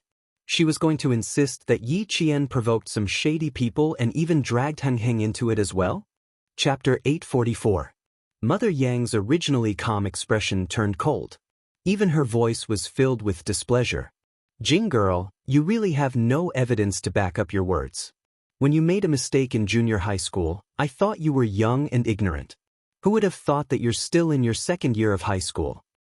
Shu He, you know that I don't like adults interfering with children's matters. A few years ago, in order to let Jing girl study in peace, you pulled some strings to get the girl who hosted the program with Heng Heng kicked out of school. I didn't say anything, but that doesn't mean I didn't know." Shu He, Mother Yao's name. "They're both students, but you clearly know that there are bad people in society who came to bully your students. Not only did you not tell the adults, but you were also afraid that they wouldn't spread the news. Jing girl, Auntie doesn't understand what intentions you have. You're actually this ruthless. It seems that fortunately, I came forward and sent that girl to the capital to study. If she were to study in the provincial capital, with Jing girl's ruthlessness, she would have killed her. When she was really angry, the words she said weren't so pleasant to hear." "Huiying!" Mother Yao screamed. She couldn't believe that her old neighbor would say such things about her daughter. When the junior high school incident was mentioned, the Yao family of 3 was shocked. Now that they heard Mother Yang say, "ruthless," the one who couldn't accept it the most was Yao Jing. She originally maintained a proud expression, but now her whole body was shaking a few times. Auntie Song, who liked her, actually said that she was ruthless. She even knew about the junior high school incident. How could it be? How did Auntie Song know? What about Yangheng? Yangheng? Yao Jing's pupils suddenly shrank. She looked up and stared at Yangheng. She wanted to see a clue from his face, but she didn't dare to hear him say anything that would embarrass her even more. She just stared at him. Mother Yang had already moved her gaze away from Mother Yao. She had been holding Yi Qian's hand. From her behavior, It could be seen that she was standing on Yi Qian's side. Her behavior made Mother Yao's mouth burst with bitterness. It was as if she had eaten Chinese gold thread, but she couldn't say anything. Looking at Mother Yang, then looking at the indifferent bureau chief Yang, and finally seeing Yang Heng, Mother Yao's eyes flashed with splendor. That's right, as long as Yang Heng was with Jing Jing, everything would be fine. Heng Heng, you grew up with Jing Jing. She's a soft-hearted child who cries when she sees others cry. You tell me quickly. Don't let your mother misunderstand Jing Jing. As long as Heng Heng showed up, no matter how deep Huiying's misunderstanding of Jing Jing was, it would definitely be resolved. For a moment, Mother Yao placed all her hopes on Yang Heng. However, only when Yang Heng opened his mouth did he know what a blow was. Yao Jing, Wang Jin and I have been looking for Yi Qian in the hotel. We don't even know where she went. Yang Heng spoke coldly under Mother Yao's hopeful gaze. His clean and handsome face made Yao Jing extremely flustered. At that time, I didn't understand why you came over to blame Yi Qian. Now I know. You came to the hotel to block Yi Qian. After seeing that Wang Jin was injured, you tried to turn Yi Qian into a bad girl who only knows how to coax boys to stand up for her. I can tell you seriously and responsibly that we didn't even know what Yi Qian was doing outside. Luo Ran brought people to the hotel, and we didn't know at all. If I had known, I would have taught Luo Ran a lesson myself. I definitely wouldn't have chosen to stand by and watch. As for your actions, I only want to say, Yao Jing, you are despicable. Chapter 845. She had hoped that Yang Heng would put in a few good words for her daughter, but in the end, he actually called Jing Jing despicable. Mother Yao's expression was torn apart. Her eyes were cold as she stared at Yang Heng. Word by word, she said coldly, Heng Heng, you disappoint Auntie. Shu He, this is my son. Mother Yang would not allow anyone to bully her son like this. She glanced at the old neighbor who was still worried about her daughter. The disappointment in her heart was so deep that Mother Yang's face showed alienation. After Yang Heng finished speaking, Yao Jing felt as if she had been struck by lightning. Yang Heng said she was despicable. In order to protect Yi Qian, he hurt her like this. Her face was pale as she stared blankly at Yang Heng. She didn't hear anything. She didn't hear anything. Yang Heng wouldn't say that about her. He wouldn't say that about an outsider. Why would he say that about her for an outsider? Who does Yi Qian think he is?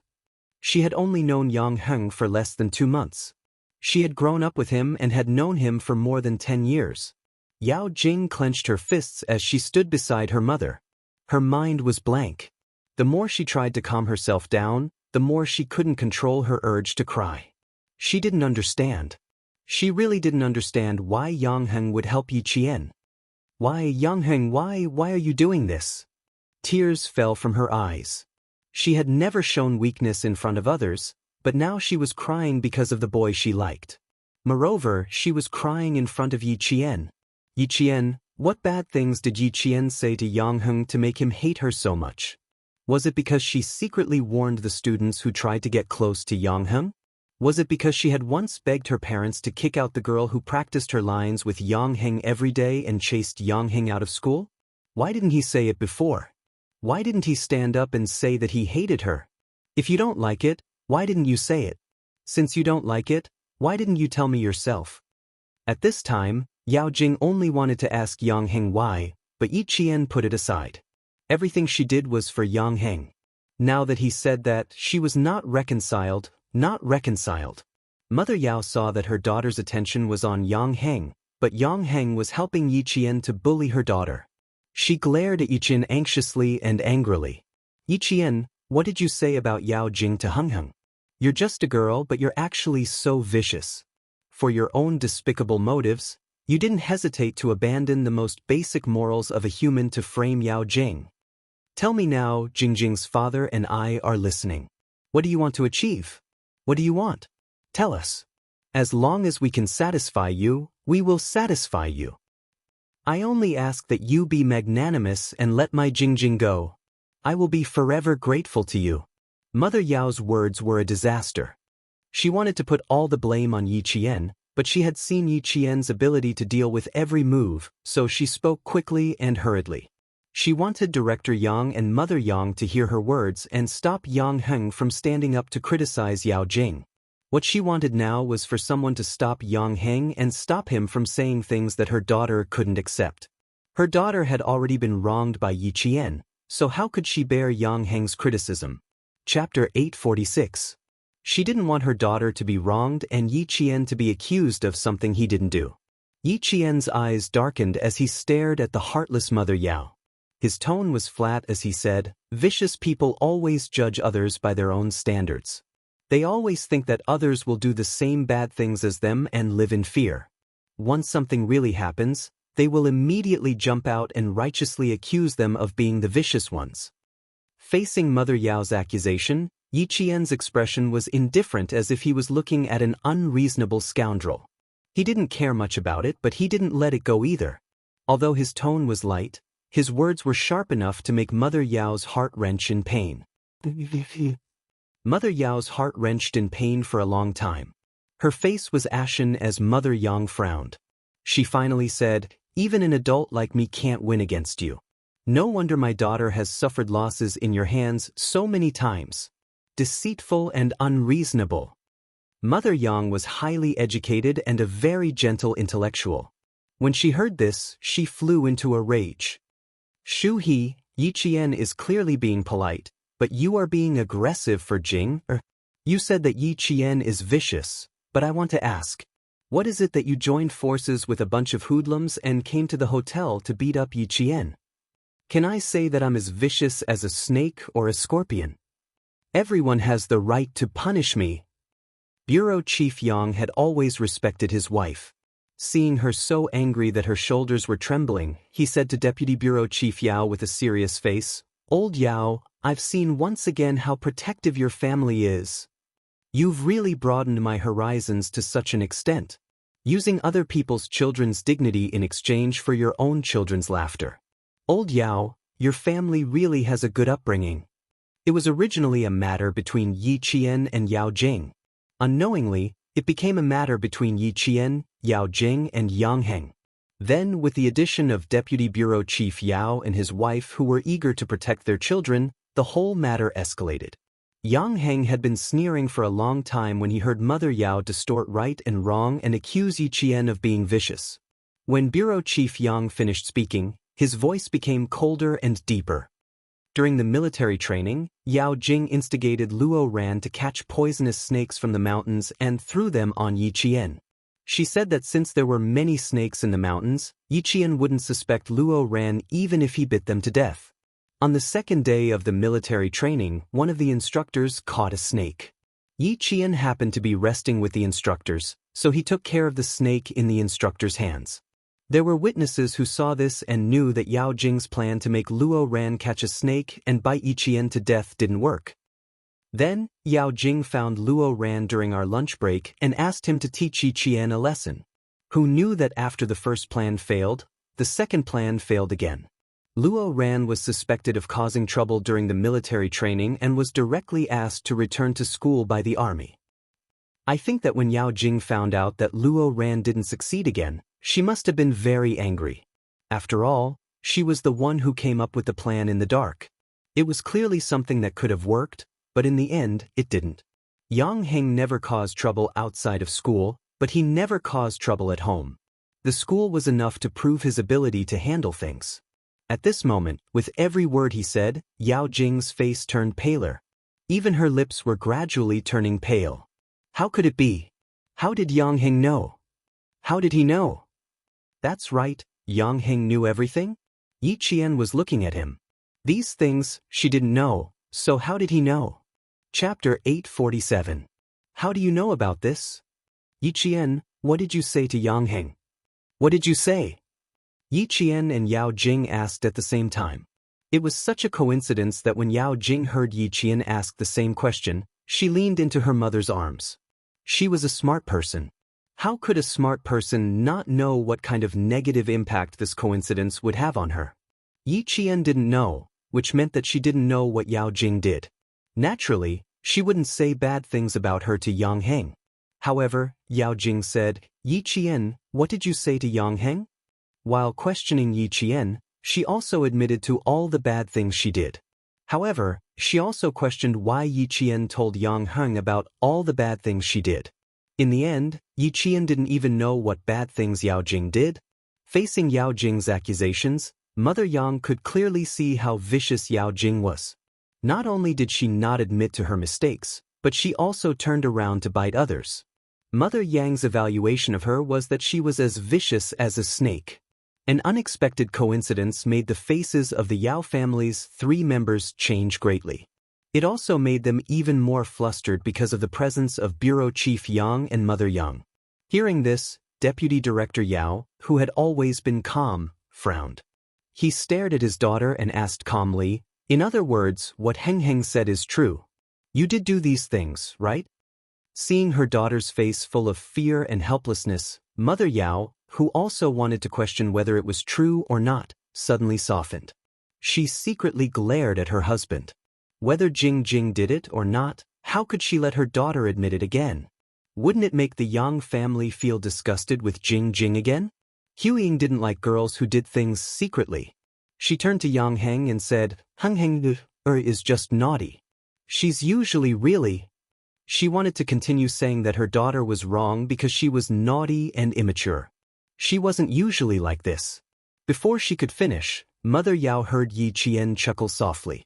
She immediately glared at Yi Qian and reprimanded him coldly. "Yi Qian, didn't anyone teach you not to interrupt people rudely?" "I'm sorry. Everyone taught me to be sincere, to have a pure heart, to be magnanimous at all times, and to do things with integrity. No one taught me that I can use mischievous and insensible as an excuse to avoid my mistakes," Yi Qian said calmly. He was not worried that he would be scolded by Mother Yao for no reason. He looked at Deputy Bureau Chief Yao with a cold smile. "Deputy Bureau Chief Yao, I'm worried for you. Yao Jing is already 17 years old, but you're always treating her like a 3-year-old retarded child. I just didn't fall into Yao Jing's trap, and your wife said that I'm vicious." It can be seen that Deputy Bureau Chief Yao's way of educating his children is unique. No wonder Deputy Bureau Chief Yao was able to rise in his career. Just by relying on this unconventional way of education, it can be seen. Mother Yang, who was originally angry, couldn't help but smile. This Xiao Yi was indeed interesting. He hid a needle in the silk floss, and every needle pierced into the Yao family's heart. He wanted to let them know that they were not easy to bully. Deputy Bureau Chief Yao, who was embarrassed by Bureau Chief Yang and Yi Qian's words, could only sigh. If he participated in this matter again, the Yao family's face would be lost. Chapter 848. A dignified deputy bureau chief bickering with a student in the hotel lobby. If word of this spread to his unit, how would he have the face to control his subordinates? Mother Yao's hand clutched her chest. Pain, her heart was in so much pain right now. This Yi Qian was so eloquent that she, a dignified office director, couldn't do anything to him. Yao Jing saw that her parents were forced into silence. She fiercely wiped the tears from her eyes and said firmly, "I'll take responsibility for my own actions. I admit to what I did. Don't make things difficult for my parents." "I made things difficult for your parents?" Yi Jian looked as if she had just heard the biggest joke in the world. Her cold gaze swept over them. "Why don't we invite Director Yang, Auntie Song, and the staff who are still in the hotel lobby to testify and ask everyone if I was the one who made things difficult for your parents?" Yao Jing immediately raised her eyes and looked around. After looking around, she retracted her gaze in panic. Someone was secretly looking at them. Someone was looking at her family. No, she couldn't talk here. She had to find another place where others couldn't see her. How could she let others think that her family was bullying Yi Qian? It was clearly Yi Qian who was bullying her. Yang Heng. Yao Jing held back her tears and looked at Yang Heng pitifully. She didn't dare to beg Bureau Chief Yang and his wife anymore. Ever since Yang Heng revealed what she had done, she didn't dare to. She didn't even dare to look at Yang Heng's mother. Yang Heng's heart didn't waver at all when he saw her tears and her pitiful expression. He glanced at her face and turned to the embarrassed and angry mother. "Auntie, you just said that Yi Qian humiliated Yao Jing and accused Yi Qian of being vicious for no reason. As a junior, I can't say that you don't know how to distinguish right from wrong, but there are some words that I have to say regardless of whether you are happy or angry. In your eyes, you only see Yao Jing's grievance. You don't know that the reason why she was wronged was because Yi Qian didn't jump into her trap. So, she felt wronged and failed. She felt that she couldn't even deal with a classmate who had no parents. She felt wronged, angry, and unhappy.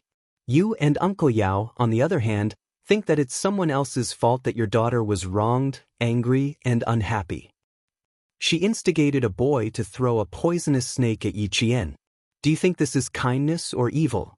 Letting a boy hit Yi Qian on the road, do you think this is kind or evil? Calling the hooligans of society to surround Yi Qian in the hotel, do you think this is kind or vicious? Yi Qian didn't do anything. He didn't even know what Yao Jing was doing in the dark, yet you're saying that she's vicious. Then, let me ask you, Yao Jing has done so many things, is her heart evil? Or kindness? Mother Yao, who was blushing from Yang Heng's words, was speechless for a long time. She clutched her chest and took deep breaths. This child really did not let go of her mistakes. After a long sigh, Mother Yao said earnestly, Heng, Jing is still young and doesn't know anything. As a parent, I can't bear for her to be wronged. Auntie believes that your parents are the same. So that's what Auntie thinks. You can't let your own child be wronged. It doesn't matter if someone else's child is wronged to the point that they have to transfer to another school. In any case, it's not your child, so you don't feel bad. After Yang Heng said so much, even Yi Qian retreated to the side. She wanted to say something, but Mother Yang pulled her and smiled. Let Yang Heng come forward. He knows how to deal with it. Chapter 849. Without his parents' support, Yang Heng wouldn't have been able to face the Yao family. Now that things had escalated to this point, if he didn't draw a clear line between himself and Yao Jing, he wouldn't be able to get rid of her in the future. Thus, he might as well tell them everything that was on his mind. The boy's voice was crisp and clear, indirectly slapping the Yao couple in the face. In your and Uncle Yao's eyes, your own children are treasures that you have to pamper. What about other people's children? They are born to be trampled on. Not only should you not be angry after being taught a lesson by Yao Jing, you should instead thank her for thinking so highly of you.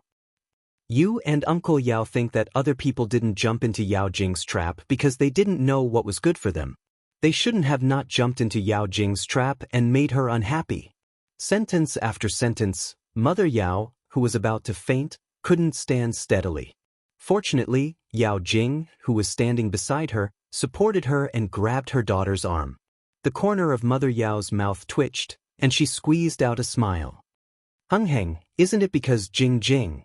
Yang Heng gently interrupted Mother Yao's words and smiled politely. What you want to say is that it's because she likes me, right? Just because she likes me, she can ask Uncle, and Auntie to come forward and kick that girl out of junior high school? Just because she likes me, she can attack Yi Qian as she pleases? Just because she likes me, she can secretly warn all the girls who have come into contact with me? Just because she likes me, she wants to catch a poisonous snake to bite Yi Qian when she sees Yi Qian walking close to me. She also wants to get some hooligans to beat up Yi Qian. Auntie, don't let her like me. I can't bear her terrifying love. I don't have the right to scold your daughter, but I can tell you that if she continues to use the excuse of liking me to make enemies for me and hurt my friends, I won't care how close you are to my family, and I won't give Yao Jing any face. Although he was laughing, the mockery in his laughter made Deputy Director Yao and his wife's ears turn red. They wished they could disappear immediately. Mother Yao was a woman, and as the director, she had real power. Usually, she was treated with respect, and no one dared to say anything to her. Now that she was being mocked by a child that she had watched grow up, her face completely lost, and her face turned to the color of a pig's liver. His face was burning with pain, and his heart was twisting in pain.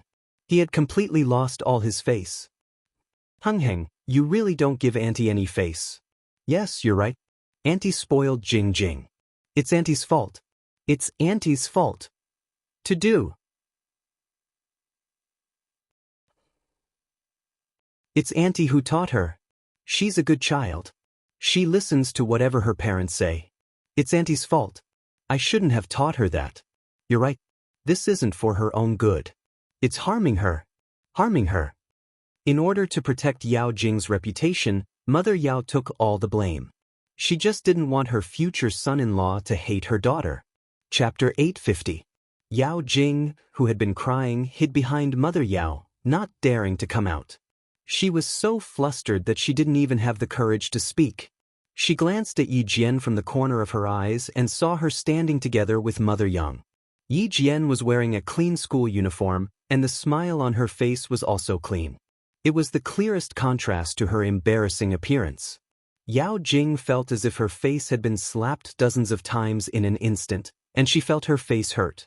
When everything was revealed, all of her secrets were exposed in front of the people she wanted to attack and take revenge on. It was so embarrassing that all of her pride was crushed into powder. Yao Jing, whose neck felt like it weighed 1,000 pounds, couldn't raise her head. Deputy Commissioner Yao and his wife also couldn't raise their heads. Those secret matters, they had solved them in private. They thought that the Yang family wouldn't know, but who knew? Who knew that they actually knew? What a joke, what a joke.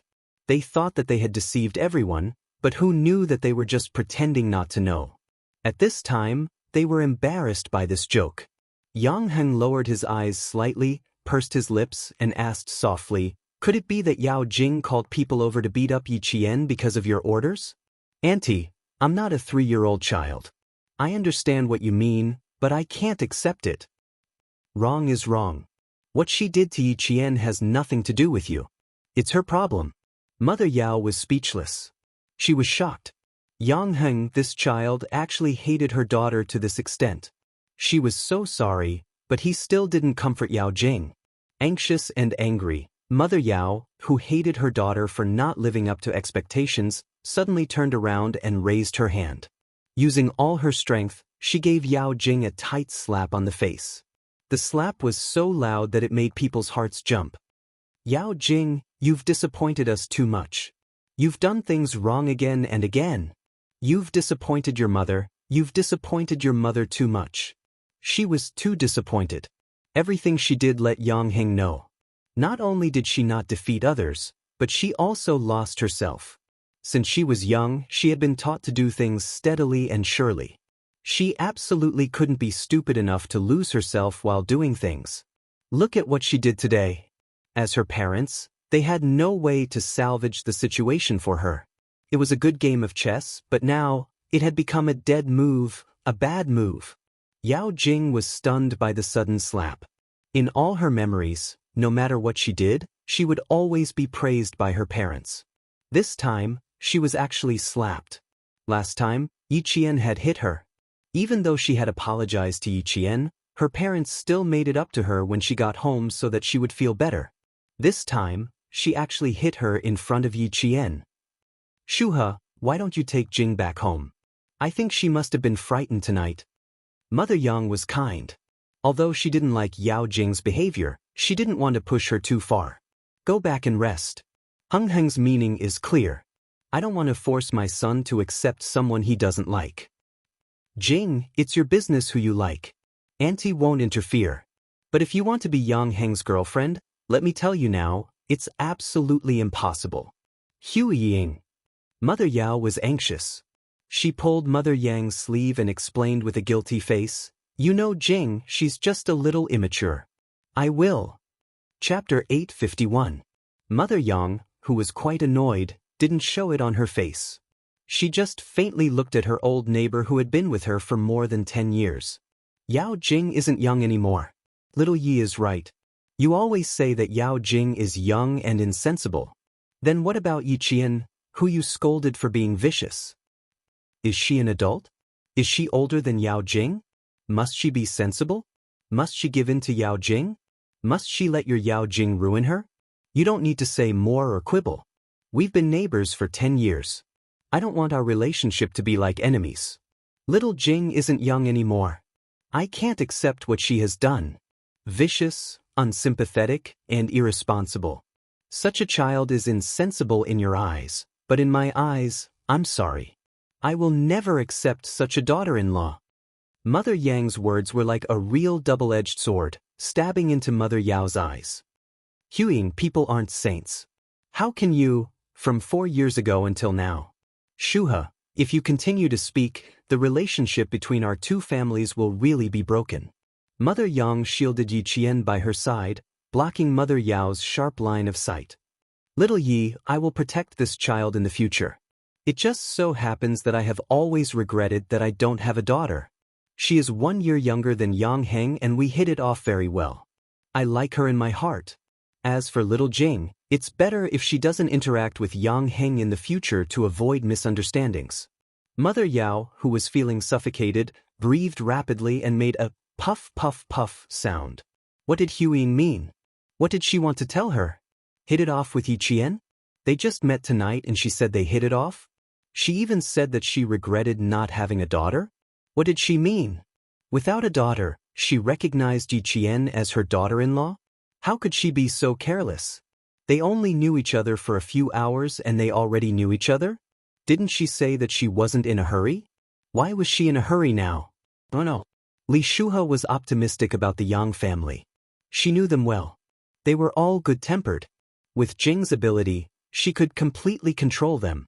They must not fall into Yi Qian's hands. Absolutely not.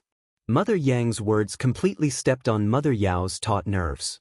She winked at her husband, wiped her tears, and whispered, Huiying, I made you so angry that you became muddle-headed. You even said such hasty words. It's my fault. I'll apologize to you. Deputy Director Yao, who was afraid that Yang Heng would expose what Yao Jing had done, signaled him to quickly think of a way to stabilize the Yang family. Deputy Bureau Chief Yao didn't speak again because he was a dignified Deputy Bureau Chief. How could he go against the children of his old friend? If his wife and daughter came forward, at least he could preserve some dignity in front of Bureau Chief Yang. Not only did he have to save some face, but he also had to ask old Yang to calm things down tonight. No matter what his daughter did, it was disgraceful and she would be criticized and looked down upon. Receiving his wife's signal, he looked at his daughter who had a few red finger marks on her face. He pointed to the sofa in the lobby and sighed, Old Yang, let's talk in private. Alas, this matter, I really regret not taking good care of little Jing. It was no longer a matter of bickering. It was a matter of helping his daughter get out of trouble and making Yi Qian give face to the Yang family and not pursue his daughter's mistakes. This was the most important matter. Chapter 852. Director Yang acted as the peacemaker. It was not wise for him to cut off all ties with the Yao family for the sake of his daughter's affairs. As an official, he could be at odds with his colleagues because of work, but he would be too narrow-minded if he drifted apart because of his family's affairs. Okay, let's talk somewhere else. I'm worried about you now. This matter is obviously easy to solve. Look at you. He walked towards the sofa in the lobby, and his voice gradually disappeared from Yi Qian's ears. Yang Heng, who had been standing to Yi Qian's right, saw this and said softly, My dad has stepped in. This matter might have to be put to rest tonight. Yao Jing can't drop out of school like Yi Ying. I'm afraid my dad will ruin it. How do you know that I want Yao Jing to leave school? Yi Qian pursed his lips and smiled. His eyes were as clear as water, without a trace of gloominess. Yang Heng did not understand what he meant. Yi Qian glanced at Yao Jing, who was pretending to be a quail and trying to calm herself down. He smiled coldly and said, Yao Jing is not Yi Ying. We can't use the same method on her. Yao Jing can endure and will not jump out at the slightest provocation. Yi Ying likes to jump out, so I need to get her out of school as soon as possible. You mean to say that Yao Jing is safer in school? That's right. School is an invisible restraint for her. With her pride, she will be afraid if things get out of hand. She is afraid that people will look down on her and say that she is two-faced. After this incident, she will at least be more honest in school. After she finished speaking, Yang Heng secretly gave her a thumbs up. Good. I've known Yao Jing for so many years, and I've always had a headache dealing with her. You've only known her for a month and you've already found her weakness. Yi Qian, you're amazing. The boy's smile was clean, like the sunlight reflected on the surface of the water in summer. It was so refreshing that people couldn't help but smile along with him. Yang Heng was capable, clean, and resourceful. He was also disdainful of using underhanded means. It was indeed a good choice to be friends with such a man. Yao Jing, who was hiding behind Mother Yao, looked at the two of them whispering to each other. Her eyes were filled with layers of darkness, and there was no light in them at all. It was a darkness that seemed to have broken her core. This kind of person was terrifying. He had a certain level of strength and a flexible brain. He liked to scheme against them in the dark. He was like a poisonous snake hiding in the dark. Just thinking about it made people tremble in fear. Mother Yao and Mother Yang kept apologizing to each other. Deputy Bureau Chief Yao, who was sitting on the sofa, sat down and sighed with a frown. "Old Yang, I've made a fool of myself. I'm ashamed." Deputy Bureau Chief Yao raised his hand and lightly thumped his forehead, complaining about his difficulties. "Jing Jing is my only daughter, how could I bear to let her be wronged? Today, Heng Heng's words reminded me that if my own child is a treasure, other people's child is also a treasure." Director Yang had never interfered with these family matters and left it all to his wife to deal with. When he heard this, he only smiled and said, "That's a separate matter. You know that I don't care about the children's matters and don't interfere. It's even more impossible for me to show up for the matters between my children. Old Yao, you and your wife both came out of the education system. I still remember how righteous you were when you criticized a child for stealing. But when it comes to your own daughter, sigh, let's not talk about it." Chapter 853. If he didn't want to talk about it, it meant that he didn't want to talk about it. If he didn't even want to talk about it, then there wasn't much to talk about the relationship between the two families. Deputy Bureau Chief Yao's expression changed again and again. He didn't want to give up and said, "Let the two children handle it. As adults, we don't care anymore. We don't care anymore. Yes, we don't care anymore. Heng Heng is already 18 years old and has his own judgment. I didn't care about his matters in the past, and I won't care about it in the future. Let him handle it himself." This old Yao was a wily old fox. He was trying to see if there was any possibility of them becoming in-laws in front of him. Anxious, anxious, too anxious. Bureau Chief Yang sighed deeply.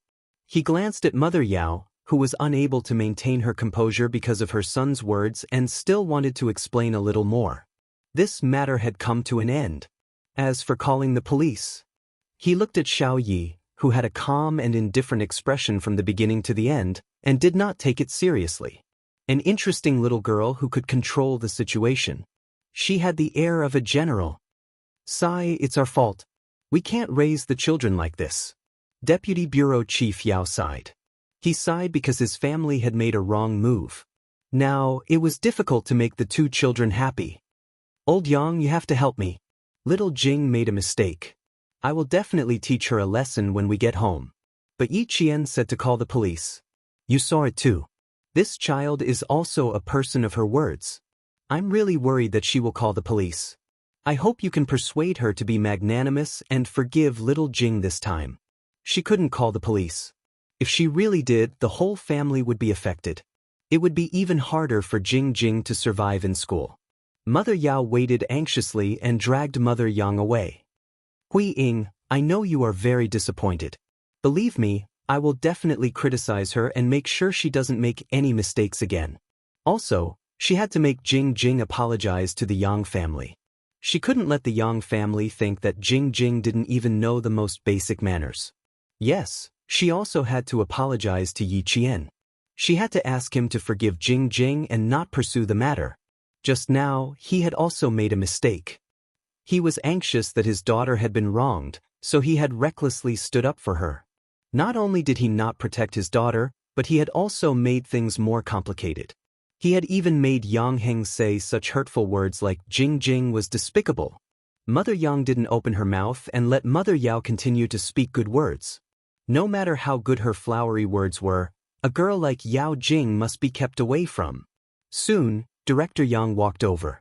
Deputy Director Yao, who was one step behind, nodded slightly to his wife, indicating that the matter was settled. After receiving her husband's signal, Mother Yao, whose back was drenched in sweat, relaxed. "That's good. As long as old Yang stepped in, everything would be fine. My dad is here. He's here to be the peacemaker." Yang Heng's teasing made Yi Qian tilt his head and smile. It was late, so it was time to leave. Director Yang walked directly to Yi Jian's side and did not beat around the bush. He sighed and went straight to the point. Xiao Yi, can you let this matter go today for the sake of your uncle? Uncle knows that you have been wronged, but who in this world can have a smooth sailing life? Sometimes, being wronged is also part of your growth experience. Calling the police was just Yi Qian's plan to trick Yao Jing. He wanted her to know if she had leaked information to Luo Ran. Now that the truth was out, how could she go to the police? He had injured 7 hoodlums and scared Luo Ran until he fainted. Thus, he slightly curved his lips and smiled. I will listen to your arrangements. Whatever you say, I will listen. Chapter 854. All right. Then I'll make the decision. Director Yang nodded approvingly at Yi Qian. This child was like a deep pool of water. Deep water was good. Deep water was the best. Deep water was the best. Deep water was quiet, but shallow water was noisy. To achieve great things, one had to be able to pick up and let go. With him stepping in today, no matter how upset Yao Jing was, she had to suppress it. And the Yao family couldn't do anything to Yi Qian. For the sake of the Yang family, they wouldn't dare.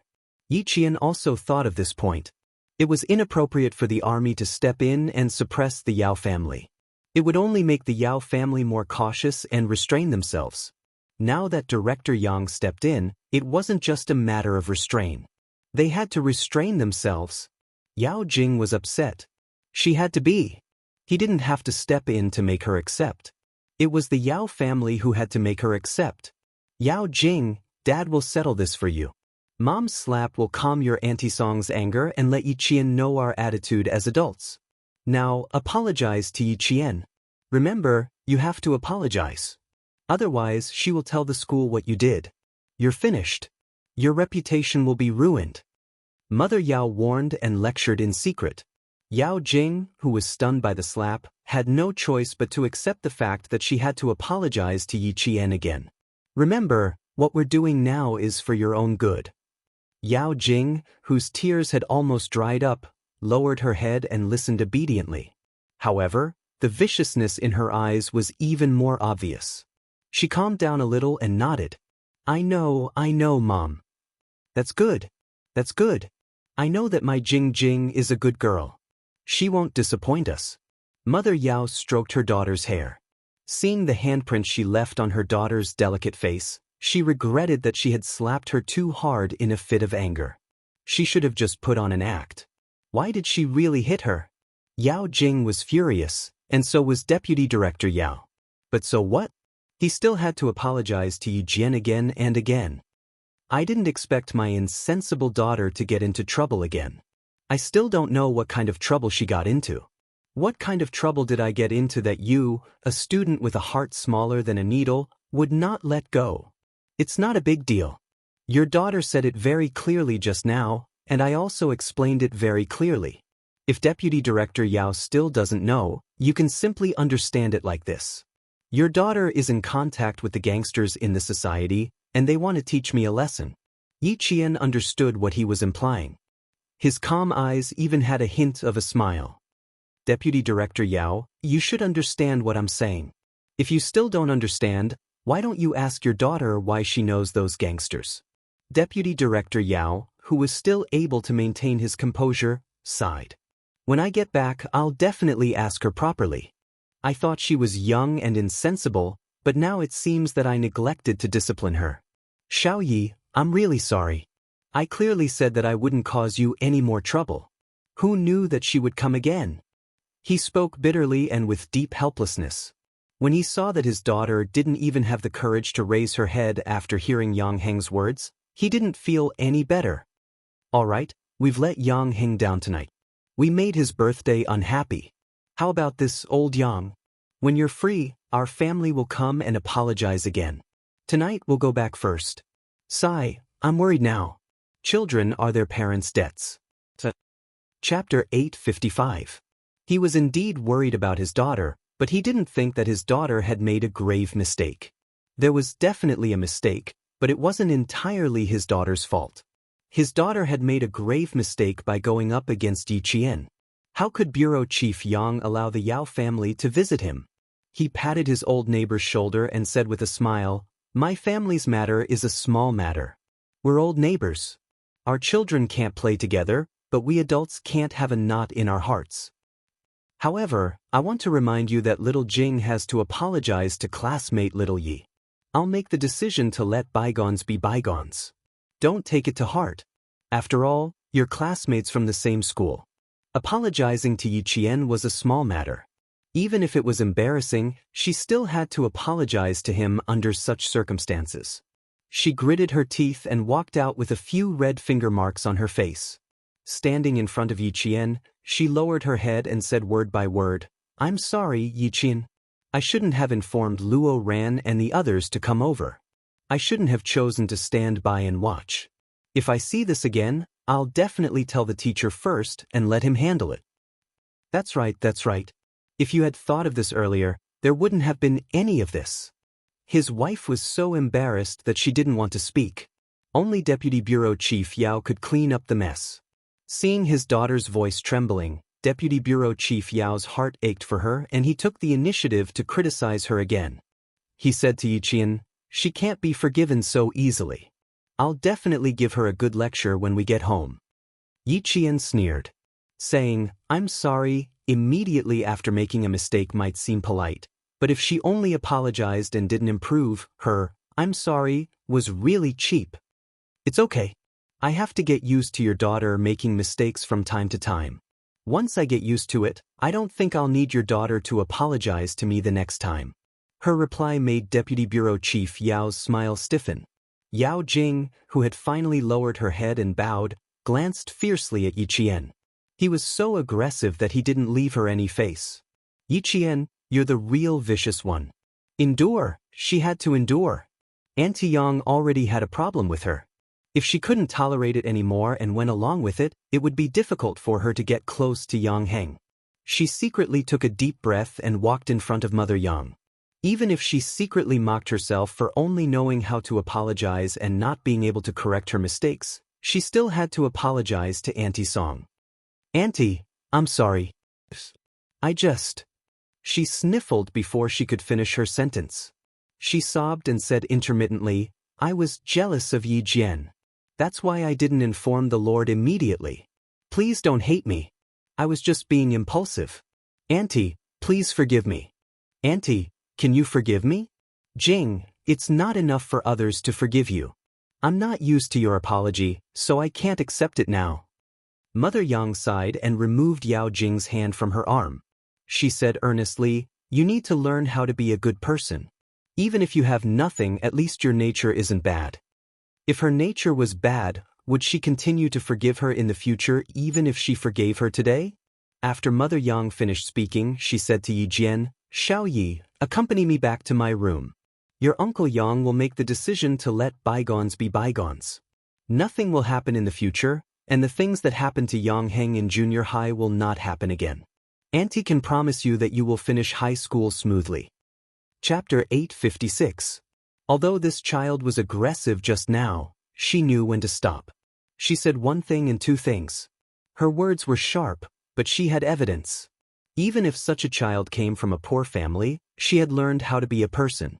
This was a lifetime of wealth, and Yao Jing would never be able to compare to her. The current situation was actually an unexpected gain for Yi Qian. He didn't expect that even Yang Heng's parents would come forward to protect her, which made the Yao family afraid. Hearing this, the smile on his face was brighter than the morning breeze. "I also didn't think of mentioning these things in the future. It's not a good thing. Let bygones be bygones." Yang Heng's mother took her hand and turned to walk into the hotel. Seeing this, Yao Jing was so anxious that she wanted to rush over and pull on Yang Heng's mother's sleeve. "Auntie, I was wrong. I was wrong. Please don't. Yao Jing, my mother's health is not good. I don't want you to make a fuss in front of her." Yang Heng stood up and directly blocked Yao Jing's path. Facing Yao Jing, who had cried until her makeup was ruined, he said lightly, "It's too late. You can go home and rest." Yang Heng bowed slightly to Deputy Bureau Chief Yao and his wife and politely said, "Uncle, Auntie, I won't send you off. Goodbye." "Heng, come here." Yang Heng's mother shouted. She didn't want to see her son have any contact with Yao Jing. The older he was, the more he didn't know how to improve. She was also very disappointed with the Yao family. Bureau Chief Yang raised his hand to look at the time and said to Deputy Bureau Chief Yao, "Okay, old Yao, go home. This matter is over." Yang Heng didn't fight, and his classmates didn't fight either. As for what Yi Qian encountered outside, I don't think it's a big deal.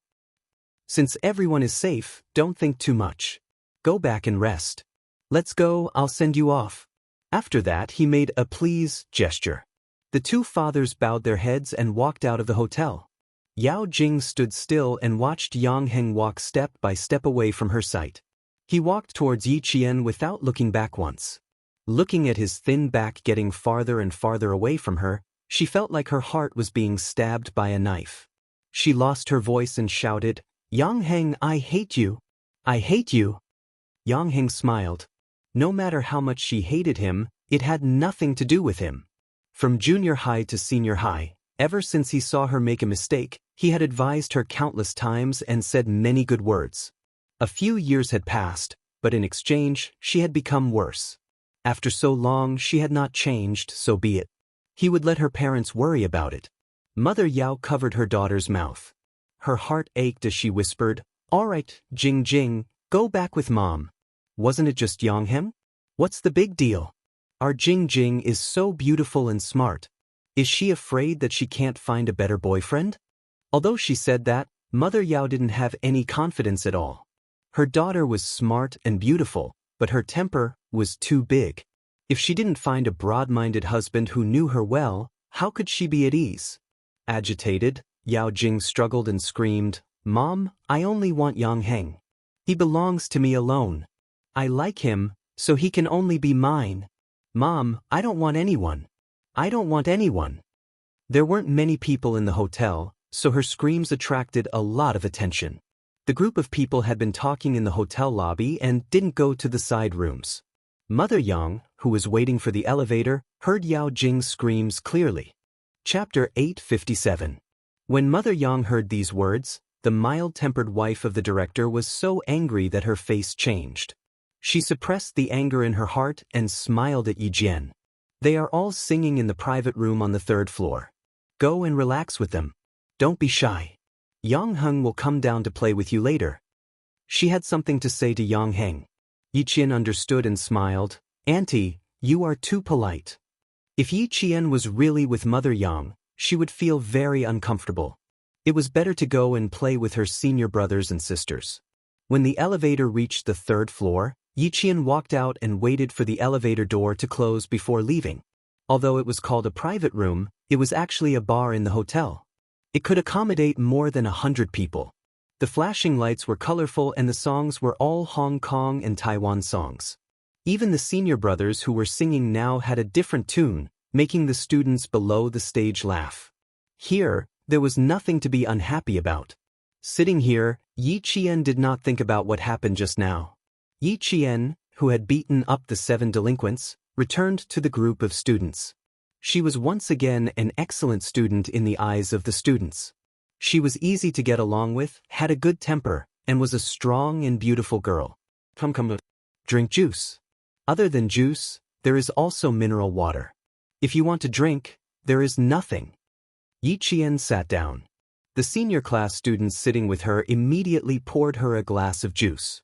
They were much more familiar with each other and there was less of a sense of distance between them. After a night of fun, Yi Jian's polite attitude won their favor. Compared to Yao Jing, who made her own decisions, Yi Jian's peaceful and polite attitude won them over. Yi Qian smiled and clinked glasses with them. They sat together on the high bar and felt the atmosphere of the students. She had not experienced it in her previous life, but in this life, she felt a sense of novelty everywhere. The senior class was a very tense semester. It was rare to come out and relax.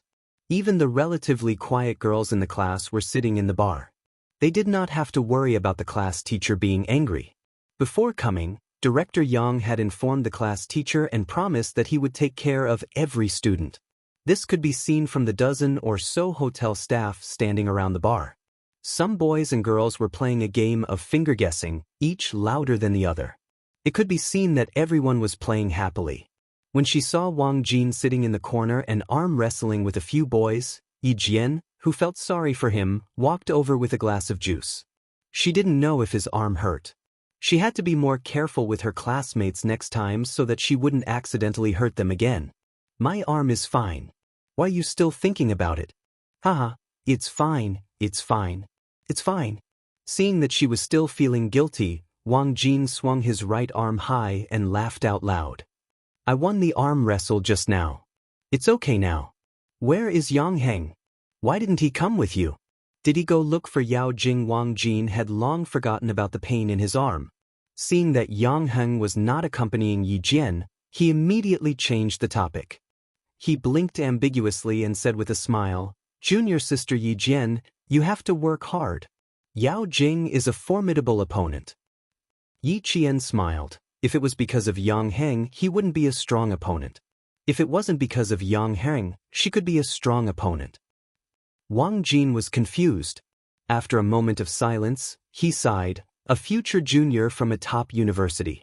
Although there is only a one-word difference between a genius and a fool, there is a gap between the two.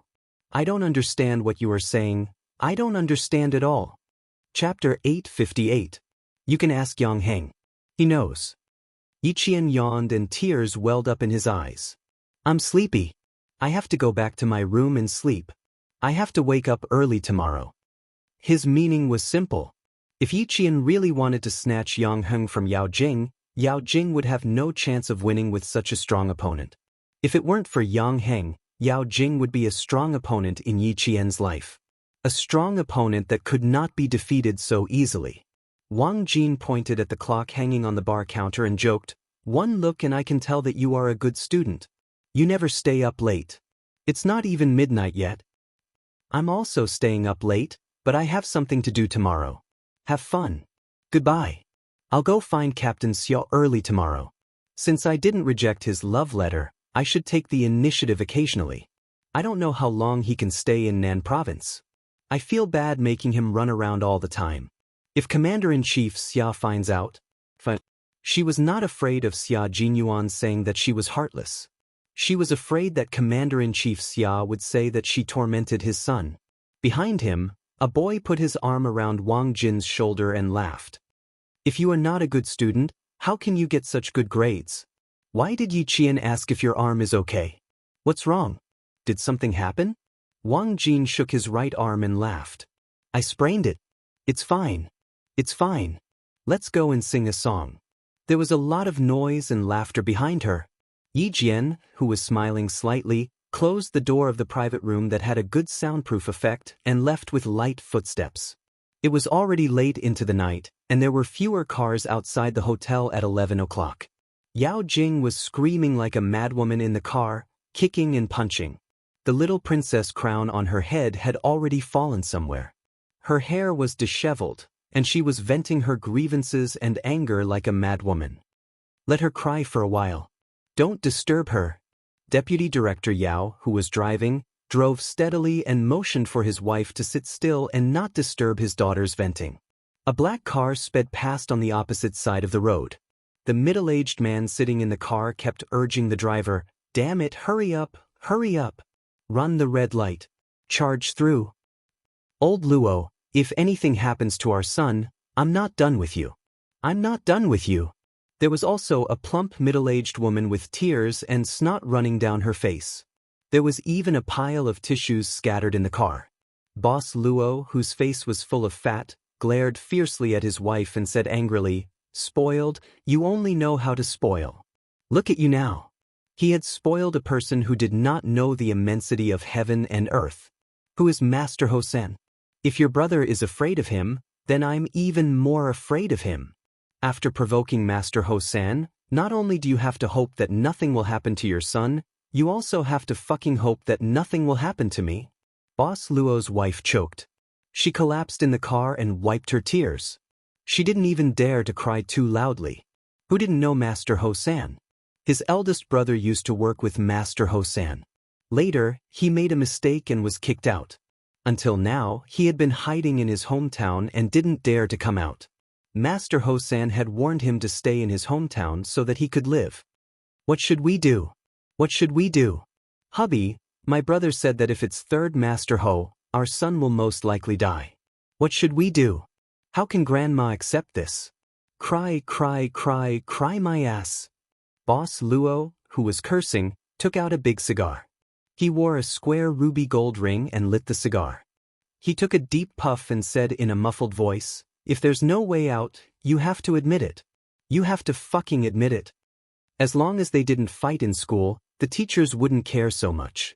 At worst, he would pay more money to the school to keep his son's school status. Chapter 859. Even if he got into a fight or got into trouble, as long as no one was killed and he could settle it with money, it was not a big deal. But this good-for-nothing bastard dared to mess with Master Ho-san. No matter how rich he was not as rich as Master Ho-san. No matter how powerful he was not as powerful as Master Hausen's background in the underworld. When something happened, there was only one word for it: admit it. One car was heading home, while the other was heading towards the Caesar Hotel.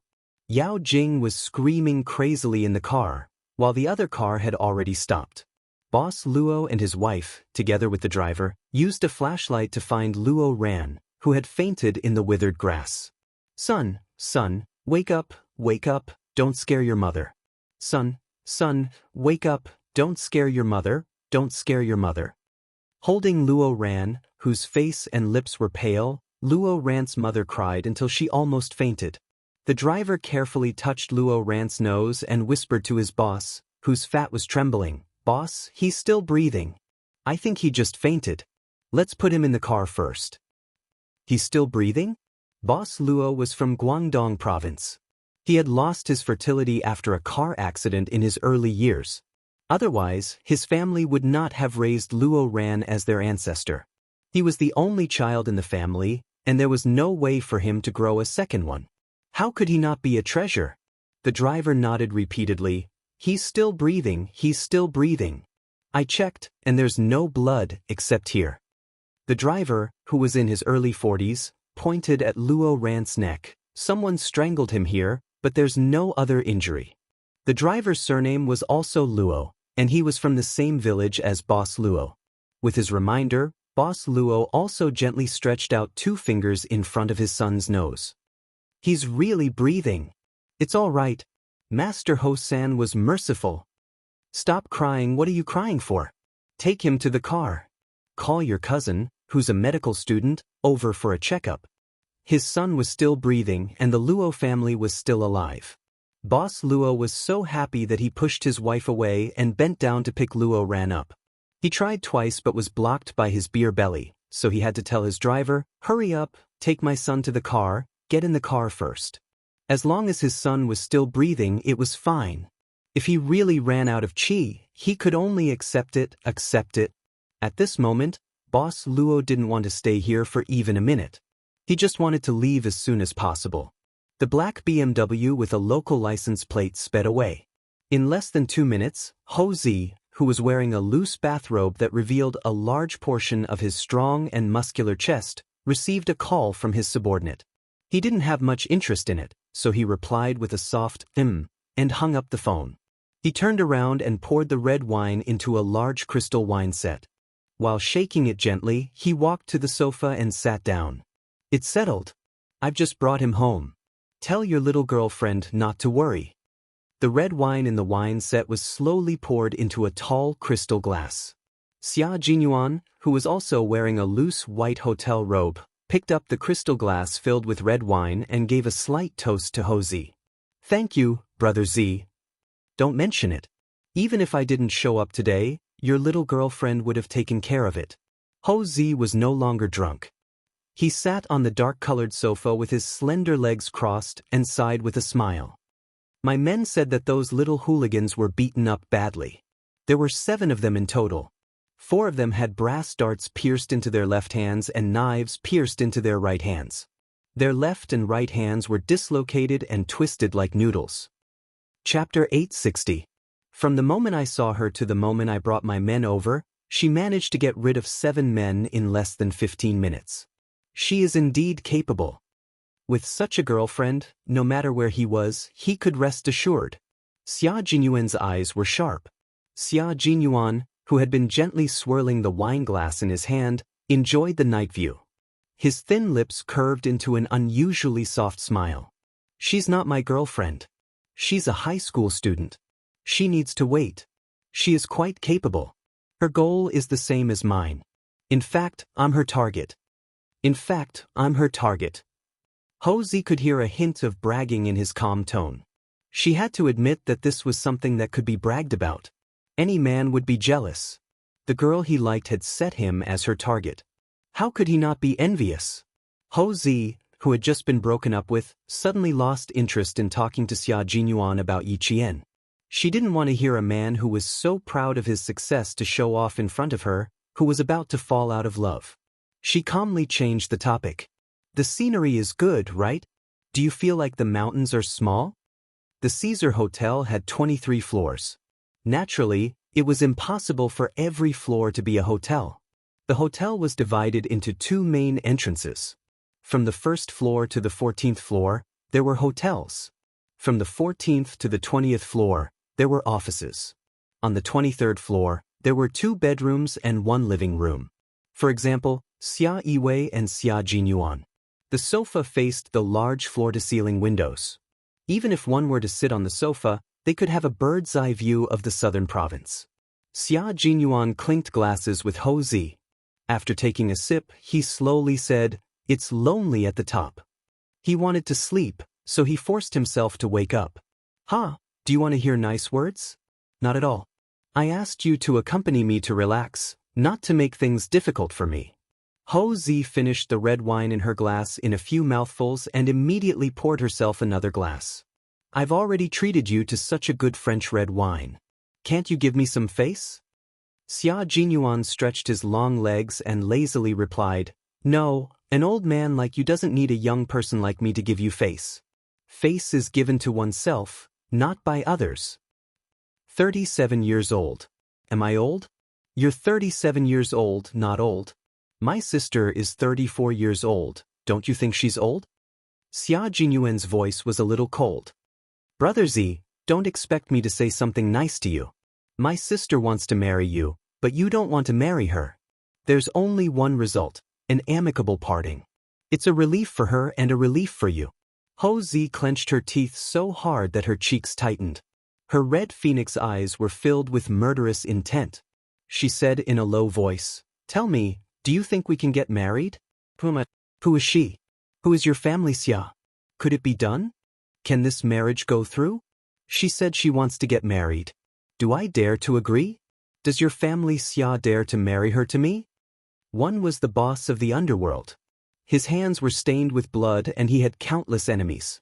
He didn't dare to marry her because he didn't dare to take the risk. His phoenix eyes were bloodshot as he stared at Xia Jinyuan. He was like a proud phoenix with bloodshot eyes. His wings were gorgeous, but no one could get close to him. "Sixth brother, you're a man. Think about it if you were in my position. Would you dare? Dare? Why wouldn't I dare? The person I love and the person who loves me is by my side. Why wouldn't I dare? I would even dare to die. Not to mention enemies and enemies." Chapter 861. The scenery on the 23rd floor is indeed not bad. I should be able to watch the sunrise, but it's not good to be lonely at such a high place. I need someone to accompany me. Xia Jinyuan, who was thinking in his heart, raised his eyebrows slightly. He smiled confidently and said, "I dare, Brother Z. I won't let the person I love live without anyone to depend on. I will try my best to keep her safe and let her feel at ease when she is in a relationship. The world is big and there are many places with beautiful scenery. It's far away from the hustle and bustle of the world. Brother Z, it's actually not difficult to hold the hand of the person you love and take a stroll on a sparsely populated rural road. What's difficult is that you can't give up the status, power, and wealth you have today. So, you don't dare to give it up for Xia Yiwei." Houzi fell silent. Xia Jinyuan may be young, but his words were sharp and experienced. It was as if he had dug out Houzi's heart and revealed all his misgivings. That's right. It was indeed difficult for him to give up the status, wealth, and power he had today. He started as a poor boy and spent a total of 20 years building this beautiful country with his bare hands. How could he give up 20 years of hard work? If he left, what would happen to his brothers? How could they continue to play this game of chess? Once he left, what would he use to protect himself and his woman if his enemies came looking for him? He had been gambling for the past 20 years. Now that he had settled down, he didn't dare to gamble anymore. He was afraid that he would lose, so he didn't dare to gamble. Brother Z, you have too many misgivings in your heart. They far exceed your expectations of giving Xia Yiwei happiness. I admit that you love my sister, Xia Yiwei, but I want to tell you that there are not so many misgivings in love. Love is a promise. If you can't give her that promise, you can only choose to let go. After so many years, after 17 years of ups and downs, in the end, because of different identities, different statuses, and different misgivings, the people he once trusted became strangers. In the end, they no longer traveled together and their lives no longer intersected. This was a pity, but it also reminded him that he must not let the little fox drift further and further away from him. They must hold each other's hands tightly and walk side by side on the road of the military. They had the same goal, the same duty, the same military uniform, the same military cap, the same steel gun for the country. They would never leave each other in the flames of war. Only then could they continue to walk together and love each other. Ho Zi's red eyes seemed to sparkle with tears, but they quickly disappeared. He asked Xia Jinyuan, "Do you mean that my breakup with your sister is inevitable and there's no turning back? I'm not a part of your relationship. I have no way of knowing what's going on in your hearts, nor do I know how important this relationship is to you. Therefore, I can't give you an answer. I have no way of knowing what the outcome of your relationship is." Xia Jinyuan had finished the red wine in his glass. He gently placed the glass on the coffee table and rubbed his tired eyes. He stood up and said, "I still have to chase after my future girlfriend tomorrow. Good night, Brother Z." Only the two of them understood their relationship. No matter how clear others saw it, they could not tell what the outcome of their relationship would be. There were only two outcomes: break up or stay together. There were also only two choices: break up or stay together. It all depended on which outcome they chose.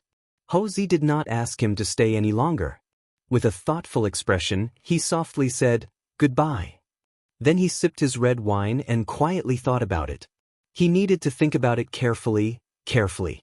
Chapter 862.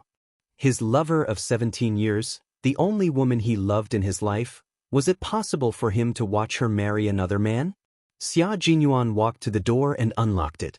He turned around and saw a lonely figure sitting on the sofa. His elegant and handsome face was solemn, and there was a dark look in his eyes. This was all he could do to help. If Ho Zi couldn't bear to give up his current position, Xia Yiwei wouldn't have a problem marrying his first love. After all, the two of them broke up because of a misunderstanding. One of them was still single, waiting for Iren, while the other was at an age where she had to get married because her relationship wasn't going well. If you fell in love, you shouldn't worry too much. If you really had so many worries, why did you get together in the first place? If you hesitated, you would end up as a loser. If you kept thinking about waiting until little Fox went to college, you'd end up letting those little boys make the first move. The biggest mistake you can't make for someone you love is to be self-righteous. If you don't regret making a move, and if you fall in love, you don't regret it. What's so difficult about dealing with the things around you that might interfere with your relationship? What's really difficult is your own heart. You can't make up your mind, you can't decide what to do, and you have too many worries. He wouldn't have so many worries about his own feelings. No matter how difficult the situation was, it wouldn't stop him from making a move. After pausing at the door for a while, Xia Jinyuan suddenly said, "Brother Z, my return this time might bring you a certain amount of danger. But the only person I can think of is you. I, Ho Zi, have been walking on the edge of a knife for so many years. You came to me because you think highly of me and you trust me. If there's any danger, as long as I can handle it, it won't be a problem." Ho Zi, who was still living a life of turbulence, seemed to have known all along. He said calmly with a hint of arrogance, "Your identity can bring me danger, and it's indeed dangerous enough. I've done so many things, but I've never done anything bad to protect a soldier. There's no harm in giving it a try. In the face of danger, only Ho Zi, who was in the underworld, would dare to say that there was no need to guard against it. Xia Jinyuan smirked and said, Brother Zi, if you have the chance to make a serious choice, how do you plan to live with Xia Yiwei? Continue to live your own life and let Xia Yiwei get married? Make a serious choice? Single choice? Ho Zi's gaze froze.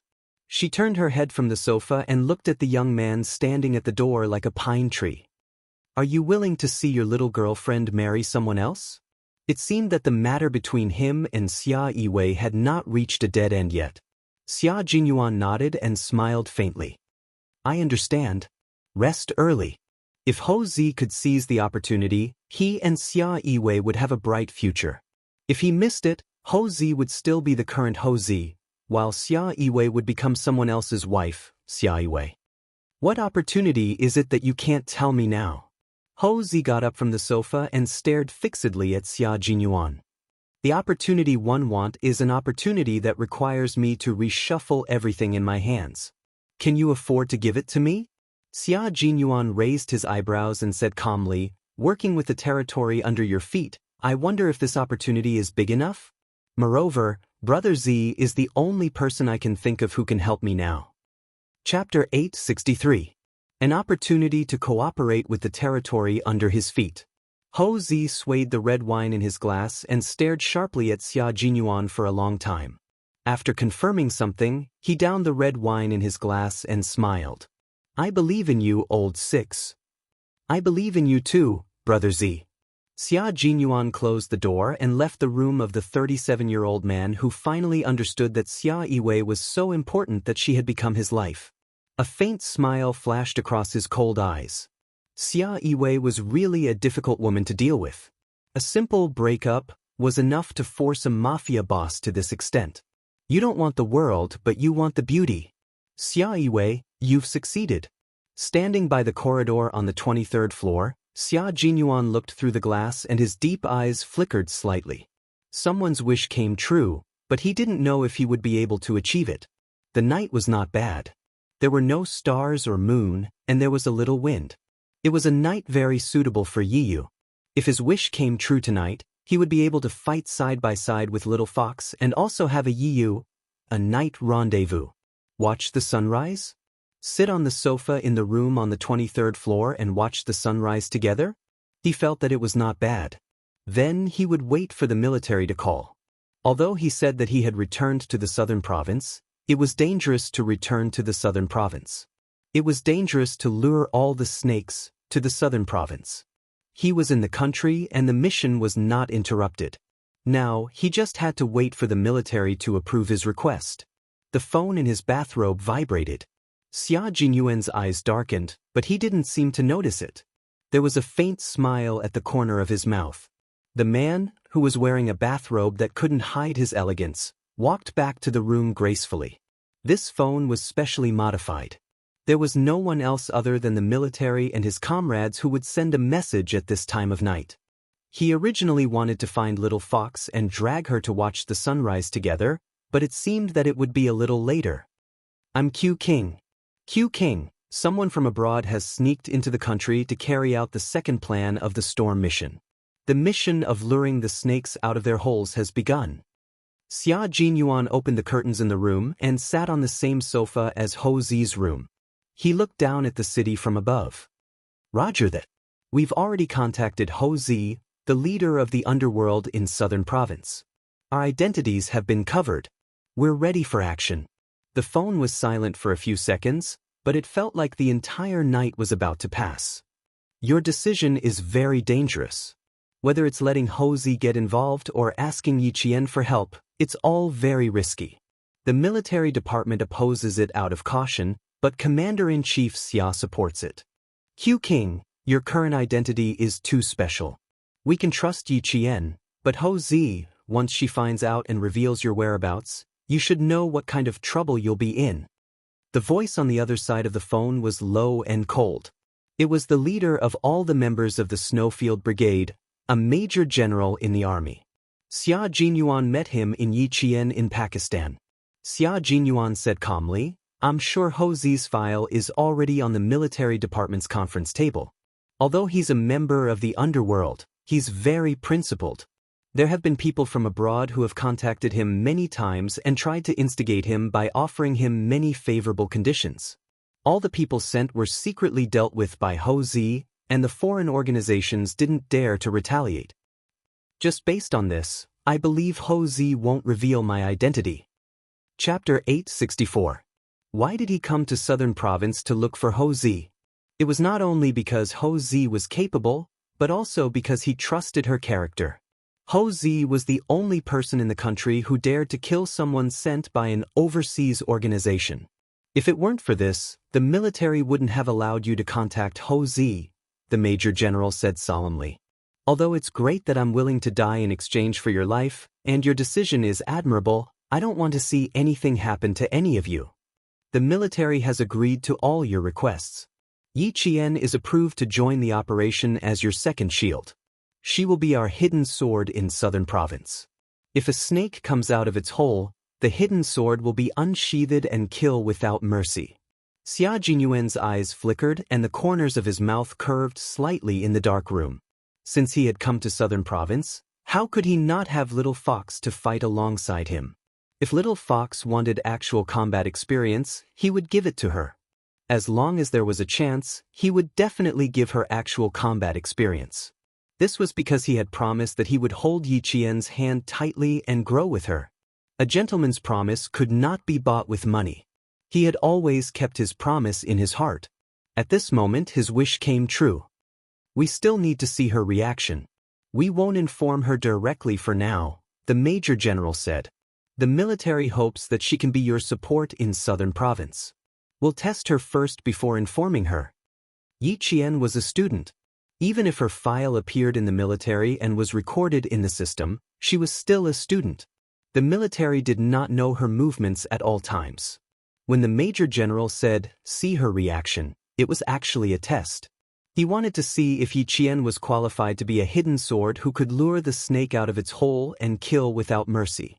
Major Xia, who wanted to hold Yi Qian's hand to watch the sunrise, nodded and said calmly, "Okay, follow the order strictly. G3 will contact you later. Be careful." After the Major General said what he needed to say, he hung up the phone. A text message soon appeared on Xia Jinyuan's phone. It was a text from G3. It was also the text that Xia Jinyuan had been waiting for. G3 sent a message saying that he was rushing to Southern Province. K7, who had not been able to contact him, sent a message at 11:05 p.m. saying that he had entered the country safely. During this mission, K7 was injured and lost contact with his teammates. No one knew where he was. There were still 14 hours before the 120-hour deadline. G3 suddenly received a message from K7 saying that he had entered the country safely. It was good news to receive K7's message, but if he had entered the country, why didn't he give G3 his coordinates? Xia Jinyuan, who was a little worried after receiving the message, sat there quietly until 3:00 in the morning. It was already 3:00. Xia Jinyuan looked out of the window and smiled. It seemed like he could bring Little Fox here to watch the sunrise together. At this time, Yi Qian had already fallen asleep. She had no idea that she would soon be fighting alongside Xia Jinyuan as a student. She was sleeping soundly and maintained her sleeping position. Even when she was sleeping, Yi Qian was very disciplined. When she opened her eyes again, there was a cold glint in her eyes. She pulled out a pillow with her right hand and threw it at the shadow standing beside her bed. She then rolled to the side of the bed and half-squatted to hide. Someone had snuck into her room and she did not notice immediately. She had not trained for half a month and her vigilance had dropped so low. The moment she threw the pillow, she suddenly chuckled. "It's me." Chapter 865. It's me, Xia Jinyuan. It's him, the man she saw tonight, the man she had agreed to meet tomorrow, the man who came to see her immediately after completing a mission. Yi Qian, who had already picked up silver wire, heaved a sigh of relief. He sat down on the carpet and said impatiently, "Major Xia, why aren't you sleeping in the middle of the night? Are you on a mission?" "Yes, I'm on a very important mission." Xia Jinyuan, who had sneaked into the room in the middle of the night, put the pillow back on the bed. He smiled calmly and said, I'm carrying out orders. In order to ensure Xia Jinyuan's physical and mental health, I have to arrest a little fox to prevent him from going crazy. Yi Qian was speechless. You win, Major Xia. Also, it's really dangerous to have a special forces soldier as a boyfriend. You have to be wary of him sneaking into your room in the middle of the night to ambush you. Yi Qian, who was rubbing his temples, climbed back onto the bed. He looked at the man who had suddenly appeared in the room and was already standing by the bed. Yi Qian was both angry and amused. He said, I was still in shock when you went crazy. Captain Xia, don't you feel the slightest bit embarrassed about doing such sneaky things when you're on the battlefield? No, I'm very glad that I'm a special forces soldier who can leap onto roofs and vault over walls. And I'm proud of it. Major Xia had always been thick-skinned, especially in front of Yi Qian. It was at least 10 centimeters thick and invulnerable. Other people's boyfriends can only be anxious when they think about their girlfriends in the middle of the night. But for me, I think about them whenever I think about them. It's so convenient. So, I'm quite proud of it.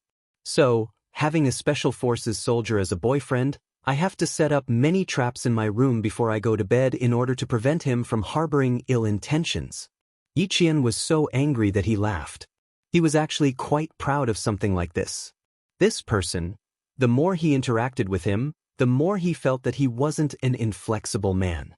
He was just an idiot. She opened the bedside cabinet, turned on the light, and looked at the time. 3:30 a.m. At 3:30 in the morning, Xia Jinyuan appeared in her room. Previously, when he sent her to the hotel, she saw that his face was full of fatigue. Now, when it was time to sleep, he appeared in the guest room of the Venus Hotel. What were the hotel staff and security personnel doing? It was not their fault. How could they have discovered the infiltration of a top special forces soldier? 3:30. You went back to the hotel to take a nap. Are you feeling energetic now? Yi Qian sat on the bed and stared at the man who was smiling elegantly. His eyes widened slightly. You came in a hotel bathrobe? From Caesar Hotel to Venus Hotel? Xia Jinyuan. Even if you want to do something naughty in the middle of the night, why don't you change your clothes? Clothes, he had thought of changing, but he really didn't have any clothes to change into. The set of clothes that he had brought back tonight had already been burned to ashes. His tall body leaned over and then he lay down on the bed. Then, he turned to face Yi Qian and supported his chin with one hand. His lazy posture had a casual air of nobility. Even his mischievous smile had an indescribable elegance to it. Little Fox was also someone who could fall asleep anywhere. When he broke into the room and heard her breathing, he knew that she was sleeping soundly. It was the first time he had done something like this. It was actually more stimulating than carrying out a mission. When he opened the door and found that there was no movement in the room, he was quite excited. Picking locks and picking doors was a small part of their training. Even if there was an anti-theft bolt inside a hotel, it was just a decoration to them. Chapter 866. After entering the room, he gently closed the door behind him. He walked into the room, where even the air was filled with her faint fragrance. He felt as if his organs had been cleansed, and all his fatigue and dust had disappeared. At this moment, Xia Jinyuan was completely relaxed. He looked at Yi Qian with a smile in his eyes. When he raised his eyes slightly, his gaze inadvertently fell on her chest for a few seconds. Yi Qian was still a little angry about his sneaking into her room in the middle of the night. She didn't notice that when Xia Jinyuan's gaze slid across her bare chest, there was a faint light in his deep black eyes. Even through her clothes, Xia Jinyuan was still able to reap the benefits in the middle of the night. The scenery was beautiful. If he stared at her for too long, she was afraid that she would directly raise her foot and kick him in the face. Before Yi Qian noticed, Xia Jinyuan calmly retracted his gaze, although he was reluctant to part with her. He smiled and replied, I fled back to China like a refugee. Every time I went to a place, I had to change into a new set of clothes. Then, I burned the clothes I changed into and completely erased the traces to avoid being discovered. There were a total of 4 sets of clothes. The set of clothes you saw tonight was my last set of clothes. Also, it was picked up from the discarded clothes of a clothing factory. When I returned to the hotel, I immediately cleaned it up. The only thing I could wear was this hotel bathrobe. He spoke in a relaxed and cheerful tone as if he was joking. Yi Qian, who knew why even the clothes had to be burned, shuddered when she heard this. What kind of operation was so strict that even the clothes they wore on the way back had to be burned? Then, when they fought, they definitely weren't wearing our country's combat uniform. While she was still thinking, Xia Jinyuan's slow voice didn't stop. The military uniform I wore that day is still on the ceiling of the utility room on the first floor of the airport. Tomorrow, I'll need you to help me retrieve it. It's not convenient for me to come out in the next few days. Be careful when you retrieve it, and pay attention to your surroundings when you come back. Xia Jinyuan, who had gotten what he wanted, began to talk about the mission without any pressure. He did some small things to let Yi Qian know how dangerous the mission was. I'll get up now. I can take the car there. Yi Qian wanted to ask, "Are you safe now?" But he quickly changed his words. Since he was in front of her now, he should be safe. He stood up and said, "There will be a bus from the Caesar Hotel to the airport at 5 o'clock. I can take a ride there. Just wait for me to come back." As she stood there, Xia Jinyuan could clearly appreciate Yi Qian's figure. Her proportions could be said to be perfect. She was tall and well-proportioned, and every part of her body was exquisite as if it had been carved out of jade. It seemed that the benefits of sneaking into a room in the middle of the night were not just a little, but a lot more. If he was outside in the future, should he consider sneaking in a few more times? As he thought about it, Xia Jinyuan furrowed his brows and scolded himself in his heart. Dirty! Ever since he met the little fox, his moral bottom line had been lowered again and again. It's still early. You can get up after 6 o'clock. You can get the clothes back in the afternoon. There's no rush.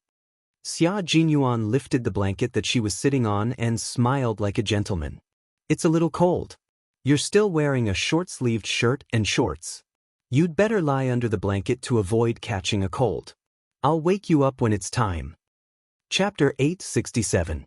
After his reminder, Yi Qian, who didn't feel cold at first, looked down at herself. After she saw it, her white jade-like face instantly turned red.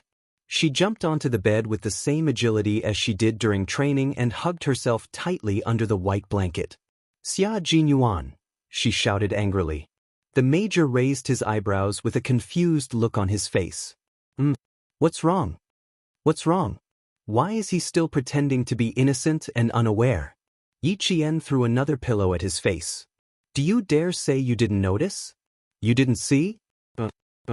Took a few more glances? Yi Qian, who was skilled in martial arts but had never been in a relationship in her 2 lifetimes, was too innocent to say the rest. Once Major Xia got angry, Yi Qian, who hadn't let loose in front of him, couldn't defend herself. Xia Jinyuan caught the harmless pillow and shook his head helplessly. I noticed, I saw, I even took a few more glances. I really wanted to remind you at the time, but I was afraid you would be embarrassed, so I didn't say anything. Little Fox found out when he said, "Be careful of catching a cold." Yi Qian didn't want to talk to him anymore. Now she understood why Xia Yiwei said Xia Jinyuan was the most troublesome person in the family. She already felt a headache coming on. This man always made her mad, but she couldn't find a reason to be mad at him. In the end, she just had to hold it in. She was holding it in until she hid under the blanket and didn't want to come out. When it came to these things, Yi Qian was as pure as a piece of paper. It was obvious that she was confused when it came to relationships and didn't know how to get along well with a man. Fortunately, Major Xia was also a blank piece of paper.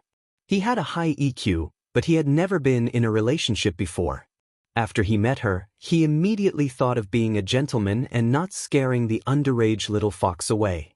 He softly coaxed her. I really didn't take a few more glances. I'm still a boyfriend, so how would I dare to take a few more glances? I was looking into your eyes and thinking about something else. Don't be cooped up in the blanket. Be careful not to suffocate yourself. If you really don't want to sleep, we can chat. Or you can pack up and we'll go back to the Caesar Hotel. I booked a room on the 23rd floor. We can sit on the sofa and watch the sunrise together. When he coaxed Yi Qian, his expression, voice, and eyes could all be seen and heard. Yi Qian could feel his gentleness and warmth close to her heart. Yi Qian gradually walked out of the awkwardness. She poked her head out of the quilt and looked at Xia Jinyuan, who was leaning against the bed and talking to her with his eyes closed. She frowned and said, "How long has it been since you had a good sleep?" There were dark circles under his eyes, which were the result of severe lack of sleep. 4 days and 4 nights. I haven't slept for that long. Xia Jinyuan's fierce expression disappeared when he heard her question. He took a deep breath of her sweet scent and said, "When I came back last night, Hosey chatted with me. Time passed by before I knew it." Yi Qian saw his frown and said softly, "Lie down and sleep for a while." Yi Qian understood how difficult and dangerous their missions were. She couldn't bear to see him like this. It was because she understood that she was especially gentle with this muddle-headed major. Chapter 868. No, I'm not sleepy yet. Although Xia Jinyuan's eyes were closed, his brain did not rest. Talk to me. Maybe I can fall asleep while listening to your voice. Yi Qian pursed his lips. Now that we're back in the country, why do you still look so worried? Did you encounter any difficulties? There was an accident during Operation Decapitation. Xia Jinyuan calmly explained the mission they were carrying out this time. He spoke without any pressure because he had received approval from the military, but Yi Qian, who did not know the situation, was shocked. Li Yan coldly reprimanded, "Xia Jinyuan, open your eyes. How could he reveal the mission so easily? Didn't he know who he was?" The top 10 confidentiality rules of the military. Look at what you're saying now. First, do not reveal secrets that should not be revealed. Second, do not ask about secrets that should not be asked. Third, do not look at secrets that should not be seen. Fourth, do not bring secrets that should not be brought up. Fifth, do not mention secrets in private letters. Sixth, do not record secrets in unclassified books. Seventh, do not use ordinary mail to transmit secrets. Eighth, do not read or discuss secrets in unclassified places. Ninth, do not privately copy, preserve, or destroy secrets. 10th, do not bring secret carriers to travel or visit relatives and friends. You know all these. Seeing how anxious she was, Xia Jinyuan could not help but laugh. He raised his eyes and said, "Operation Decapitation is just these 2 words. You have no way of knowing what kind of operation it is." This operation was called Operation Decapitation. The operation team did not encounter any problems. An electrical engineer in the embassy said that the Chinese side was sending people to repair the aging circuit, and his words alerted the enemy. The security level of the deployment made them squat in a sewer for 48 hours. When they came out, they could not feel their hands and feet. This was also the first time in several years that a comrade in the Snowfield Brigade had gone missing after an operation and had not returned to their positions. Yes, Operation Decapitation was just these 2 words, but what was decapitation? It was to destroy the enemy's leader and their organization. His mission this time was to go abroad and behead someone with a very big background. Yi Qian only thought about it, but his heart trembled.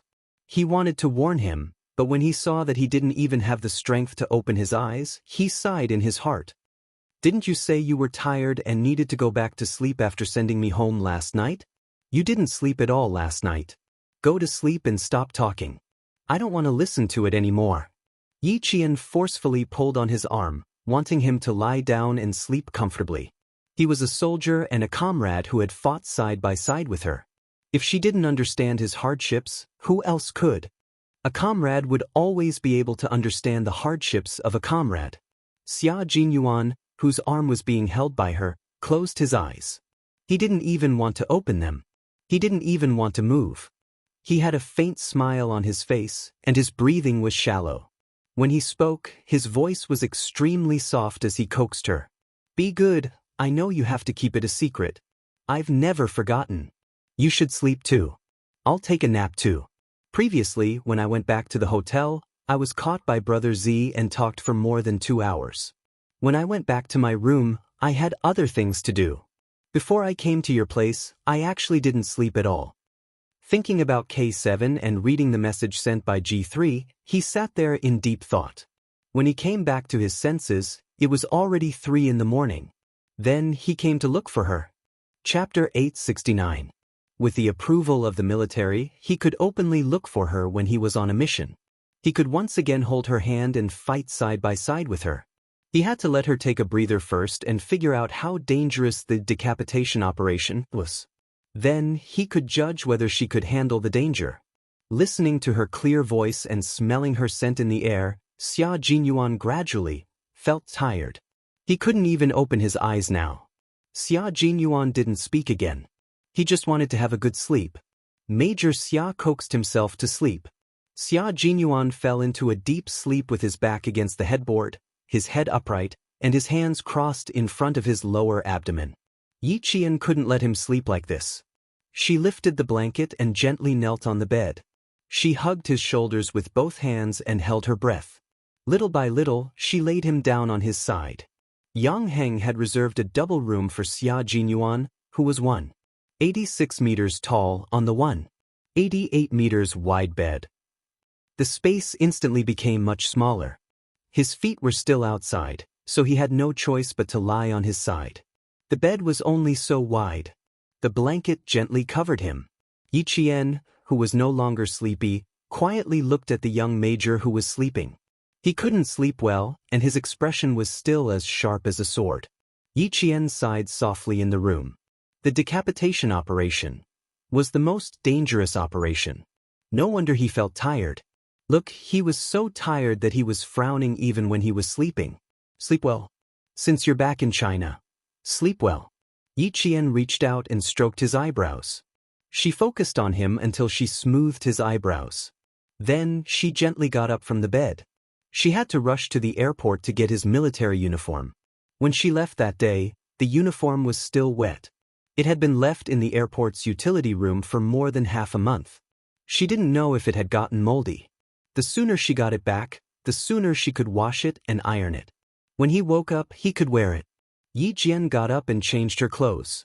When she was about to go out after brushing her teeth and washing her face, she saw Xia Jinyuan, who was frowning in his sleep, moving his body uncomfortably. From his expression,